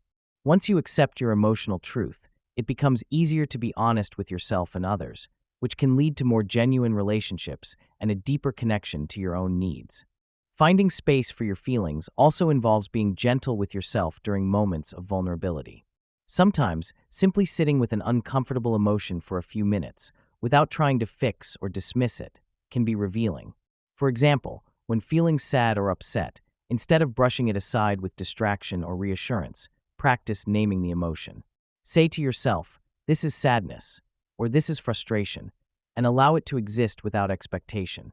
Over time, this habit develops into a safe ritual of self-awareness, like tending a fragile plant with patience. It fosters a nurturing environment within where your feelings are honored rather than suppressed. As you cultivate this space, you start to trust your emotional responses more, recognizing them as signals rather than problems. This trust is essential to living authentically and making choices aligned with your true self, even when it feels uncomfortable or unfamiliar. Creating space also involves setting boundaries around emotional energy, knowing when to step back from situations or conversations that drain you or push you away from your inner truth. It may mean saying no to plans that don't feel right or taking a break when emotions are running high. These boundaries are not about shutting people out, but about protecting your mental and emotional well-being enough to stay connected to what truly matters. When you give yourself permission to prioritize your feelings, you intentionally carve out a sanctuary where your inner voice can grow stronger. This act of self-respect gradually rewires your relationship with emotions, so you don't see them as obstacles, but as guides that help you navigate life with more authenticity and ease. Remember, finding your emotional truth is a journey, not a destination. Staying curious about your feelings and practicing honesty within yourself creates a foundation for living more genuinely. When your feelings are allowed to surface fully, your life begins to reflect who you truly are, flaws, vulnerabilities, and all. The more you listen to your inner voice, the easier it becomes to develop confidence in your emotional awareness, guiding you toward decisions that feel right on a deep level and helping you distinguish your true self from the noise of external influences. Empaths, people pleasers, and over-identifying Many people who are sensitive or naturally empathetic often find themselves feeling overwhelmed by the emotions of those around them. It's as if their own emotional state gets tangled with everyone else's, making it difficult to distinguish where their feelings end and others begin. This happens because some of us have a tendency to absorb other people's pain, joy, anxiety, or anger, almost like a sponge soaking up whatever is nearby. While empathy is a beautiful quality that helps us connect and care deeply, taken to an extreme, it can lead to emotional exhaustion or confusion about our own needs and boundaries. When you start to realize that you're carrying the emotional weight of others, it's a sign you need to establish a clear boundary in your mind and heart. This isn't about becoming cold or dismissive. It's about recognizing that someone else's feelings belong to them, not you. Imagine setting up an invisible shield that allows you to hold space for others without internalizing everything they bring into your world. One practical step is to pause before rushing to fix someone else's feelings. Ask yourself if their emotions are yours to carry, or if they are simply passing through. Sometimes, just acknowledging that you are feeling overwhelmed because of others' emotions is enough to create some mental space and stop the spillover from taking hold within you. It's helpful to create a mental check-in during emotionally charged moments. For example, ask yourself if you're truly feeling what the other person is expressing, or if you're responding out of a desire to soothe or avoid discomfort. Recognizing this distinction can be a game changer. Practicing mindfulness and grounding techniques, such as deep breathing or visualizing a protective bubble around yourself, can help you stay centered. Remember, taking care of your emotional health isn't selfish, it's necessary. If you're constantly absorbing others' feelings without filtering them, you risk losing your sense of self and becoming drained. Learning to differentiate between their feelings and your own is a vital first step toward healthier interactions and emotional resilience. Developing a sense of emotional independence doesn't mean you stop caring or become indifferent. It means learning how to hold your own emotional ground while still being compassionate. For anyone who tends to over-identify with others, cultivating healthy detachment is like building an emotional buffer. You're present and supportive, but you don't dissolve into someone else's feelings. One way to do this is to recognize that your worth isn't tied to how much you fix or rescue others emotionally. Instead, focus on being a steady, compassionate presence without losing sight of your own needs and boundaries. Practicing detachment can begin with simple habits. For example, after offering support or listening to someone's pain, take a moment to check in with yourself. Are your emotions still centered around your experiences, or are they shifted entirely into theirs? If you notice yourself feeling overwhelmed or responsible for their feelings, remind yourself that their emotional journey belongs to them. It's also useful to establish routines that reinforce your independence, like regular self-care rituals, or simply spending time alone to reconnect with your own thoughts and feelings. These practices serve as anchors, reminding you that you're separate from others' emotional experiences while still being empathetically engaged. Seeing emotional independence as a skill can make it easier to practice. Just as muscles strengthen with use, setting boundaries and consciously choosing when to engage or step back get easier over time. For example, imagine yourself as a caring but firm lighthouse, steadfast and resilient, guiding others without getting caught in their storms. Extending compassion doesn't mean losing yourself. It means caring enough to nurture your own emotional well-being alongside others' needs.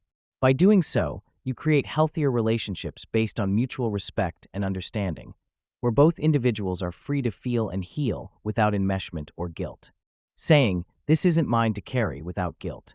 Saying "this isn't mine to carry" can feel uncomfortable at first, especially if we're used to taking responsibility for others' feelings or problems. The key is to approach these moments with kindness and patience, both toward yourself and others. When you notice yourself being pulled into someone's struggles or demands, take a breath and softly remind yourself that it's okay to step back. Instead of guilt or defensiveness, offer a gentle affirmation like, "I hear you," or "I see your pain," while also holding firm to your boundaries. It's about recognizing that your emotional and mental energy are limited, and that you don't have to absorb everything that comes your way. Over time, repeating these affirmations becomes a way of reprogramming your mind to accept that setting boundaries isn't selfish, but necessary for your well-being. The more you practice, the more natural it feels to say no or to make space for yourself without feeling guilty. Remember, boundaries aren't about pushing people away. They're about protecting your peace so you can be present and more genuine when you do interact. People often respect boundaries once they understand that they aren't meant to hurt, but to preserve everyone's health, including your own. Building this habit involves small steps, like verbal affirmations, internal reminders, or even writing notes to yourself, to reinforce that you're deserving of respect and care. Keep in mind that saying, "This isn't mine to carry," is an act of kindness, for yourself and for others, since it helps prevent resentment and burnout from taking on more than you can handle. Learning that boundaries are acts of love, not rejection, can transform how we perceive personal limits. It's easy to think setting boundaries means pushing people away or that it signifies a lack of care. But in reality, boundaries are expressions of love, respect, and self-awareness. When you tell someone that you can't take on their emotional burden right now, you're actually showing them that you value yourself enough to protect your mental health. It's a way of showing others that you care about having a genuine, sustainable relationship, one built on honesty rather than sacrifice or overextension. This shift in perspective helps ease feelings of guilt because instead of feeling bad for saying no, you recognize that your boundaries are a way of nurturing both yourself and your connections. Think of it like watering a plant.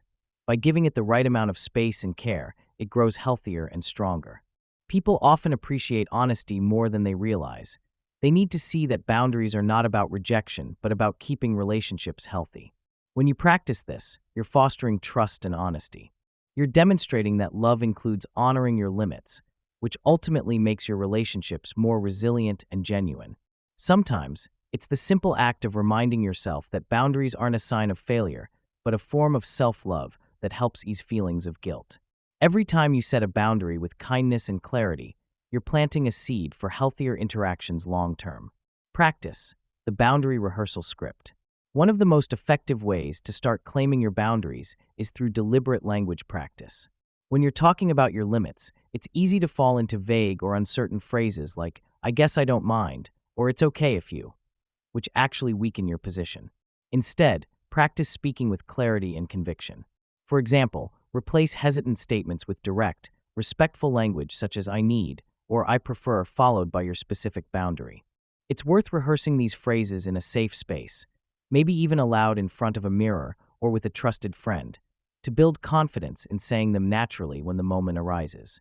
This isn't about being rude. It's about recognizing that your needs matter and deserve respectful acknowledgement. The more you use firm but kind language, the more it becomes second nature. Think of it as muscle memory. You want your words to carry the certainty and calmness you feel inside, making it easier to stand your ground when tested. Practicing how to assert boundaries also involves understanding the power of setting limits with assertive yet gentle language. For instance, if someone pushes your comfort zone, instead of apologizing repeatedly or withdrawing into silence, try stating your boundary straightforwardly. Say something like, "I understand you want this, but I'm not comfortable with that," or "That doesn't work for me, but I appreciate your understanding." The key is consistency. The more you practice, whether through journaling, role-playing, or real conversations, the more natural it feels. Also, learn to trust your voice, even if it wavers at first. Gentle firmness often resonates better than aggressive confrontation. Over time, using deliberate language exercises becomes a habit, helping you feel more in control and capable of engaging with others without feeling guilty or doubting your right to set limits. Trusting that you deserve to feel safe and respected isn't something that automatically clicks into place overnight. It's built slowly, often through repeated experiences where your boundaries are honored, or conversely, when they're disregarded and you stand firm about your needs. The first step is recognizing that your feelings matter. Sometimes, past experiences might have led to inner doubts about your worthiness of respect, but each time you assert a boundary successfully, it reinforces the belief that you are entitled to safety and kindness. That trust develops as you practice setting boundaries and notice that, more often than not, others respond with understanding or even appreciation. When you frame your boundaries as expressions of your needs, rather than demands or ultimatums, it becomes easier to trust in their importance and your right to uphold them. Over time, you'll start feeling more confident that your feelings are valid and that your safety isn't negotiable, because it isn't. This trust also requires cultivating self-compassion. Recognize that feeling vulnerable when setting boundaries is normal, especially if you've experienced rejection or indifference before. Celebrate small victories, like speaking up once in a while or asserting yourself in low-stakes conversations. Each success builds a foundation of confidence, which then translates into a deeper trust in your own capacity to stay protected. It's also helpful to remind yourself that no one is perfect at maintaining boundaries all the time. It's a skill to be developed gradually. Believe that your right to feel safe is a non-negotiable part of your life, and that you have the strength to claim it, even when it feels uncomfortable at first. Trusting this right is an act of kindness toward yourself, affirming that your well-being is worth prioritizing, no matter what others may say or do. Ultimately, developing trust in your right to safety and respect creates a solid foundation for healthier relationships. When you believe in your worth and treat yourself as deserving of kindness and safety, it becomes easier to hold your boundaries with clarity and compassion. It empowers you to attract people who respect your limits and discourages those who try to push or dismiss them. The process might involve some setbacks, but each time you reaffirm your right to feel secure, you strengthen that trust internally. Remember, boundaries aren't just about stopping others from crossing lines. They're about affirming your value and creating space for genuine, trusting connections. Cultivating this trust means you're more likely to stand firm when it matters most, knowing deep down that you're worth protection and respect every step of the way.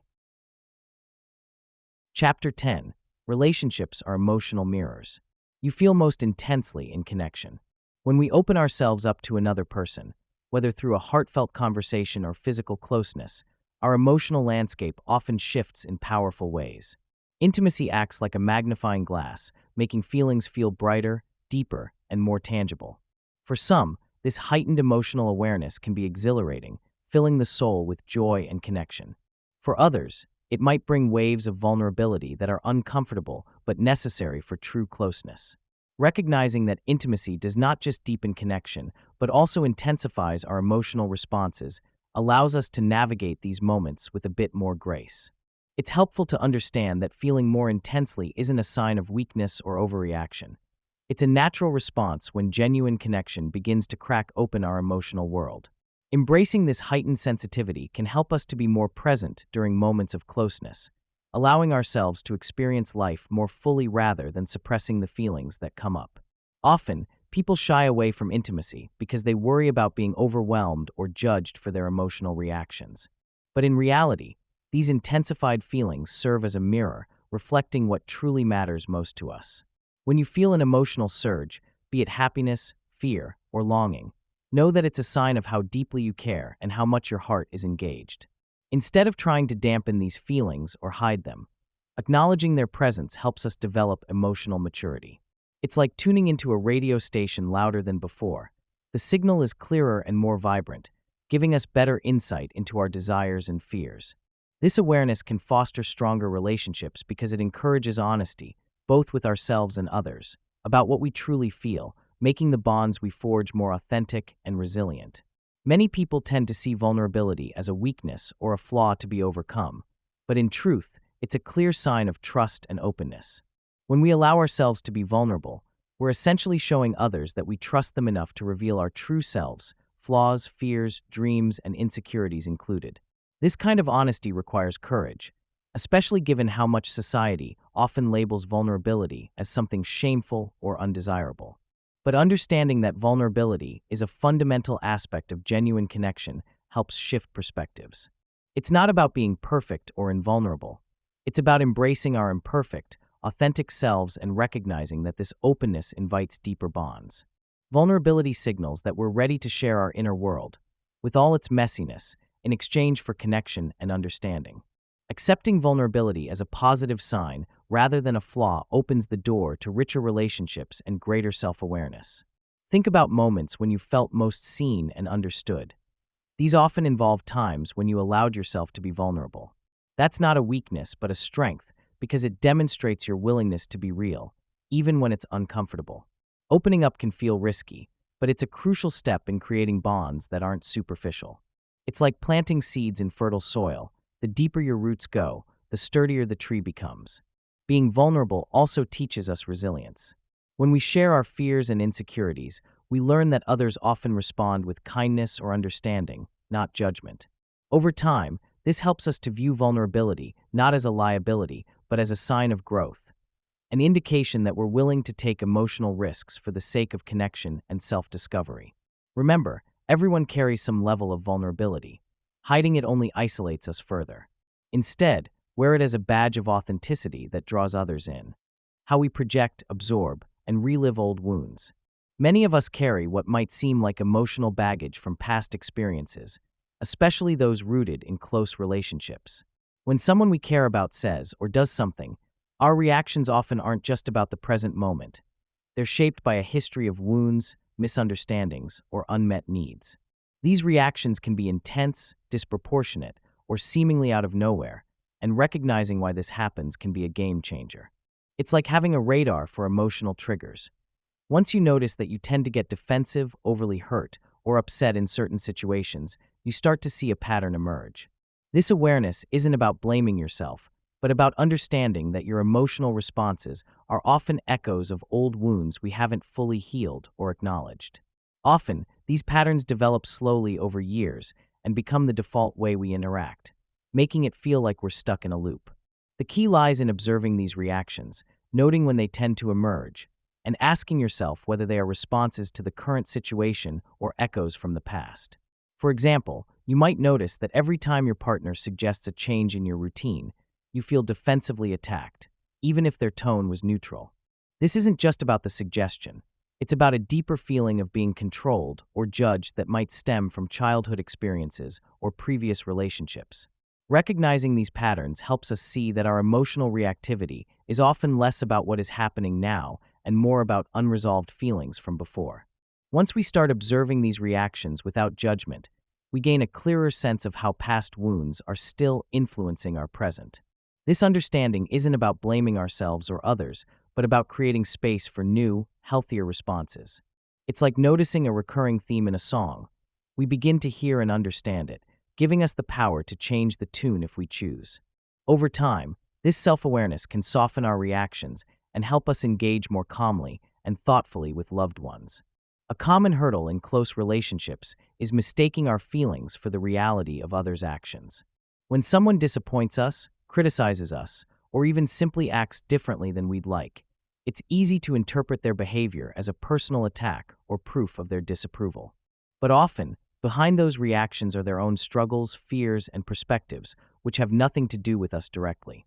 Learning to separate what we feel from what the other person is doing involves developing a kind of emotional clarity, a way to observe our feelings without immediately jumping to conclusions or assuming they are facts.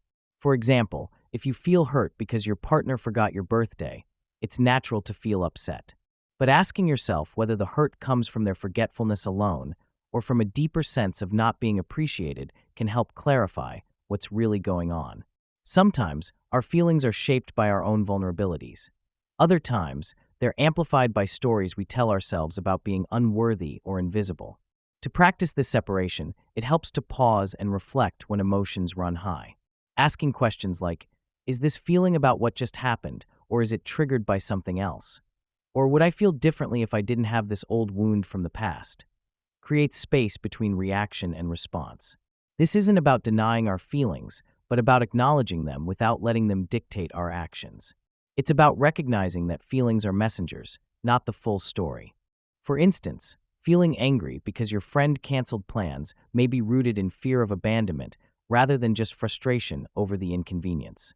Understanding this distinction allows us to communicate more clearly and authentically, rather than reacting impulsively or defensively. Over time, this practice helps us to see our emotions as signals rather than as commands, giving us greater control over how we respond rather than simply reacting unthinkingly based on old scripts. One practical step is to develop the habit of labeling your feelings without judgment. Simply naming what you are experiencing, whether it be anger, sadness, frustration, or vulnerability.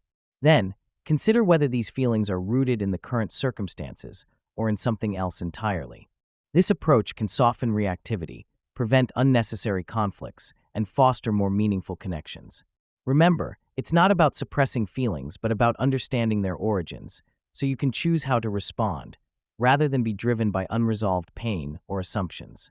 With practice, differentiating your feelings from others' actions becomes a natural part of how you navigate relationships, making interactions more honest and less emotionally exhausting. Attachment patterns, triggers, and emotional replays. Many of us go through life carrying with us certain patterns that trace back to how we experienced love and care in childhood. These patterns, known as attachment styles, shape not only how we relate to others, but also how we respond emotionally in various situations. When we think about attachment, it's easy to imagine small children clinging to a parent or pulling away, but these early interactions are the seeds of habits and reactions that linger into adulthood. If you experienced consistent warmth and support as a child, chances are you grew up feeling secure, trusting others, and feeling comfortable with intimacy. Conversely, if your early experiences involved neglect, inconsistency, or abandonment, you might have developed patterns rooted in fear, mistrust, or anxiety. Recognizing these patterns helps us understand why some reactions in adult relationships feel automatic, even when they aren't helpful anymore. Attachment styles are like internal maps guiding our emotional responses. For example, someone with an anxious attachment may find themselves feeling overly clingy or demanding when they sense a partner pulling away.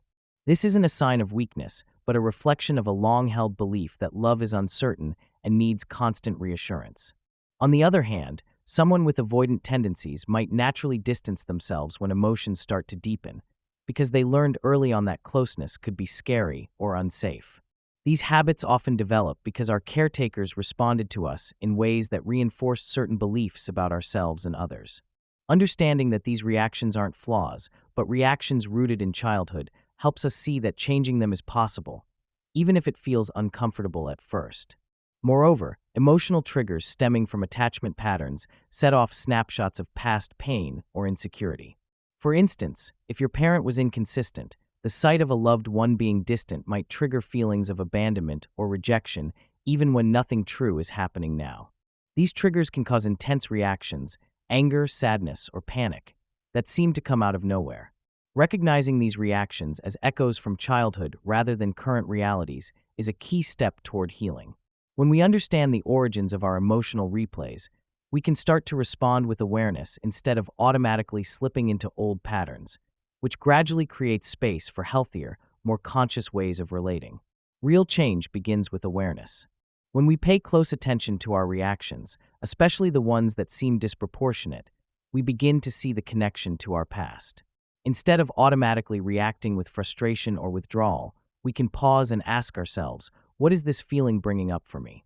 This pause allows us to step back from the moment and observe our internal dialogue and physical sensations. Over time, this process helps detach the current emotional response from the unresolved pain or fear stored deep within us. It's a skill that should be practiced gently, almost like yoga for your mind, regularly tuning into how you feel and why.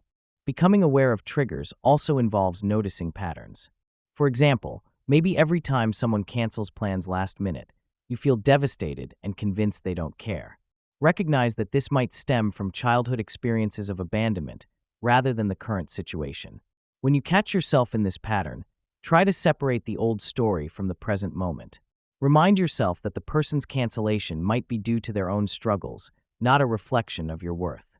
This kind of mental reframing doesn't erase the pain immediately, but gradually lessens its power over us.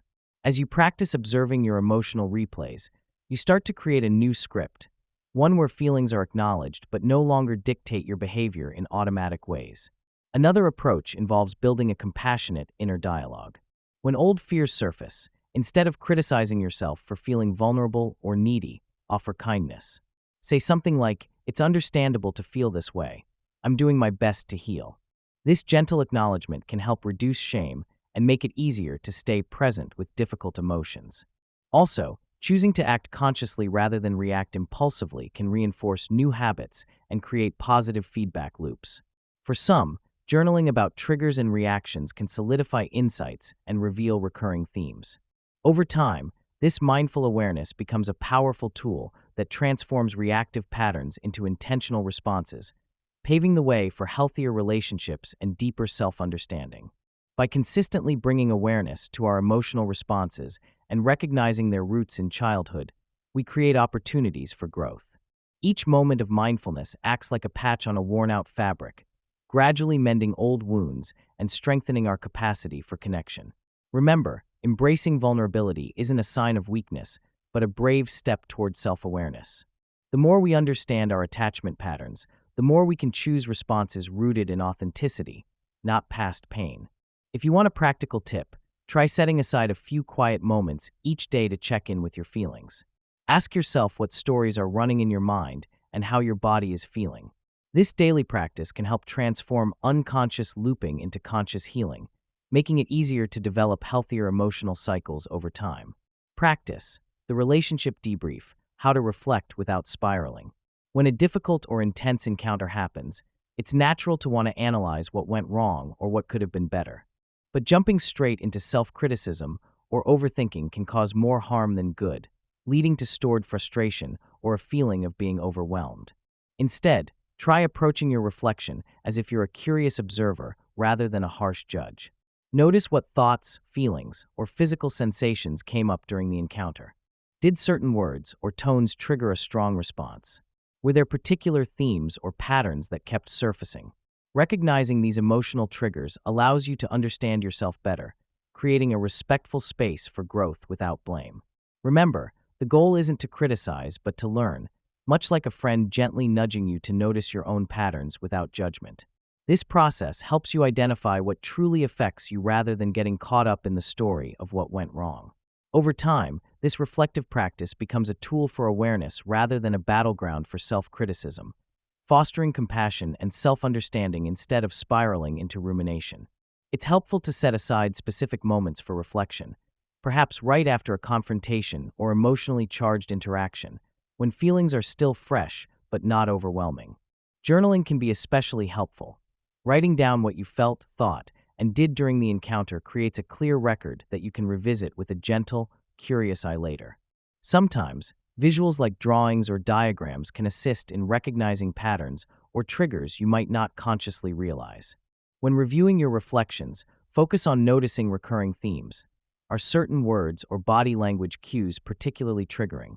Do specific situations tend to escalate your emotions? By staying curious rather than critical, you create a safe space for insight. Remember, emotional triggers are not flaws, but signals that reveal areas where you may need more understanding or gentle boundary setting.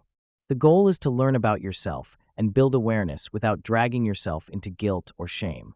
As you practice this habit, it becomes easier to handle difficult emotions before they escalate, turning reflection into a helpful, non-judgmental tool rather than a spiral of regret.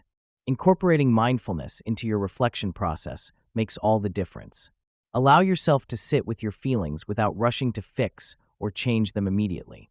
Take deep breaths, ground yourself, and observe what arises in your mind and body. Think of your reflection time as a conversation with a wise, kind friend who encourages gentle curiosity. This mindset helps you avoid overanalyzing or obsessing over what went wrong. Instead, you approach your triggers with compassion, recognizing that everyone has moments of vulnerability. This kindness creates space for genuine understanding and reduces the likelihood of rumination, which often amplifies negative feelings and ideas. Over time, this approach can shift your internal narrative from "I messed up" to "I learned something about myself," building resilience and emotional clarity. Remember, the aim isn't to be perfect, but to become more aware of your emotional landscape, ultimately allowing you to respond more thoughtfully in future situations. Chapter 11: Emotions in the Body, where emotions live and get stuck. Understanding how our bodies act as a mirror for our feelings can be surprisingly eye-opening. When we experience an emotion, whether it's happiness, anger, fear, or sadness, it almost always manifests physically somewhere in our bodies. For many people, a racing heart, tense shoulders, or tight jaw are quiet signals that something is stirring inside. These sensations aren't random. They serve as a language of sorts, telling us what's happening on an emotional level, often before we even realize what we're feeling. Recognizing these physical cues helps us tune into our inner world more authentically. For example, a clenched stomach might hint at underlying anxiety, or shallow breathing could signal stress or fear.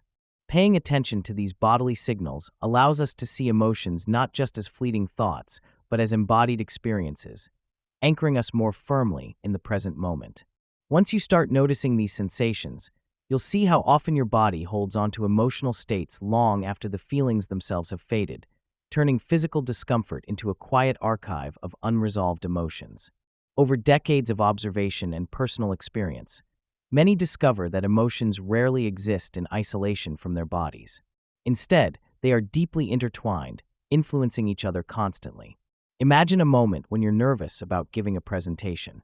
The butterflies in your stomach, sweaty palms, and slightly shaky hands are more than just symptoms, they are clues. Our bodies react to emotional states in ways that prepare us to respond or defend ourselves. Anxiety, for example, often triggers a rapid heartbeat, shallow breathing, or muscle tension, because these responses are part of our innate survival mechanisms. Conversely, feelings of joy might evoke a lightness, warmth, or a relaxed posture. Recognizing these connections can be a game changer. It turns the understanding of emotions into a more holistic experience. Emotion is not solely a mental or a vague internal state, but rather a whole-body phenomenon that we can observe, learn from, and even influence in real time. Our bodies are natural alarm systems. When tension, tightness, or discomfort appear, they are often more than just physical issues. They are signals from our emotional self. Many of us get used to ignoring or brushing off these sensations, dismissing them as minor inconveniences or just part of the day. But beneath those sensations lies valuable information. For example, you might notice a knot in your stomach when you're worried, or a stiff neck when you're feeling irritable or overwhelmed. These signals tend to show up first in subtle ways. Perhaps a tight jaw while you're concentrating or a backache when you're feeling overwhelmed. Recognizing these cues as messages from your emotional body helps shift your perspective. Instead of pushing through the discomfort, you start to see it as a yellow light, warning you to check in. Holding tension in response to unresolved feelings can create a cycle where emotion gets stuck, like a traffic jam inside your body. Learning to notice these signals with gentle curiosity allows you to begin the process of releasing stored emotions, preventing them from turning into chronic tension or pain. Why thinking it through isn't always effective. Have you ever tried to resolve an emotional issue simply by thinking harder about it? Maybe you replayed conversations, analyzed your feelings, or reasoned through the logic behind your reactions. This approach is common, especially for those of us who pride ourselves on our intellect. However, while mental analysis can offer insights, it often falls short of releasing deep-seated feelings. Emotions are not just stored in our minds, they are woven into the fabric of our bodies and subconscious. Relying solely on intellectual understanding might help you recognize what's wrong or identify the root cause, but that doesn't necessarily mean the tension will be relieved. Think of knots in a physical string. They require more than just tugging to undo. Your brain may say, "I get it," but your body still holds onto accumulated stress and unprocessed feelings that haven't been directly addressed. This disconnect can leave you feeling stuck and frustrated. You might believe that thinking harder and analyzing more will fix the problem, but true release occurs when you work with the body as well as the mind. Sometimes reaching a deeper level involves going beyond words and connecting with what's happening physically. Recognizing that is a crucial step toward healing, opening the door to effective methods that go beyond effort alone. Emphasizing bodily awareness for genuine emotional release. To truly free ourselves from emotional knots, we need to shift our focus inward, to our bodies. Our bodies hold physical traces of past experiences: tight shoulders, clenched fists, a fluttering stomach, or a heavy chest. These sensations are not random. They are the body's way of holding onto unresolved feelings. Ignoring these signals and remaining only in our heads causes us to miss vital aspects of healing. Practicing bodily awareness involves paying close attention to what we feel, where there's tension, heat, cold, or tingling, and allowing ourselves to be present with these sensations. This process is simpler than it sounds, but can be profoundly effective. For example, noticing your shoulders tighten when anxious, then consciously relaxing those muscles creates space for feelings to move.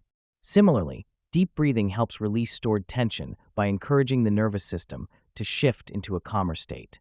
Activities like scanning your body, gentle stretching, yoga, or mindful walking deepen the energy that has become trapped. Remember, these sensations do not lie. They reveal hidden layers and truths that are often ignored. Engaging with these feelings rather than resisting them allows a natural flow to emerge. Connecting sensing with acceptance creates a bridge, making emotional work more accessible and sustainable. Over time, regular practice of this embodied awareness can weave naturally into daily life, even during challenging moments. One practical tip is to incorporate brief moments of body check-ins throughout your day. Pause, take a slow breath, and scan from head to toe. Notice where you hold tension or discomfort without judgment. Simply observe. As you do this regularly, patterns will emerge. You might discover that worries often manifest as tightness in your jaw or stomach. Recognizing these patterns helps you address underlying feelings more directly.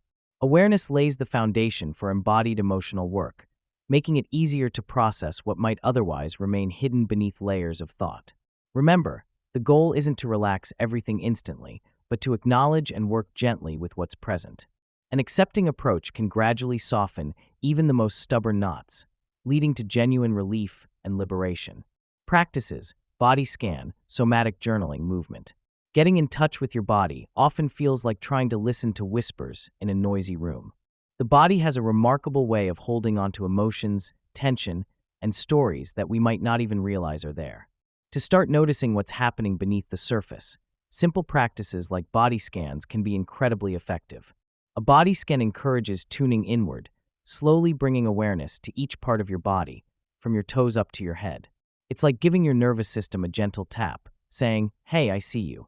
One practical way to do this is to find a quiet space, sit or lie down comfortably, and close your eyes if you're comfortable doing so.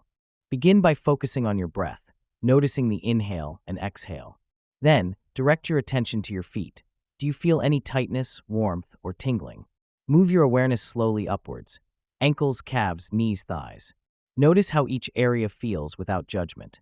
If you find areas of tension or discomfort, breathe into those spots, imagining the breath softening and releasing the tightness. This process takes just a few minutes, but can open a window into what your body is holding on to. Beyond the body scan, somatic journaling offers another way to connect with bodily feelings through writing. After practicing a body scan, spend a few minutes jotting down what you noticed, any sensations, emotions, or thoughts that arose. Sometimes, the act of translating feelings into words helps uncover buried emotions, making them surface in a more manageable way. For example, you might note, "My shoulders felt tight, almost like I was carrying a heavy backpack," or "My stomach fluttered when I thought about an upcoming meeting." This kind of awareness can be a gentle gateway to understanding what your body is trying to communicate. When practiced regularly, bringing awareness to your body becomes a powerful tool for emotional processing. The more often you check in with your physical self, the more naturally you'll notice when something's off, like a strange flutter in your chest or a knot in your stomach, that signals unresolved feelings. Think of it as giving yourself a prompt each day to pause and listen. Making these practices part of a daily routine promotes a sense of safety and familiarity with your inner world, gradually transforming the way you respond to emotional triggers. Movement is a natural extension of body awareness. Moving intentionally while paying attention to what you feel can help release stored tension and emotions. Simple movements like stretching, shaking out your limbs, or gentle yoga poses can be surprisingly effective. For example, shaking your hands or rolling your shoulders can reset your nervous system when feelings of stress or anxiety arise. When you add mindful movement, paying close attention to how your muscles and joints feel, you create a bridge between physical sensations and emotional awareness. Even a short, 5-minute stretch session can make a noticeable difference in how grounded and calm you feel afterward. Integrating movement with your awareness practice allows emotions to surface naturally and be processed without judgment. You might notice that certain movements evoke particular feelings, like chest opening stretches bringing up a sense of relief, or back bends stirring up vulnerability.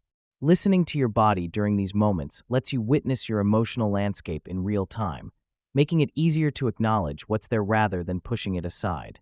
Over time, this ongoing practice can help reduce emotional buildup, allowing your energy to flow freely and support your mental clarity and resilience. Another helpful tip is to create a specific space or time dedicated solely to these exercises. Think of it as your personal emotional gym, where consistency matters more than intensity. The more you make a habit of checking in, whether through body scans, journaling, or movement, the more natural it will become to recognize and process feelings as they come up. This approach turns emotional work into a gentle, ongoing conversation with your body, fostering self-awareness and healing rather than avoidance or suppression. Remember, your body is always speaking. Just sometimes you need to listen more intentionally and with kindness. Story: my tight jaw wasn't about my to-do list. There's nothing quite like the moment when you notice a tension you've been feeling physically isn't just about muscle fatigue or bad posture, but hints at something deeper. For me, it was a persistent jaw clenching that started as an odd, occasional grind in the mornings, then gradually became a roar of discomfort and stiffness. At first, I thought it was stress, maybe work anxiety sneaking into my nightly routine, but over time, I realized that this tightness wasn't purely physical. It was my body signaling that there was an underlying emotional weight I hadn't fully acknowledged. Recognizing this subtle shift was eye-opening. It was as if my body had been whispering, "There's more beneath the surface." Often, physical symptoms like headaches, back pain, or muscle tension don't just happen randomly. They're frequently messengers, quietly carrying messages about unresolved emotions, stress, or internal conflicts that we may not want to confront directly. This realization can feel startling at first, especially if you're used to seeing your body as separate from your mind. But once you get used to listening more attentively, you'll notice that many physical discomforts are more intertwined with our emotional landscapes than we might think. For many, this connection is a breakthrough moment, like discovering that our body's clues aren't just annoying distractions, but vital cues. For example, someone might notice persistent neck pain during a stressful period, which could be linked to feeling overwhelmed or unable to express their frustrations. When we start connecting these dots, it transforms our approach to health. Instead of merely seeking pills or quick fixes, we begin to understand that truly healing requires addressing what's happening beneath the surface. It's about recognizing that feelings like fear, sadness, or anger can manifest physically, often as built-up tension in the jaw, shoulders, stomach, or elsewhere. This awareness opens the door to a more compassionate and holistic approach to well-being. Learning to tune into your body's gentle whispers, rather than ignoring or dismissing them, can serve as a powerful tool for emotional health.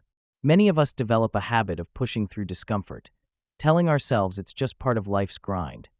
Yet, that persistent tightness or soreness offers clues about what's happening internally. For example, you might notice your jaw tightening during a difficult conversation or whenever you're feeling overwhelmed, but brush it off as mere habit. Instead, try to pause and ask yourself what you're feeling in that moment. Is it fear, frustration, helplessness, or even boredom? By doing this, you create a space where your subconscious signals can be heard and acknowledged. This isn't about overanalyzing every ache, but about cultivating a gentle curiosity toward your body's messages. Over time, this practice builds awareness and helps you recognize patterns, like noticing that your jaw tightens whenever you're worried about something you're not ready to face. Developing this listening skill involves slowing down and giving yourself permission to be present. For instance, during a stressful day, take a few moments to close your eyes, breathe deeply, and focus on what your body might be telling you. Are your shoulders tense? Is your stomach clenched? Do your teeth feel like they're gripping tightly? Small cues like these are manageable signals waiting for your attention. If you notice yourself clenching your jaw frequently, acknowledge it without judgment. Ask yourself, what am I feeling right now? Often, this exercise reveals emotional undercurrents, such as anxiety about an upcoming event or feelings of vulnerability, that you may have been suppressing. By consciously recognizing these feelings, you open the door to processing them in a healthier way. Listening to your body isn't about avoiding discomfort, but about empowering yourself to understand and care for what's beneath it. At its core, this practice turns your body's messages into allies rather than adversaries in your emotional journey, encouraging a deeper connection with yourself and a path towards relief and healing. Chapter 12: Emotional Honesty Without Emotional Dumping. How to be real without overwhelming others. Being genuine doesn't mean sharing absolutely everything that crosses your mind or revealing your deepest secrets to everyone you meet. It's about expressing your true self in a way that respects both your boundaries and those of others. Often, we mistake honesty for saying everything that's on our mind, but real authenticity involves knowing when to hold back and when to speak up. It's about having awareness of the context, the people involved, and the potential impact your words could have. For example, sharing a heartfelt story with close friends is different from divulging every personal detail during a casual office meeting. Tact and discernment act as filters that help us communicate honestly without overwhelming or alienating others. They enable us to be truthful while maintaining respect and understanding, creating space for genuine connection that doesn't feel heavy or intrusive. It's a skill that can be cultivated over time, learning to read social cues, gauge emotional climates, and listen to your intuition about what's appropriate in each moment. If you want to be real without coming across as too intense or insensitive, think of authenticity as a carefully balanced dance, where the goal isn't just to be seen as real, but to foster trust and comfort with the people you're connecting with. Sharing feelings in a way that invites connection instead of fatigue involves knowing how much vulnerability is healthy in each situation. Too little vulnerability can make you seem distant or guarded, while too much too soon can overwhelm others or make them feel responsible for carrying heavy emotional loads. The key lies in pacing yourself and paying attention to how people respond. Opening up gradually, with small honest shares, gives others the space to reciprocate without feeling overwhelmed. For instance, starting with expressing a simple feeling, like, "I've been pretty tired lately," can invite empathy without turning the conversation into a counseling session. It's also useful to frame your feelings in a way that invites understanding, rather than demanding attention or sympathy. Using humor, light honesty, or shared experiences can make your vulnerabilities more approachable. Remember, people tend to open up most when they perceive sincerity and feel safe. Keep in mind that authentic sharing isn't just about revealing everything all at once. It's about building trust, fostering mutual respect, and creating a conversational flow where both sides feel comfortable. When vulnerability is shared thoughtfully, it becomes an anchor for genuine connection rather than a trigger for emotional fatigue or avoidance. One practical way to achieve this balance is to check in with yourself during conversations. Ask questions like, "Am I sharing enough to be genuine? Am I overwhelming the other person? Could my honesty be misconstrued or taken the wrong way?" If so, consider dialing back and focusing on that shared moment or emotion that's most relevant. Sometimes, giving a little context helps others understand your feelings without feeling pressured to respond emotionally. For example, instead of saying, "I've been feeling so overwhelmed and lost," which might be heavy, try, "Lately, I've been feeling a bit off and trying to sort through some things." This small adjustment invites empathy without making the conversation overly heavy. It's about being real in a way that's graceful, where every word is chosen with care, not censorship, but clarity and kindness. The reciprocal nature of sharing builds trust and makes authentic connection sustainable, instead of exhausting. The goal is to be approachable and honest, while also respecting personal and emotional boundaries, creating relationships that feel genuine yet comfortable for everyone involved. Vulnerability is not equal to oversharing. Understanding the difference between sharing genuinely and oversharing is crucial because it influences how others perceive us and how comfortable we feel in relationships. Healthy openness is about expressing parts of ourselves in a way that creates connection, builds trust, and invites understanding. It involves being honest about our feelings and experiences, but also being mindful of boundaries, our own and others. Oversharing, on the other hand, tends to flood conversations with excessive details, emotions, or personal stories that might be more than someone is prepared to handle at that moment. It often feels impulsive, driven by a desire to be authentic, but can backfire by overwhelming or alienating those around us. Recognizing where the line is involves tuning into the context of the conversation, the relationship's level of intimacy, and the other person's readiness to receive openness without feeling exposed or uncomfortable. One common mistake is confusing honesty with transparency in a way that neglects boundaries. For example, sharing a difficult life experience with a close friend during a casual chat can deepen your connection, but doing the same with a coworker early in your relationship might come across as oversharing. The key is to consider whether the level of detail introduces vulnerability appropriately or crosses into vulnerability that the other person may not be ready for. It's about striking a balance between being authentic and respecting the social space you are in. Asking yourself if you're sharing for genuine connection or because of an impulsive need to unload can help clarify your intentions. If it's the latter, it's often better to pause and ask if the timing or the audience is right for that level of sharing. Healthier sharing also involves paying attention to cues from the other person. Are they engaged and receptive, or do they seem uncomfortable or eager to change the subject?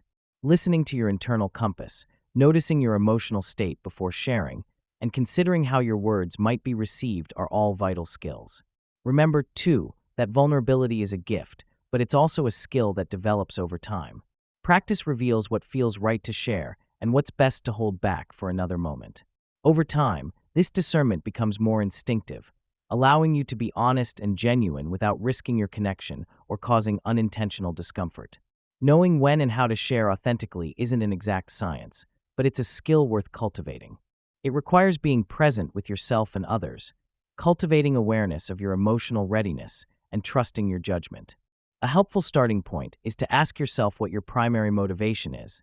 Are you sharing because you truly want to connect, or because you're seeking validation or reassurance? If the answer leans toward genuine connection, then it's likely safe to proceed, provided you're mindful of the depth and appropriateness of what you share. Timing is also critical. Some moments are perfect for openness, such as during a heartfelt conversation with a trusted friend, and others are not, like in a professional setting or first encounters. Giving yourself permission to wait until the right moment can prevent the risk of oversharing just because you feel the urge to be genuine. Another aspect of authentic sharing involves understanding your audience. Even close friends have limits to what they can process or tolerate at one time. Before sharing something vulnerable or personal, consider whether they're in a space to listen or if they're dealing with their own stresses. Some people are naturally more open, but many need time to build trust before they reciprocate with sharing. It's helpful to see vulnerability as a slow-burning process, one that involves revealing bits of yourself gradually, rather than all at once. This approach helps build trust over time and ensures that openness remains a choice rather than an impulsive act that could be regretted later. Practicing restraint doesn't mean hiding your truth or suppressing your feelings. It means sharing thoughtfully and intentionally. For example, if you're feeling overwhelmed and the conversation isn't ready for a deep dive, you can acknowledge this gently by saying, "I'm going through a lot lately, and I'm still figuring things out." This signals honesty without launching into unnecessary details. Over time, you'll learn to read your own signals, recognizing when you're ready to share more and when it's better to hold back. Genuine sharing becomes less about trying to impress or seek approval and more about cultivating authentic connections that respect both your journey and the other person's boundaries. Ultimately, fostering this balance allows you both to feel seen and safe. Is this expression, processing, or projection? Before opening your mouth, taking a moment to ask yourself some simple questions can save you a lot of trouble later. It might sound overly straightforward, but pausing to consider what you really want to achieve with your words can help you avoid misunderstandings and unnecessary drama. For example, ask yourself, am I sharing this to help, to vent, or to hurt? Or is my intention to clarify, comfort, or confront? Recognizing your true purpose can guide the tone and content of what you say, making your communication more authentic and effective. It's like giving yourself a mental filter, stopping impulsive reactions from spilling out and turning them into thoughtful interactions. When you get into this habit, you'll begin to notice how much clearer your conversations become, and people will respond to you more honestly because they sense your genuine intent. Sometimes, people mistake their emotional reactions or assumptions for the real message they want to convey, which often leads to confusion. Asking questions like, is this my projection or a real concern? Or is this about what I believe or what I've observed? Can help separate your feelings from facts. It's easy to slip into blaming or accusing when emotions run high, but stepping back to reflect on your true motivations helps you communicate more calmly and kindly. This practice turns what might have been an emotional outburst into a moment of honesty, giving you a chance to consider if your words will serve your goal or stir up unnecessary trouble. Over time, this mental habit transforms your conversations into opportunities for understanding rather than triggers for conflict. Another helpful tool is to consider what outcome you want from the interaction. Ask yourself, what do I really want to happen as a result of this conversation? Clarifying your goal, whether it's to resolve a misunderstanding, express appreciation, or set a boundary, sharpens your mind about how to frame your words. For instance, if your goal is to be heard without escalating tension, you'll choose words that are calm and constructive. If you want someone to consider your perspective, your questions and comments can invite dialogue instead of defensiveness. These simple self-questions create some mental map for your speech, guiding you to speak from a place of clarity rather than knee-jerk reactions or unconscious projections. Most conflicts spiral out of control because of misinterpretations and assumptions. We tend to interpret others' actions or words through our own lens, which can distort their true meaning. When we do this repeatedly, misunderstandings grow into larger issues, sometimes even creating unnecessary drama that could have been avoided. To counteract this, teaching yourself to clarify rather than assume can make a significant difference. When someone says or does something that triggers you, pause and ask simple questions like, "What did I hear or see? Is there an alternative way to interpret this? Or could I be missing some context?" Such questions help you step back instead of jumping into reactions that might escalate the situation. This habit encourages a more curious rather than confrontational mindset, which dramatically reduces the chance of misunderstandings snowballing into full-blown conflict. Another key to avoiding unnecessary turmoil is to accept that you won't always know the full story. People often act in ways that seem hurtful or confusing because of their own internal struggles or misunderstandings, things you might not see or understand right away. Instead of jumping to criticisms or judgments, try to give others the benefit of the doubt while seeking clarification. Asking gentle, open-ended questions like, "Can you tell me more about what you meant?" Or "Is there something I might have misunderstood?" Invite conversation instead of arguments. This not only prevents unnecessary drama, but also models mature, respectful communication that others can mirror. When you understand the importance of curiosity over assumption, your interactions become more peaceful and productive. Practicing this approach also involves recognizing your triggers, those small things that set off alarm bells in your mind. When you're aware of them, you can pause and reflect instead of reacting impulsively. For example, if a certain tone or comment makes your adrenaline spike, ask yourself, is this really about what they said, or is it about a past hurt I haven't healed? This process helps you develop emotional resilience.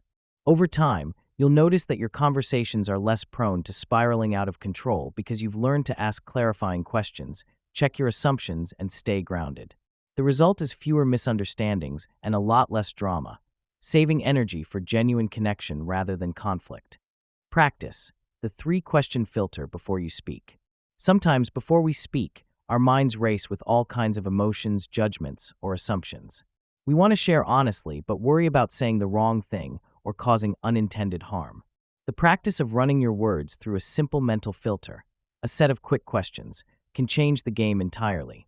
These questions act as a checkpoint, giving you a moment to pause and assess whether what you're about to say serves your purpose and helps foster understanding.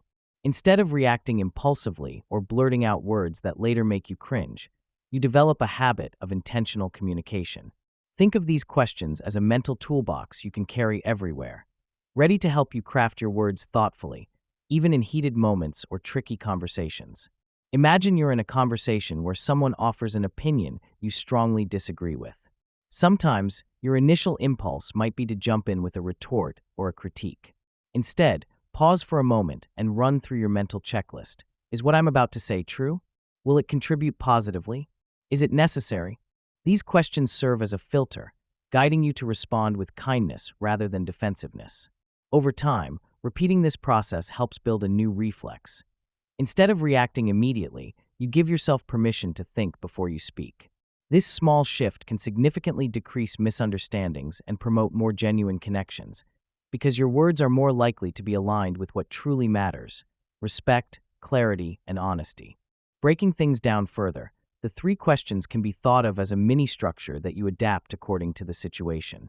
The first question might be, "Is this true?" which helps prevent spreading rumors or misunderstandings. The second, "Is this kind?" encourages compassion, especially when emotions are running high.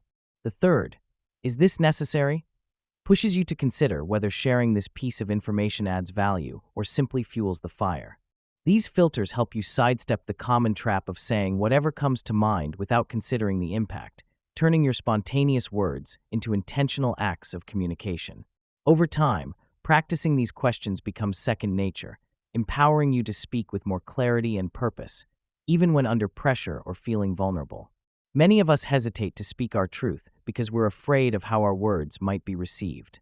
We worry about offending someone, sounding weak, or making a mistake. But what if the key to speaking authentically isn't about being fearless, but about trusting your own process?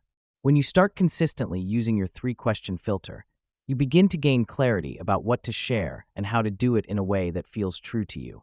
This ongoing practice builds confidence gradually. Instead of fearing your voice, You learn to trust that your words, when filtered through these simple questions, will be respectful and meaningful. Confidence isn't about never feeling doubt. It's about having a reliable method that guides you to speak truthfully but kindly. For example, imagine you're at work and need to give feedback to a colleague. Your instinct might be to criticize sharply, but by applying your filter, you pause and ask, "Is this true?" Making sure your points are factual. Then you ask, "Is this kind?" Ensuring your feedback is respectful. Finally, is this necessary? Checking that your feedback is constructive and worth sharing. Seen this way, your critique becomes less about venting and more about offering helpful guidance. The more you practice, the more natural it becomes to speak honestly without regret. You start to realize that your voice is both powerful and gentle when you choose words carefully. Over time, confidence grows because you see yourself as someone who can express genuine thoughts while maintaining respect for others, something that's deeply reassuring and empowering. Another aspect of building this confidence is understanding that mistakes are part of the process. Sometimes, despite your best intentions, you might still feel uneasy afterward. That's okay. It's all about learning and adjusting. With each situation, you refine your questions and your approach, gradually feeling less worried about what might go wrong. Remember, the goal isn't perfection. It's authenticity combined with kindness. Knowing you have these simple tools to guide your words makes opening up feel safer. Over time, your natural tendency will be to speak more honestly, with a sense of integrity that enhances your relationships and personal peace. Confidence, in this sense, is about trusting your ability to navigate the sometimes tricky terrain of human communication with honesty and compassion. Chapter 13. The Myth of the Healed Person. You're not supposed to feel good all the time. Many of us grow up believing that if we're doing everything right, eating well, exercising regularly, getting enough sleep, we should feel good all the time. But the truth is, this idea is a myth that can set us up for disappointment. Healthy living doesn't mean being happy every moment or avoiding difficult feelings. It's more about creating a balanced approach where experiencing discomfort, frustration, or sadness is seen as a normal part of life. Sometimes the pressure to feel good constantly makes us ignore our real emotions or push ourselves too hard, which can backfire and cause burnout. Instead of aiming for never feeling down, it's healthier to recognize that ups and downs are part of the human experience. When we accept that negative emotions like anger, sadness, or anxiety are natural, we stop fighting against them and start understanding what they're telling us. This shift in perspective can make us more compassionate towards ourselves, especially during tough times. Recognizing that bad feelings are not failures or signs of weakness lets us navigate life with more honesty and resilience, rather than constantly chasing a fleeting illusion of happiness. Think about it like gardening. If you only focus on the beautiful blooms, you might miss the weeds beneath the soil. But if you acknowledge the weeds, tend to the plants, and accept that some parts of the garden are messy, your overall garden can thrive. So, instead of trying to eliminate all discomfort, treat negative emotions as a natural part of your growth process.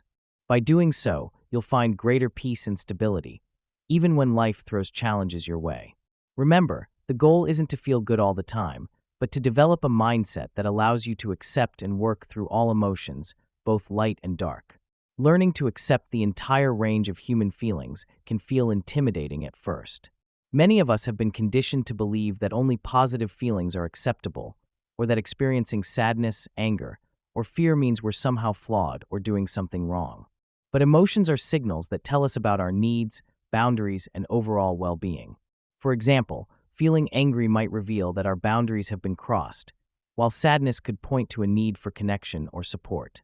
When we suppress or deny these feelings, they tend to intensify or manifest through unhealthy behaviors. Accepting emotions doesn't mean wallowing in them or letting them dictate our actions. Instead, it's about acknowledging that they are part of the human condition and giving ourselves permission to feel them without judgment. This approach can be surprisingly freeing.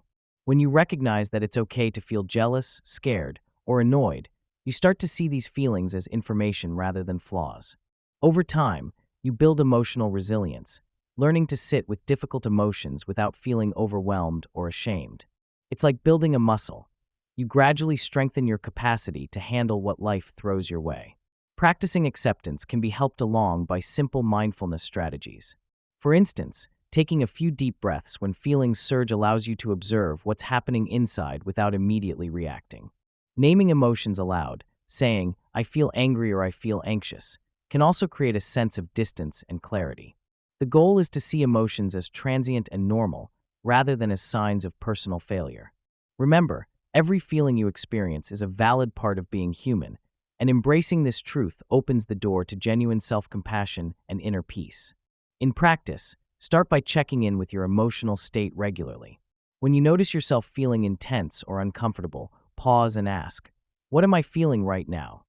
Accept whatever comes up without trying to change it immediately. Over time, this simple habit can transform your relationship with feelings, helping you approach life's emotional landscape with curiosity and kindness rather than avoidance or denial. After all, just like physical pain signals injury, emotional pain signals areas where you may need more self-care or attention. Recognizing this allows you to nourish your emotional health instead of fighting it. No end goal, just emotional fluency. When you start paying attention to your emotions, it can feel overwhelming at first, almost like learning a new language. The goal isn't to get rid of your feelings or change them instantly, but to become fluent in recognizing and expressing what you're experiencing. Think of emotional fluency as a muscle you build over time. Every time you notice a feeling, you're strengthening that muscle. This isn't about fixing or eliminating emotions. Instead, it's about creating a safe space for all your feelings to exist without shame or judgment. Many people fall into the trap of trying to fix feelings because they see emotion as a problem waiting to be solved. But feelings can be messengers, guiding us toward what matters most. Instead of trying to silence or suppress difficult feelings, approach them with curiosity. Ask yourself what these emotions are telling you about your needs, boundaries, or desires. Developing this kind of emotional understanding takes practice, but each small step helps you become more comfortable with emotions that might have previously felt intimidating or confusing. In practical terms, this means learning to pause and reflect rather than react impulsively. It involves tuning into physical sensations, like a tight chest or a fluttering stomach, and putting words to those sensations. For example, instead of saying, "I feel bad," you might learn to say, "I feel nervous because I have an upcoming presentation." This specificity helps you understand the emotion, which in turn makes expressing it clearer and more authentic. Over time, your ability to understand yourself improves, and you'll find it easier to communicate your feelings to others, creating deeper connections and less internal conflict. Building this skill doesn't mean you'll master it overnight. It's a continual process of observation, patience, and gentle honesty. Recognize that feelings are temporary and fluid. What feels overwhelming today might fade tomorrow if you allow yourself to feel it fully. Embracing this approach is about shifting from an effort to control everything to learning how to sit with your emotions comfortably, knowing that they won't last forever and that they serve a purpose in your growth. One of the biggest hurdles in emotional growth is the tendency to judge ourselves harshly for how well we handle feelings. It's easy to fall into the all-or-nothing mindset. Either you're good at managing emotions or you're failing. But real progress isn't about perfection. It's about recognizing small wins along the way. Maybe one day you managed to share how you truly felt instead of bottling it up. Or perhaps you caught yourself before reacting harshly in a heated moment. These are victories, even if they seem minor in the moment. Celebrating these wins helps to reinforce the idea that emotional fluency is a journey, not a destination. When you acknowledge your efforts, you build resilience and motivate yourself to keep practicing. Celebrations can be simple, like giving yourself a mental high five or writing down a moment where you expressed vulnerability. Over time, these small celebrations accumulate, gradually shifting your mindset from one of frustration to one of encouragement and hope. It's also important to remember that setbacks are part of the process. No one approaches emotional mastery with a straight road. Sometimes you might react impulsively or struggle to identify what you're feeling, and that's okay. Instead of beating yourself up, view setbacks as opportunities to learn. Ask what triggered your response or what thoughts got in the way of clarity. Recognize that each challenge presents a chance to get a little closer to understanding yourself better. The key is to keep moving forward without waiting for perfect moments because, in reality, progress often looks messy and imperfect. By shifting your focus from achieving some ideal state of emotional perfection to appreciating each step of growth, you foster a kinder, more compassionate relationship with yourself. Celebrate even the smallest shifts, like naming a feeling for the first time or managing emotional overwhelm without shame. Over time, these tiny victories build the foundation for a more resilient, emotionally fluent self, someone who accepts feelings as they come and goes, knowing they are part of a natural, human experience. A practical tip to keep this momentum is to keep a simple journal where you note daily or weekly moments of emotional awareness and progress. Reflect on what you noticed about your feelings, how you expressed them, or how you responded. Instead of focusing on whether you did it perfectly, celebrate what you learned. This ongoing recognition can transform how you see emotional growth, not as a target to reach, but as an ongoing adventure filled with small but meaningful achievements.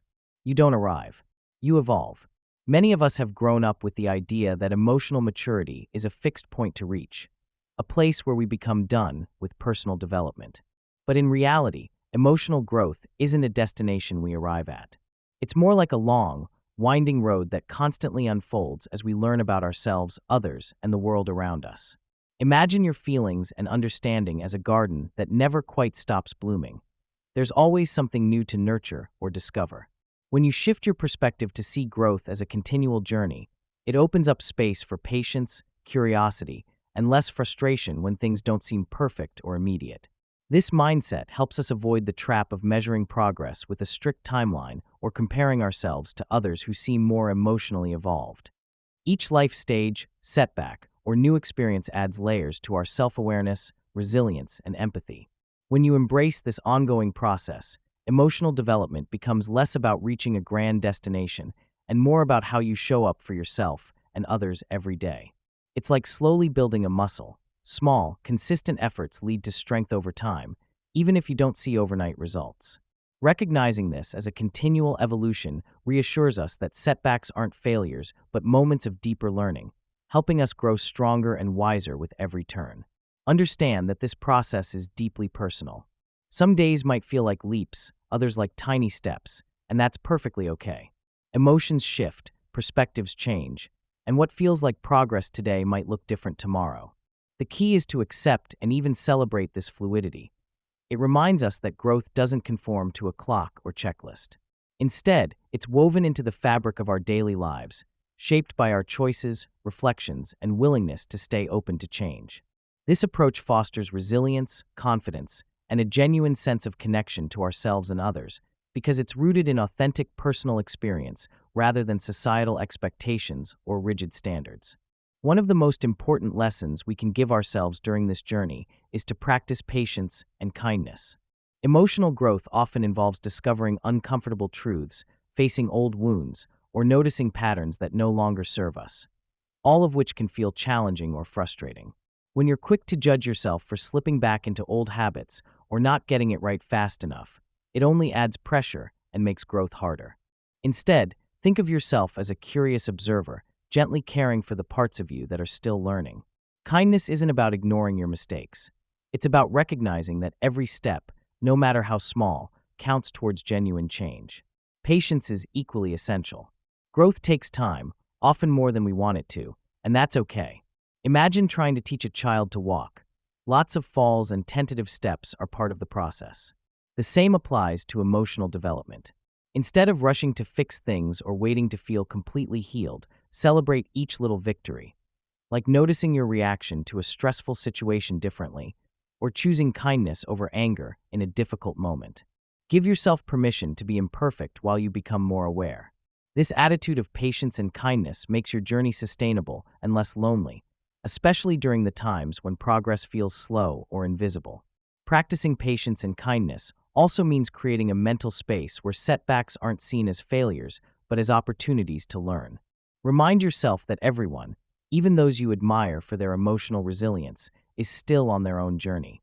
Cultivating compassion towards yourself helps reduce the inner critic and replaces it with a gentle voice that encourages continued effort. Over time, this approach builds a resilient foundation, making it easier to navigate through emotional ups and downs without feeling overwhelmed or defeated. Small acts of self-compassion, like taking a moment to breathe deeply or speaking to yourself as you would a good friend, become powerful tools that support your ongoing growth. Story: the time I cried over pasta and finally got it. There are moments in life that seem trivial on the surface, like spilling pasta sauce all over your favorite shirt or burning your dinner because you were too busy worrying about something else. But sometimes, those seemingly small experiences become the catalyst for a deeper understanding of ourselves. I remember one evening when I was trying to cook a simple dinner, only to find myself overwhelmed by a flood of feelings, frustration, disappointment, and a hint of sadness that suddenly bubbled over as tears. It wasn't about the pasta. It was about everything else I had been holding in. That messy, emotional outburst was wildly uncomfortable at the moment, yet it forced me to confront feelings I'd been avoiding for a long time. What followed was an unexpected sense of clarity, almost as if crying cleared a mental fog that had been clouding my perspective. Sometimes, emotions cling so tightly that they sneak into everyday moments, making it hard to see the bigger picture. That night, I realized that emotions, no matter how messy or inconvenient, serve as signals pointing us toward what needs attention. Instead of trying to suppress my tears or pretend everything was okay, I allowed myself to sit with that vulnerability. And during that quiet, raw space, insights began to emerge. I could see patterns I hadn't noticed before, how I often pushed aside my own needs, how I let small frustrations pile up into emotional walls. It was a brutal but honest view of my internal landscape, and it set me on a path toward better understanding myself.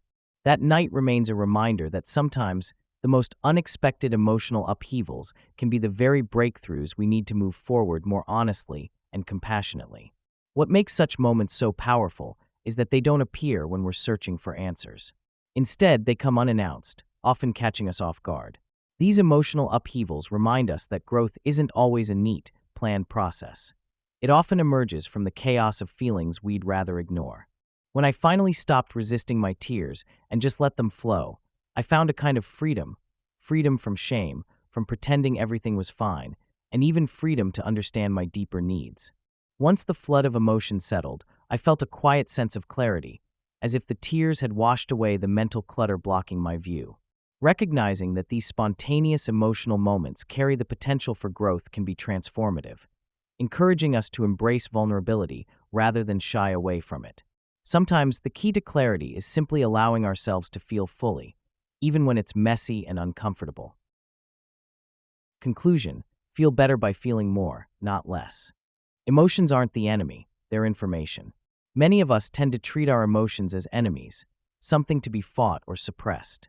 When anger or sadness surfaces, it's easy to view these feelings as problems or warning signs that should be avoided. But what if, instead, we saw our emotions as messengers? Think of feelings as signals, like blinking lights on a dashboard, that offer valuable information about what's happening inside us. They are trying to tell us something meaningful, whether it's a need that's unmet, a boundary that's been crossed, or a fear that's trying to surface. Recognizing emotions as signals helps us shift from reacting defensively to engaging with ourselves compassionately. It's about understanding that feelings, even the uncomfortable ones, aren't threats, they're opportunities for insight and growth. This perspective makes it easier to stop perceiving emotions as enemies or signs of weakness. Instead, you begin to see them as information, your internal compass guiding you toward what truly matters. For example, anger might signal that your boundaries have been violated, or sadness could point to a place where you're feeling disconnected or lonely. When you start viewing feelings this way, it becomes less about trying to suppress or ignore them and more about listening and responding thoughtfully. Over time, this shift reduces the shame often associated with difficult emotions and encourages a more curious, open stance. Instead of racing to fix or fixate on your feelings, you learn to sit with them long enough to understand what they're offering in the moment. Embracing emotions as signals also means recognizing that they are natural, universal, and temporary. Feelings don't define you, they are simply passing currents in your experience. This understanding helps demystify emotional reactions, transforming them from scary or overwhelming events into understandable messages. For instance, if you feel anxious before a big presentation, instead of labeling yourself as weak or unprepared, you can interpret that anxiety as a sign your mind is alert and primed to prepare. The key is to practice openness, asking yourself what the emotion is trying to tell you rather than avoiding it or judging it harshly. When you start seeing feelings as signals rather than threats, you open the door to a kinder, more balanced way of relating to your inner world. Once you begin to see emotions as signals, you unlock a powerful tool for personal growth and deeper relationships. Being aware of your feelings allows you to understand yourself better, which can lead to healthier choices, clearer boundaries, and a more authentic way of living. When you're able to locate the origin of your feelings, whether it's a desire, a fear, or a disappointment, you gain clarity that helps you navigate life more skillfully. This awareness also makes it easier to communicate your needs to others. Instead of hiding or suppressing difficult feelings, sharing them openly fosters trust and connection. It's like giving your friends, family, or partner a window into your inner experience, which often encourages empathy and understanding. Using emotions this way also facilitates emotional resilience. When faced with challenging situations, you can step back and ask yourself what your feelings are revealing. Maybe you're angry because your boundaries were crossed, or anxious because you're worried about an outcome you can't control. Recognizing these signals means you can respond in ways that serve you, rather than reacting impulsively or defensively. This process creates a virtuous cycle. Emotional awareness leads to better decisions, which then result in more positive interactions and greater self-trust. Over time, this practice deepens your capacity for compassion, not only for others but also for yourself, making it easier to accept your vulnerabilities and imperfections without judgment. Practicing emotional awareness also helps break destructive patterns rooted in avoidance or suppression. For example, rather than ignoring feelings of frustration or grief, acknowledging their presence allows you to process them healthily. This might involve journaling, talking with a trusted friend, or simply allowing yourself a moment of quiet reflection. These acts of acknowledgement turn emotions into allies rather than adversaries, enriching your understanding of your own humanity. You begin to appreciate that every feeling, even the uncomfortable ones, offers a lesson about what matters most, about your boundaries, or about where you might need to course correct.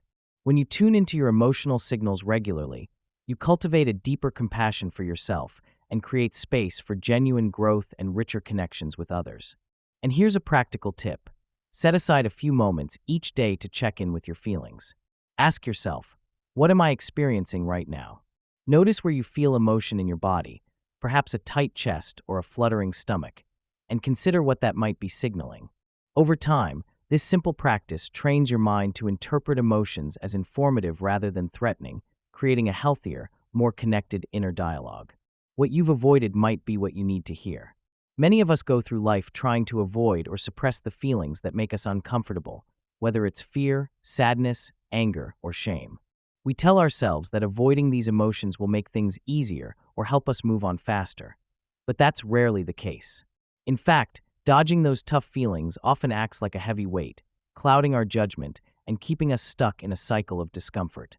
Letting ourselves feel what's inside, no matter how messy or raw, can lead to greater understanding and eventually healing. It's like peeling back layers of a difficult onion. Each layer, though painful to reveal, allows us to see what's truly underneath. When we face these feelings directly, we gain clarity about ourselves, our needs, and what might be holding us back. This honesty isn't always comfortable, but it's incredibly freeing in the long run, giving us the chance to process emotions fully and grow beyond them. Many people worry that confronting painful feelings will overwhelm them, leading to a sense of losing control. Yet, the opposite is often true. When we acknowledge what we're feeling instead of dismissing it, emotions tend to lose some of their power over us. It's like turning on a light in a dark room. What once seemed terrifying and unknowable becomes manageable and understandable. This process allows us to identify patterns in our reactions, triggers, and beliefs that influence our daily lives. For example, realizing that anger often stems from a sense of fear or inadequacy can help us address the root causes, rather than just the surface symptoms. Recognizing and validating our discomfort is not a sign of weakness. It's a vital step in navigating life with more awareness and compassion for ourselves. Over time, this openness creates space for growth, resilience, and genuine healing, enabling us to face future challenges with more confidence and clarity. Remember, healing isn't about fixing ourselves or erasing pain. It's about understanding it better. When we allow ourselves to sit with difficult feelings, we begin to untangle the stories we tell ourselves about what these feelings mean. Sometimes, what we fear most is just the discomfort itself, not some catastrophic failure or flaw. By facing these feelings head-on, we often discover that they're temporary and manageable, like weather passing through a storm. These moments of vulnerability can even deepen our connection with ourselves, shining a light on parts of us that have been hidden or ignored. The goal isn't perfection or a pain-free existence, but rather to approach our inner world with honesty and patience. Each time we do this, we rebuild trust in our ability to handle life's ups and downs, gradually transforming fear into understanding and discomfort into growth. When uncomfortable feelings arise, many of us instinctively want to stall or distract ourselves, trying to push them away. That impulse to avoid is a natural survival instinct, our mind telling us to escape pain, to find comfort instead. But strange as it sounds, the real growth happens when we lean into that discomfort with openness and curiosity. Instead of questioning why we feel what we feel or judging ourselves for it, we can try to sit with the sensation as if we're a curious observer, an explorer peering into uncharted territory.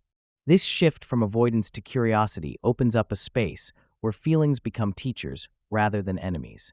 For example, instead of running from sadness after a breakup, ask yourself, what is this emotion telling me about what I need? This kind of gentle inquiry helps dissolve the shame or guilt often attached to difficult feelings and replaces it with interest and compassion. Curious exploration turns pain into a portal for self-discovery, making the experience less overwhelming and more enlightening. This approach doesn't mean that every feeling needs to be acted upon or that you have to sit with every moment of discomfort forever.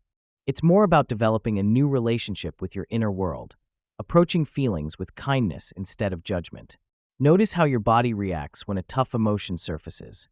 The tightness in your chest, the knot in your stomach, the tension in your jaw.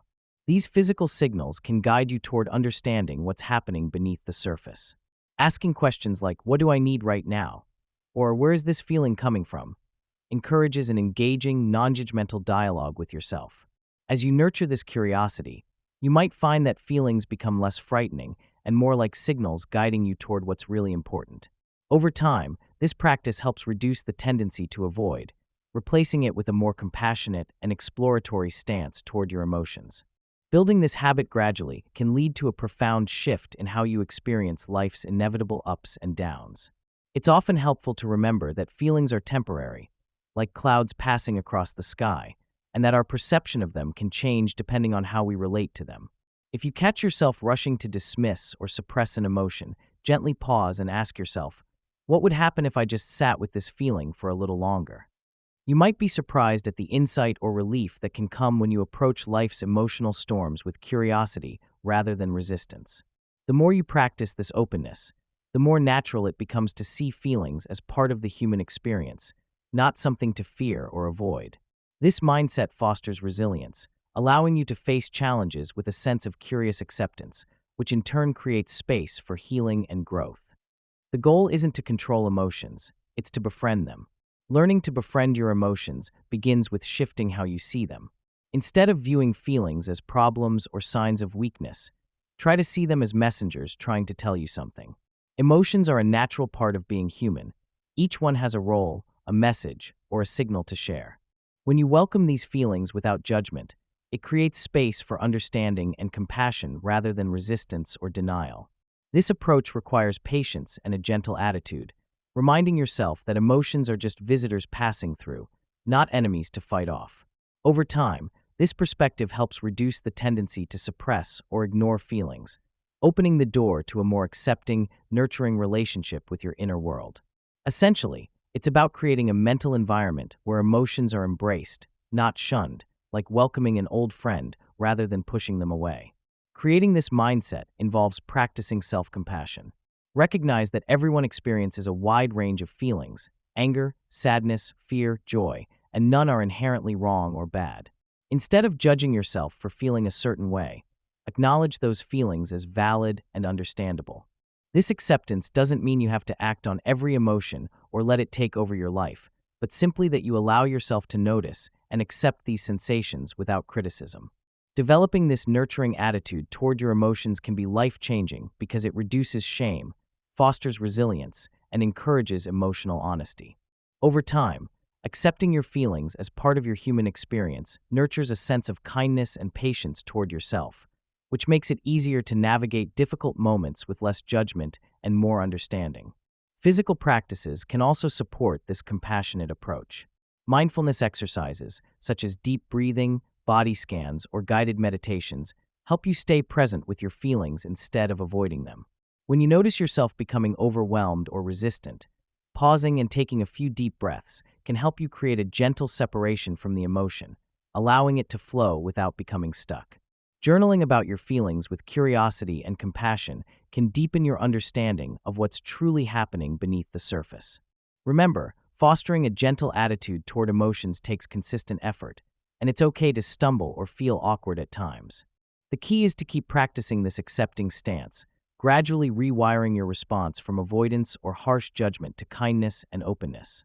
Viewing emotions as companions rather than enemies shifts everything about how you relate to your inner life. Think of feelings as allies who are guiding you through your unique story, each offering insight and wisdom if you learn to listen. When you start to see your fears, sadness, or anger as faithful friends, it becomes much easier to sit with them rather than fight against them. These emotions aren't obstacles to overcome, but signals indicating what's happening inside and what might need attention. For example, feeling anxious might be your mind's way of alerting you to upcoming challenges, or sadness might be a sign to slow down and show yourself some care. When you embrace feelings in this way, they cease to be burdens, becoming instead trusted companions on the road to self-awareness. Building this perspective involves active curiosity. Instead of resisting or pushing feelings away, approach them like a curious friend who wants to understand. Ask yourself questions. What does this emotion feel like in my body? Where do I notice it the most? When did I first start feeling this way? What does it want me to know? This kind of gentle inquiry can reveal hidden messages that were previously ignored or dismissed. As you collect more information about your emotional companions, they often become less intimidating and more predictable. They no longer sit on your shoulder as harsh critics, but walk beside you as wise friends who help you learn more about yourself. This relational shift transforms emotional experiences from sources of suffering into opportunities for connection and growth. In practical terms, treating feelings as friends can involve setting aside quiet moments to check in with what's present inside. It might be as simple as pausing during a stressful day to ask, "What am I feeling right now?" Or "What do I need in this moment?" Giving these feelings room to breathe, express, and be heard fosters trust and diminishes their power to overwhelm. Moreover, recognizing feelings as allies helps you develop emotional resilience. Instead of feeling trapped or defeated by difficult emotions, you begin to see them as part of your inner landscape, each with its own voice and role. With time, this attitude nurtures a sense of partnership within yourself, making it easier to face challenges with compassion rather than fear or avoidance. Remember, this process isn't about perfection or never experiencing discomfort. It's about shifting your relationship with emotional parts of yourself, treating them as friends who have valuable lessons to teach.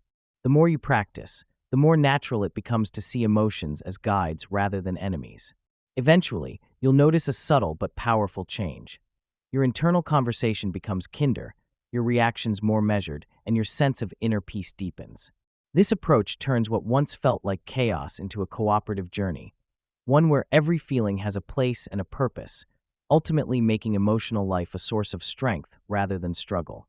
A practical tip to get started: try naming your feelings when they arise. Label them as accurately as possible, e.g., "This is anxiety," "That's frustration," or "I feel sadness." This act of naming creates clarity and helps you step back from automatic reactions. Then, gently ask yourself what the emotion might be trying to tell you, what need is unmet, or what boundary might be crossed. This simple practice can gradually transform your internal dialogue from judgment into a dialogue of understanding and compassion, turning emotional experiences into trusted companions on your journey. You're learning a language most people were never taught. Learning to understand and navigate your emotions in a new language can feel like stepping into uncharted territory. It's easy to focus on vocabulary lists and grammar drills, but emotional fluency is something much deeper. It's about perceiving your feelings clearly, naming them accurately, and responding in a way that feels authentic. This process often involves moments of surprise, realizing you're feeling something entirely new or unfamiliar, and that's perfectly okay. Each small step, no matter how uncertain, is a victory because it means you're expanding your ability to connect with yourself and others on a different level. Celebrating these milestones helps build momentum and encourages you to keep going, even when things seem confusing or complicated at first. Instead of waiting for perfect understanding, start recognizing that each emotional expression is a sign of progress.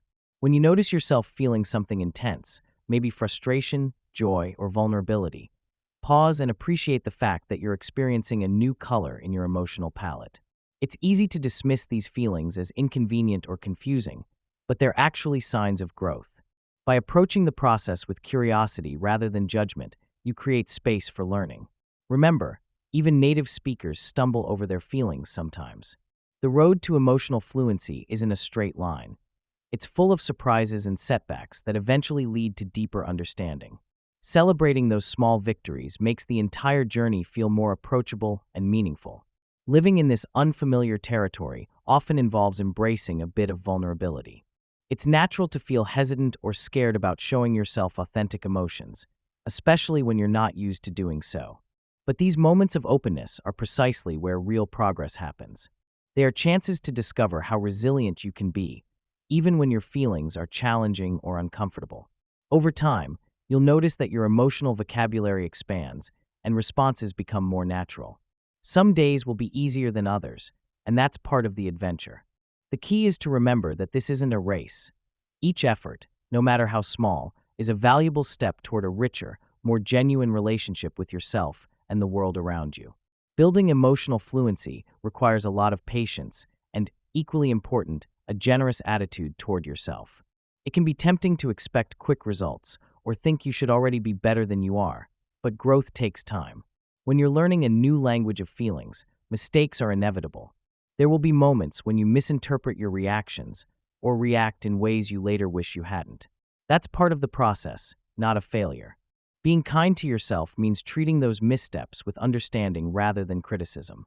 It's helpful to remember that no one masters emotional literacy overnight, just like no one picks up a new language instantly. Patience and self-compassion are your best tools for staying motivated and grounded during the challenges. Practicing self-kindness can involve small acts of reassurance, like talking privately to yourself with gentle words or allowing space to feel whatever comes up without judgment. It might mean giving yourself permission to be messy, to feel overwhelmed, confused, or vulnerable, and knowing that those feelings are acceptable. It's also important to recognize your progress and celebrate the effort, not just the results. When you notice yourself being hard on your emotional responses, gently remind yourself that learning takes time and that every step counts. By nurturing patience and kindness, you create a safe environment inside your mind where growth can happen organically. Over time, this compassionate approach will help you to stay committed to the process, making it easier to handle setbacks or challenges with grace. Remember, developing emotional fluency isn't about perfection. It's about creating a forgiving space where you can explore your feelings freely. Sometimes the most progress occurs when you stop trying so hard to get it right all the time. Instead, focus on showing up for yourself each day, acknowledging your efforts, and trusting that over weeks and months, your ability to understand and respond to your emotions will deepen naturally. Pausing frequently to reflect on where you are, rather than rushing to be somewhere else, fosters patience. This gentle, supportive attitude keeps the process sustainable and even enjoyable, transforming it from a daunting task into a meaningful journey of self-discovery and connection. You made it. You didn't skip to the end, or if you did, no judgment. It's a feelings book, not a rule book. You just spent time with the hardest parts of being human, the parts most people avoid, suppress, or shame. And now, you have language, tools, awareness. You won't always get it right. You'll still spiral sometimes, cry randomly, freeze when someone asks, "What's wrong?" But you'll catch yourself a little faster. You'll name it sooner. You'll feel it cleaner. That's growth. So here's your permission to keep going, to keep feeling, to keep becoming the kind of human who doesn't run from emotions, but walks with them like trusted guides. Because the world needs more people who feel deeply and lead gently. And that includes you. Mindful Literary.